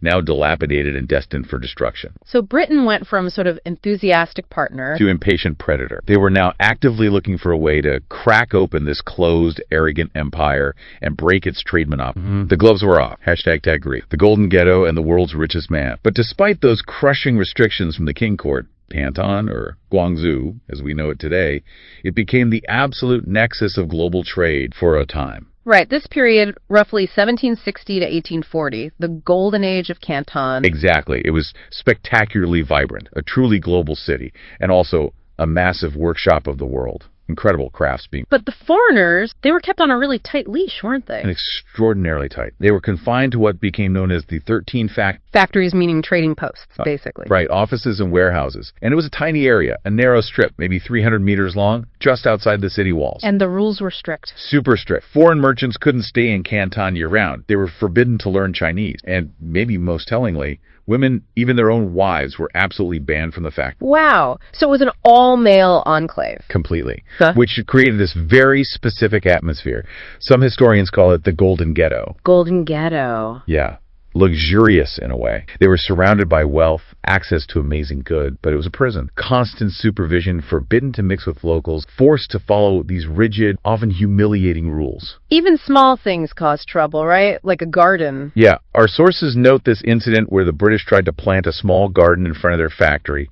Seems harmless. But the Chinese authorities Freaked out. They saw it as the first step towards a colony. Like the British were literally putting down roots, claiming territory. Shows the level of paranoia. Meanwhile, these guys stuck in the ghetto. How did they pass the time? Well, Canton offered sophisticated distract, high-class brothel boats on the river, lots of drinking, extravagant dinners. They found ways to cope with the confinement. Okay, so how did the trade actually work under these restrictions? Through a system called the Kuhong. It was a small, very select group of Chinese merchants, maybe 8 to 12 of them at any given time, officially authorized by the emperor. And all foreign trade had to go through. Every single bit of it. They were the only middlemen allowed. That must have made them incredibly wealthy. Unimaginably wealthy. This monopoly funneled insane amounts of money into the hands of this tiny group. And one man stood out. One man rose above them all, Hao Kuo. His Chinese name was Wu Bingjian, born in 1769. He became, arguably, the single richest man in the entire world at that time. Richer than European bankers. Contemporary sources suggest his personal fortune, mostly held in silver, exceeded that of the entire Rothschild banking family combined. We're talking, in today's money, well over $1 billion, maybe much more. Hard to calculate exactly, but vast. How did he make so much? Just tea? Mostly tea, yeah. Also silk, porcelain. He had these enormous, reliable, guaranteed profits from selling huge quantities to the British East India Company. They had to buy from him or his colleagues. There's that anecdote about the fire, right? The 1822 Canton fire, yeah, it swept through the fact. Witnesses reported seeing literal rivers of silver flowing out of his vaults because the intense heat melted the pure metal. Gives you a sense of the scale. But he wasn't just sitting on piles of metal, was he? He was involved in finance. He was a global financial player. He had to be. Just hoarding silver in Canton was risky. Some greedy king official could always try to confiscate it. So he diversified. Exactly. He had lent huge sums. At one point, he offered an astonishing $10 million loan to the EIC itself, which was often short of cash, despite its power. $10 million back then. It's enormous. And crucially, Hao Kuo looked beyond the British. He knew relying solely on them was dangerous. He actively sought partners elsewhere. Which brings us to the Americans. Exactly. He formed close partnerships with American China trade, most famously Warren Delano. Who was? The great-grandfather of U.S. President Franklin Delano Roosevelt. No way. Yes. Delano made a massive fortune, at least $100,000 Spanish silver dollars, maybe over $20 million today, working with Hao Kuo. That fortune established one of America's most enduring political dynasties. Did the Americans have anything China wanted? Or was it the same problem as the British? Pretty much the same problem. They tried selling ginseng, furs from the Pacific Northwest. Nothing really clicked on a large scale. Just like the British, they found that silver was the magic ingredient needed to unlock Chinese trade. They had to bring silver to buy tea and silk. But here's where it gets really interesting and flips the usual story. Hao Kuo needed safe places to put his money. Right. Outside of China, away from care officials. So he didn't just lend money to foreigners. He invested his silver heavily in the emerging high-growth industrial sectors in the United States. What kind of investments? He bought shares and bonds in American railroads, factories, coal mines, often using Delano and other American partners as his agents to manage the portfolio. So, wait, are the sources saying? The sources make the explicit, really astonishing claim that a lot of America's Industrial Revolution was funded by this Chinese merchant who lived in Canton. That completely reverses the narrative. We think of Western capital funding the world. But here, you have Chinese silver earned from the tea trade being safely funneled into American industrial development. It's a fascinating reversal of the typical flow of capital history. Wow, okay. Meanwhile, back in Canton itself, the workshop of the world. Driven by thousands of highly skilled, but very low-paid craft. The silversmiths, in particular, world-class. And they weren't just making Chinese stuff. No, they were savvy. They mass-produced silverware specifically for Western market, copying Western tastes, and they could do it incredibly cheaply. The sources highlight this example. Cantonese silversmiths could produce a spoon almost indistinguishable from, say, common 19th century Scottish flatware design for literally a fraction of the cost. It shows the intense global competition China posed back then, not just in porcelain and silk, but in high-end, mass-produced metal craftsmanship too. They could outcompete the West on price and quality in many #tag for V. The opium solution and the social collapse, early 19th century. Okay, so China's making all this money, silver is pouring in, Hao Kuo's funding American railroad, but this massive trade imbalance, it just couldn't last, could it? It was fundamentally unsustainable for the Western powers, especially Britain and the EIC. That relentless outflow of silver, enriching merchants like Hao Kuo, emptying their own treasuries, was intolerable. They needed something to sell to China. Desperately. They needed a counter commodity, something China couldn't resist, something that would reverse the silver flow. And they found it. They found it. Opium. A plant-based, powerfully addictive, illegal drug. Grown primarily in British-controlled India in Bengal. And it turned out to be as sought after by segments of the Chinese population as tea was by the British. But opium smoking was illegal in China, wasn't it? Right. Oh, yeah. Officially banned by the emperor since 1729, and the ban was reinforced in 1830. But like many prohibitions, it didn't stop the trade. The illegal smuggling just exploded. How fast did it grow? The scale is terrifying. You look at the numbers. Imports went from maybe 1,000 chests a year in 1767 Okay. to a colossal 40,000 chests by 1838. 40,000. Each chest held over 100 pounds of opium. That's an incredible amount of drugs. Who was using it? That's the scary part. It wasn't just, marginalized groups. It spread across the entire social spectrum. High king officials used it for relaxation. Scholars used it. Middle classes. And the poor. And the vast laboring population used it too. Often to ease the constant physical pain of backbreaking work. It became pervasive. Who were the masterminds behind this huge illegal trade? The principal players, the architects of this vast multinational drug operation, were two famously ambitious Scots, William Jardine and James Mathis. That company still exists today, doesn't it? It does. It became a massive multinational conglomerate, Jardine Matheson Holding. Our sources mention its annual turnover would eventually reach something like $40 billion today. Its roots are directly in the opium trade. So how did they manage to scale up the smuggling so effectively? They were brilliant, ruthless innovators. They systematized the illegal trade, turned it into a highly efficient industry. How? First, they commissioned special ships, extremely fast, heavily armed clippers, designed specifically to outrun or outfight Chinese patrol boats. Second, they didn't just stick to Canton and the Pearl River estuary, the only legal trading zone. They used these fast ships, often anchoring offshore, and distributed the drug all along the Chinese coast, using a massive network of Chinese middlemen and smugglers. They created their own illegal distribution network. Wow, they really professionalized drug running. They did. And what's truly remarkable, or perhaps disturbing, is how they saw themselves. They didn't see themselves as criminals. Not at all. They considered themselves gentlemen, licensed traders. They saw the Qing ban as an inconvenient obstacle to legitimate free trade. They felt they were operating in a sophisticated, albeit technically challenging, market. Morality didn't really enter the picture for them. And the financial impact for China. Immediate and catastrophic. The silver drain completely reversed. Ah, so now silver's flowing out of China. Exactly. Pouring out to pay for the incoming opium, which, from the British perspective, was perfect. It solved their trade deficit beautifully. The EIC's coffers started filling up again.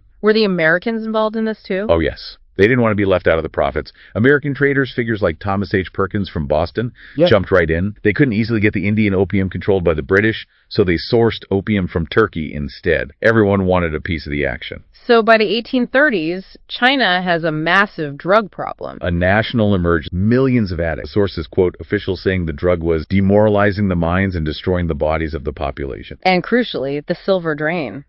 It wasn't just a social problem. It was an economic catastrophe. It was hemorrhaging the country's precious silver reserves, threatening the very foundation of the monetary system that had been in place since the single whip reform centuries earlier. The emperor had to act. Emperor Daguan knew he had to stop. The stability of the dynasty was... So he sends in the heavy artillery. In March 1839, he dispatched the formidable commissioner Lin Zixu to Canton. Lin Zexu. He's famous. He was described as the emperor's most incorruptible official. His appointment signaled this was deadly serious. No more turning a blind eye. And Lin didn't mess around, did he? Moved swiftly, ruthlessly. Immediately declared all opium contraband, demanded the instant surrender of all foreign drug stocks held in Canton. What was his policy? Zero tolerance. Surrender the drug immediately, or the dealers would face death.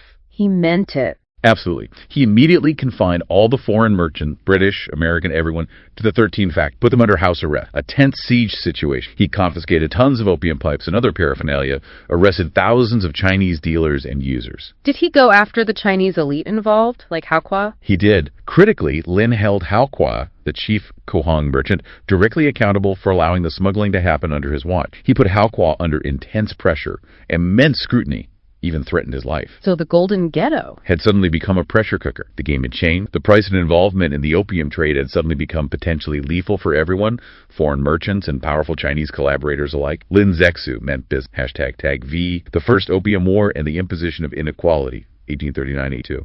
Okay, so Commissioner Lin has the foreign merchants under lockdown. He's demanding the opium. What happens? Well, faced with Lin's absolute resolve and basically being held hostage, the British Superintendent of Trade, Charles Elliot, eventually blinked. He ordered the British merchants to surrender their opium stock. How much did they hand? About 20,000 chests. A massive inventory, valued at millions of pounds sterling back then, a fortune. And Linzek, Immediately. Yeah. Very publicly. This wasn't done quietly. It was a massive spectacle designed to show the emperor's power and moral authority. How did he destroy it? Just burn it? No, burning creates fume. He had large trenches dug. He ordered the opium paste. It was usually shipped as sticky balls or cake to be mixed with water, salt, and lime. This turned it into this unusable sludge. And poured it all directly into the sea at high tide, ensuring it was washed away and completely destroyed. And there's that detail about the fish. Yeah, our sources highlight that. Lin, being a traditional Confucian scholar official, apparently offered a little prayer for the fish in the aquatic life, asking them to swim away and survive the narcotic influx. A strangely humane touch in the midst of this huge confrontation. After destroying the opium,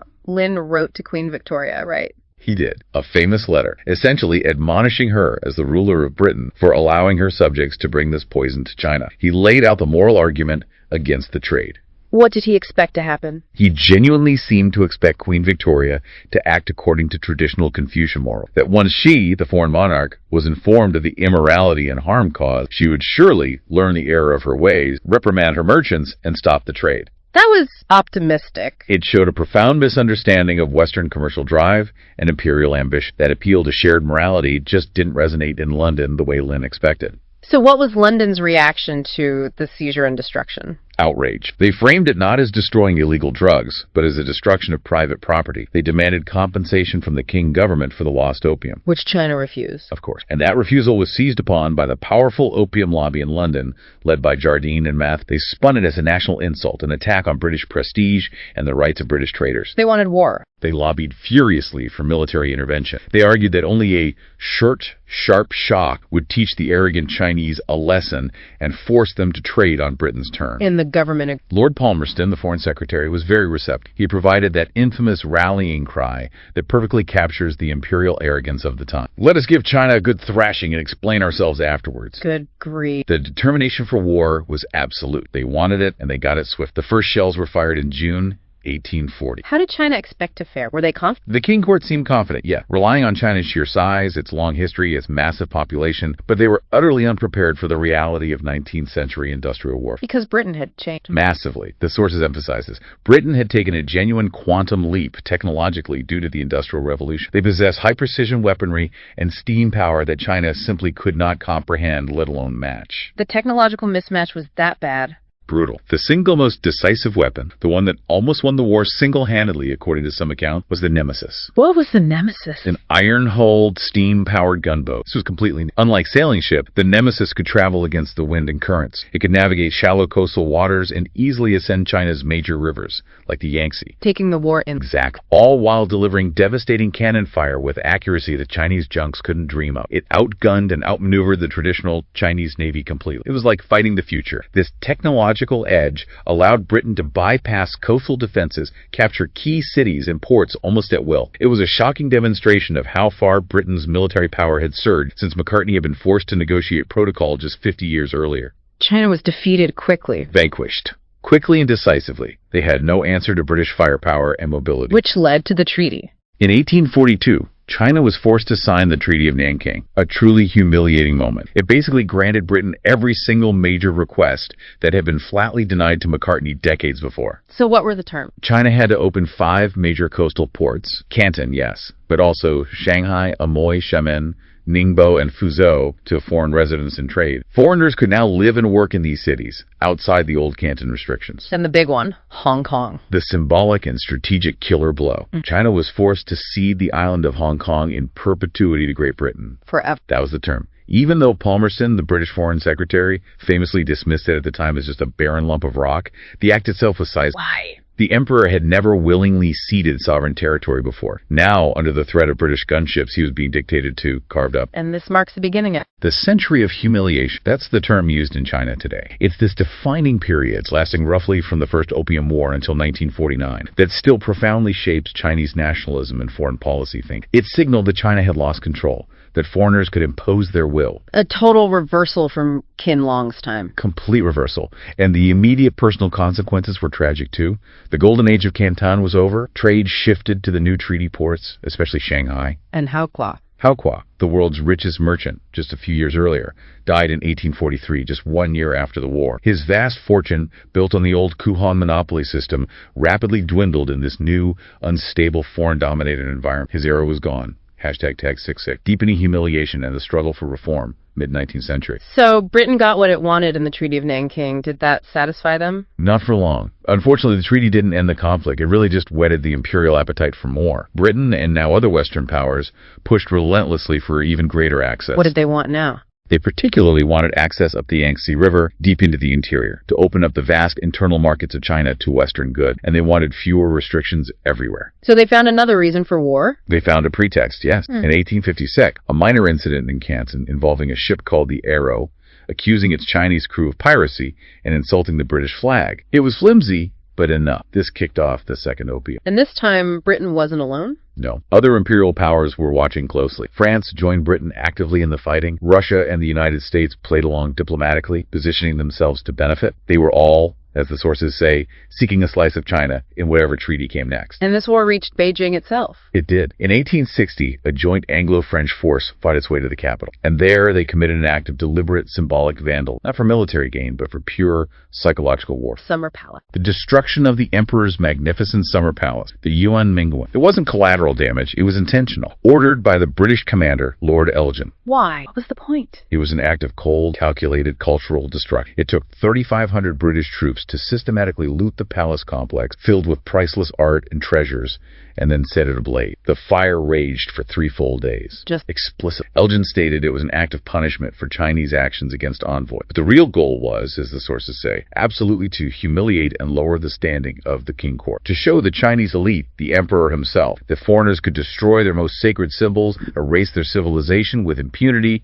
It was designed to break their spirit. devastating. And the treaty that followed. More humiliation. China was forced to pay enormous new war damages. 10 million silver taels this time on top of everything else. That was more than half the government's annual revenue. And opium. The treaties resulting from this war fully legalized the importation of opium. What Britain couldn't achieve through smuggling, it now achieved through force. Plus, 11 more ports were open to foreign trade, cementing foreign control over the Chinese economy. Who had to deal with this disaster on the Chinese side? Prince Gong, the emperor's younger brother. He was forced into the negotiations after the emperor fled Beijing. He was apparently heartbroken by the destruction and the terms. And he was considered more open-minded. Yeah, widely seen as the most westernized and enlightened Manchurian royal. He understood the fundamental truth. China had lost disastrously because it was massively behind technologically and militarily. And this realization led the self-strengthening. Spurred by Prince Gong and other reformers, it was China's first serious attempt to modernize and catch up with the West. What did they Immediately, on defenses. But their starting point showed just how big the gap. The sources mention this amazing anecdote. The Chinese initially didn't even grasp how steam engines work. They thought a steam engine literally ran on fire, not on pressurized steam power. That's the level of technological ignorance they were starting from. Wow. But they pushed ahead. They did. They started creating new military units armed with modern Western weapons. They established naval dockyards to try and build modern ships. They invested in translating Western texts on science, engineering, international law. It was a crucial,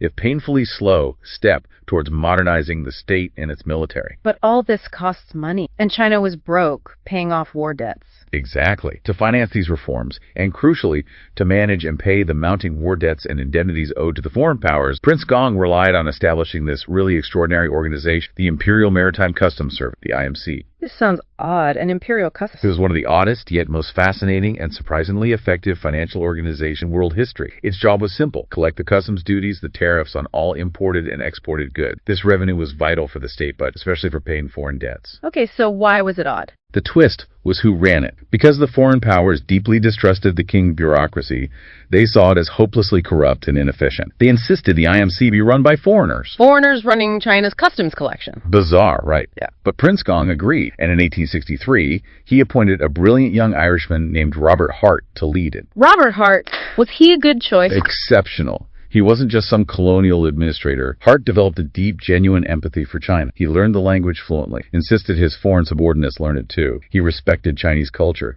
even while imposing Western administrative methods. And was the IMC effective? Incredibly effective. Under Hart's leadership, which lasted for decades, the IMC created a standardized, efficient, and critically, remarkably low corruption tariff system. This was basically unheard of in Qing administration. So it actually generated revenue. Huge amounts. Yeah. Because it was so efficient and relatively clean, the IMC consistently provided the Chinese state with a massive chunk of its available tax revenue, often between 30% and 50% of the entire state income. It basically kept the Qing government solvent. Wow, so a foreign-run agency was propping up the Chinese state. That's the irony. And Hart cleverly used the IMC for subtle geopolitical purposes, too. How? He deliberately established customs houses staffed by IMC officers in extremely remote border regions, places like Urumqi in Central Asia or Yunka way out in Tibet. Why out there? They acted as visible, functioning markers of Qing territory. While the administration was foreign, the institution itself, flying the Qing flag, was constantly, subtly asserting Chinese sovereignty and defining the empire's borders in areas other powers might have designs on. It was a very clever strategy. Hashtag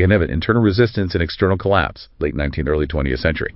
Okay, so the IMC is bringing in money. There's a self-strengthening movement trying to modernize. But China was still facing huge problems, right? Yeah, despite the IMC's success, China was falling drastically out of financial sync with the rest. This made its internal challenges even worse. How so? What was the problem? The gold standard. While the IMC was efficiently collecting silver-based tariffs, the rest of the industrialized world, Europe, the U.S. had largely shifted to the gold standard. Why did they switch? Massive gold discovery, mainly in California and Australia, made gold more plentiful and stable as a monetary. China stuck. China remained rigidly tied to the silver standard. Politically disorganized, deeply traditional in its financial thinking. It just didn't make the switch. And why was sticking to silver suddenly considered backward? We need to unpack that a bit. It's critical. Gold provided a much more stable global benchmark for setting exchange rates and valuing currency. When other major trading nations went to gold, their currencies had a relatively fixed value against each other. They could trade securely. But China, on silver. China's currency value became unstable internationally. Silver's price started fluctuating wildly on global markets, especially based on new mining output in places like the American West. So Chinese money was unpredictable. Exactly. Its international value was constantly shifting. This made it really difficult for China to integrate into the modern, high-volume global financial and trade market. It isolated them economically. You couldn't reliably price long-term contracts in silver. Okay. And internally, the reform efforts faced resistance too. Massive resistance, primarily from the deeply conservative faction at court, dominated for decades by the Empress Dowager Cixi, a powerful figure. Immensely powerful. She effectively ruled China from behind the throne for much of the late 19th century, and she fundamentally distrusted the reformers and their Western ideas. She believed in restoring strong, traditional imperial rule, not adopting foreign. So she undermined the self-strengthening. Actively. She often purged reformers, sometimes executing them, and perhaps most tragically, her political priorities were disastrous for national. How? She famously diverted enormous sums of state revenue money desperately needed to continue upgrading the military, especially the Navy, into lavishly redecorating the imperial palace and refurbishing her personal summer palace, the one rebuilt after the Anglo-French destruction. Her focus was entirely on symbols of domestic imperial prestige, not on building the strategic capacity needed to defend China. That failure, it had a Terrifyingly clear consequences came in 1895. While China had been struggling with its slow, six-sea-hindered modernization, its island neighbor, Japan, had done something completely different. The Meiji Restoration. Exactly. Japan had undergone this incredibly rapid, focused modernization, new constitution, modern army and navy, industrialization, all in just a couple of decades. And they turned on China. In 1894 and 95, Japan went to war with China over influence in Korea, and Japan utterly crushed China's new, modernized but still inadequate navy. It was a shock. Worse than the Opium Wars. In some ways, yes, being defeated by Western powers was one. Being crushed by a near neighbor, an Asian nation that China had historically viewed as inferior. The humiliation was profound. And the crushed. China was forced to pay Japan a massive indemnity, 200 million taels of silver. How much was that in context? It was equivalent to nearly 4 times Japan's entire annual government revenue, a staggering sum. And what did Japan do with the money? Immediately used it to bolster its finances, join the club of leading nations, and formally adopt the goals. So China literally paid for its rivals' modernization and financial upgrade. Precisely. China financed Japan's rise onto the world stage with its own silver. How did China even pay such a huge sum? Did they have the silver? They didn't. They had to borrow. And this is crucial. Chinese financial institutions were still incredibly weak. There was no tradition of centralized public debt, no powerful native banks capable of underwriting these massive international loans. So they had to borrow from Foreign banks. This crisis massively fueled the rise in power of foreign financial institutions operating in China, especially the Hong Kong and Shanghai Banking Corporation, HSBC. HSBC again. It became absolutely central to the Chinese state's survival. The Qing government had to repeatedly borrow huge amounts from HSBC and other foreign banks just to meet its indemnity payments to Japan. This level of foreign control, That's it right. must have caused resentment. Intense anti-foreign sentiment boiled over. This feeling that foreigners, missionaries, traders, soldiers, bankers were destroying China, controlling its finances, it culminated in the Boxer Rebellion in 1900. The Boxer, anti-foreign, anti-Christian movement. Exactly. And Empress Dowager Sexy, in a disastrous miscalculation, saw them as a force she could use to finally drive out all the foreigners. She threw her support behind the Boxers and, incredibly, declared war on all the major foreign powers simultaneously. Britain, France, Germany, Russia, Japan, the U.S., everyone. That sounds unwise. Predictably catastrophic. Right. A massive international military alliance, the Eight-Nation Alliance, marched on Beijing, easily crushed the Boxer Rebellion, and occupied the capital again. And the punishment this time. The most colossal financial penalty in history, the Boxer Indemnity. China was ordered to pay 450 million taels of silver. 450 million. How much is that today? Estimates vary, but roughly equivalent to maybe 300 billion US dollars today. It was explicitly calculated as one tael for every single person in China, a punitive sum designed to cripple the country. Didn't people think China would survive this? Many international observers genuinely feared national extinction. They thought the foreign powers would finally just give up on the Qing Dynasty and partition China permanently amongst themselves, carve it up like Africa. Except that didn't happen. Why not? Robert Hart, the head of the IMC, played a clever role again. He managed to structure the massive indemnity as a single unified bond, payable over many years to all 8 nations that had invaded. Why was that clever? It gave all the foreign powers a shared interest in keeping China economically and politically functional enough to actually make the payment. If China collapsed entirely, they wouldn't get there. It prevented partition. But the burden. Catastrophe. China's GDP, which had been maybe 30% of the world total back in the 50s before the wars, plummeted dramatically. And who managed this huge debt? To ensure payment, virtually all of China's remaining state revenue, mainly the customs duties collected by the IMC, was placed under direct foreign supervision. The Boxer indemnity payments were delegated to Hart's IMC for collection and administration. Stored where? Critically, stored in the vaults of HSBC in Shanghai before being distributed. So China was reduced to... Officially, a financially subordinate state. Its own government revenue was collected by foreigners and held in a foreign bank to pay off debts incurred from losing wars against those same foreign, paying for its own subjugation. The humiliation was complete. #Taggate. The final abandonment of silver. 1911-1935. Okay, so the Qing Dynasty is basically bankrupt under foreign financial, and then it collapses. Right. The 1911 revolution finally overthrew the king. But what followed wasn't stability, it was profound political chaos. Warlords. Exactly. Central authority vanished. China broke apart into regions controlled by powerful warlords. And each warlord started doing his own thing financially. Including minting coins. Yes.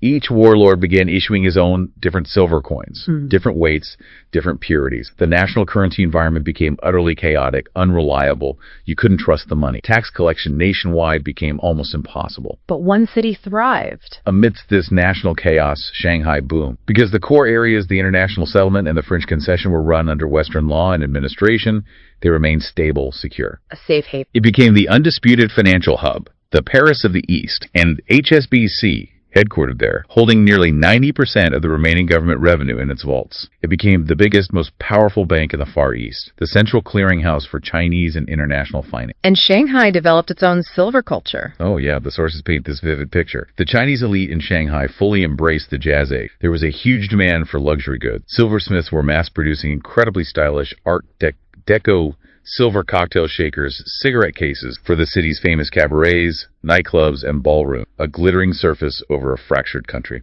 The underlying currency problem persisted, didn't it? Even with dollars being minted. It did. Outside of the treaty ports, much of China still clung to the old archaic system of silver ingots called sisi. Trade was done by weighing, measuring, and testing the purity of actual chunks of silver measured in taels. The tael again. And it wasn't standardized? Not even close. This is mind-boggling. The sources state there were as many as 170 different local measures of the tael across China. 170. Yeah. The customs tael used by the IMC was different from the Shanghai tael, which was different from the Tianjin. Imagine trying to conduct modern large-scale business when the basic unit of your money weighs differently in every major city. It sounds impossible, paralyzing. It made national economic modernization impossible. Internal trade was wildly complex. It had to change. Enter TV Soom. Exact. The finance minister for the new nationalist government, TV Soon, he came from one of Republican China's most famous, powerful, and Western-educated families. His sister was married to the leader, Chiang Kai-shek. And he saw the problem. Absolutely. In the early 1930s, Soon recognized that this archaic, fragmented silver tail system was strangling the country's development. He knew China needed a modern, unified currency. Was it easy to change? No. He faced massive opposition, especially from the powerful native Chinese banks and money changers who actually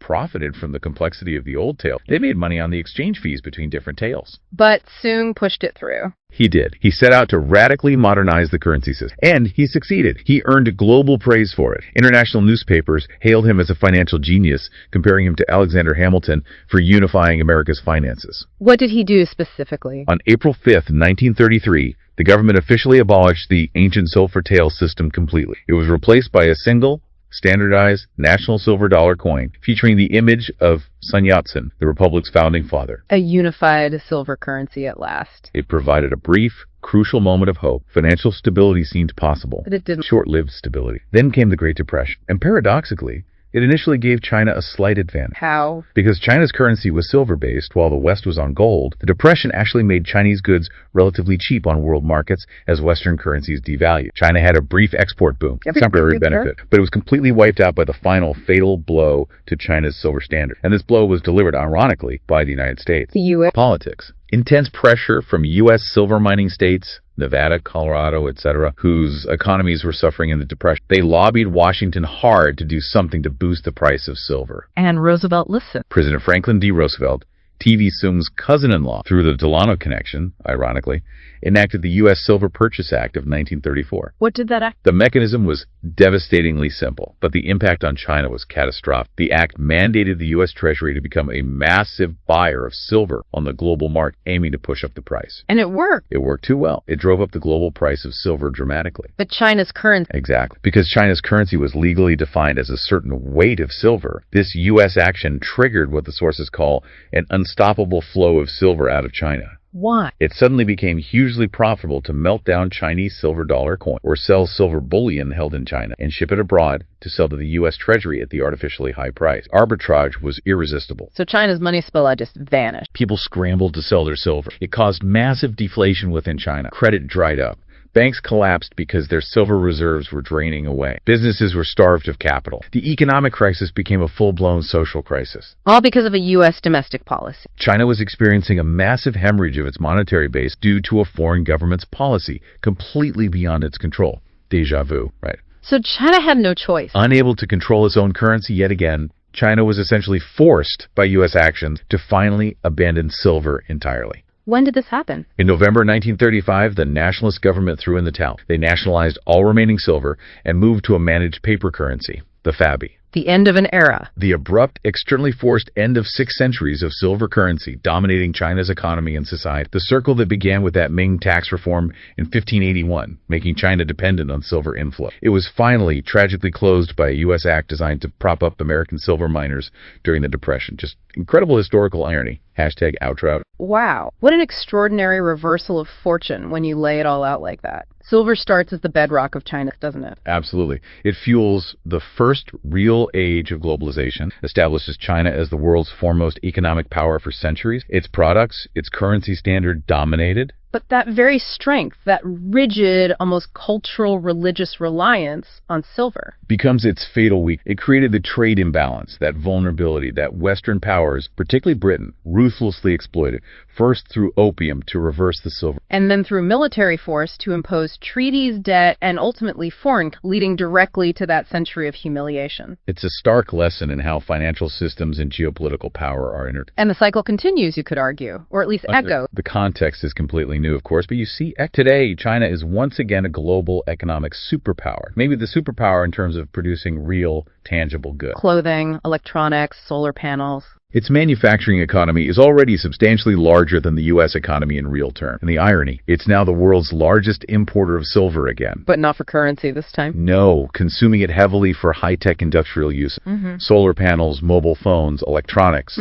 They need vast amounts of silver. So the demand is back, but for different reasons. And does that history, that reliance on silver, still linger? Culturally and linguistically, absolutely. Even though silver hasn't been currency since 1935, think about the Chinese character for money, still fundamentally related to the character for silver. And banks. The common characters used for bank in Chinese literally translate to silver shop or silver house. The linguistic ghost is still there. Fascinating. And that deeper historical memory, the century of humiliation, the feeling of being financially exploited, forced to submit to foreign demands, paying those massive war debts held by foreign banks like HSBC. That still shapes policy today. You can argue it strongly influences China's foreign and economic policy, its caution around foreign investment and strategic sector, its drive for absolute financial self-sufficiency, its desire to control its own destiny without foreign interference.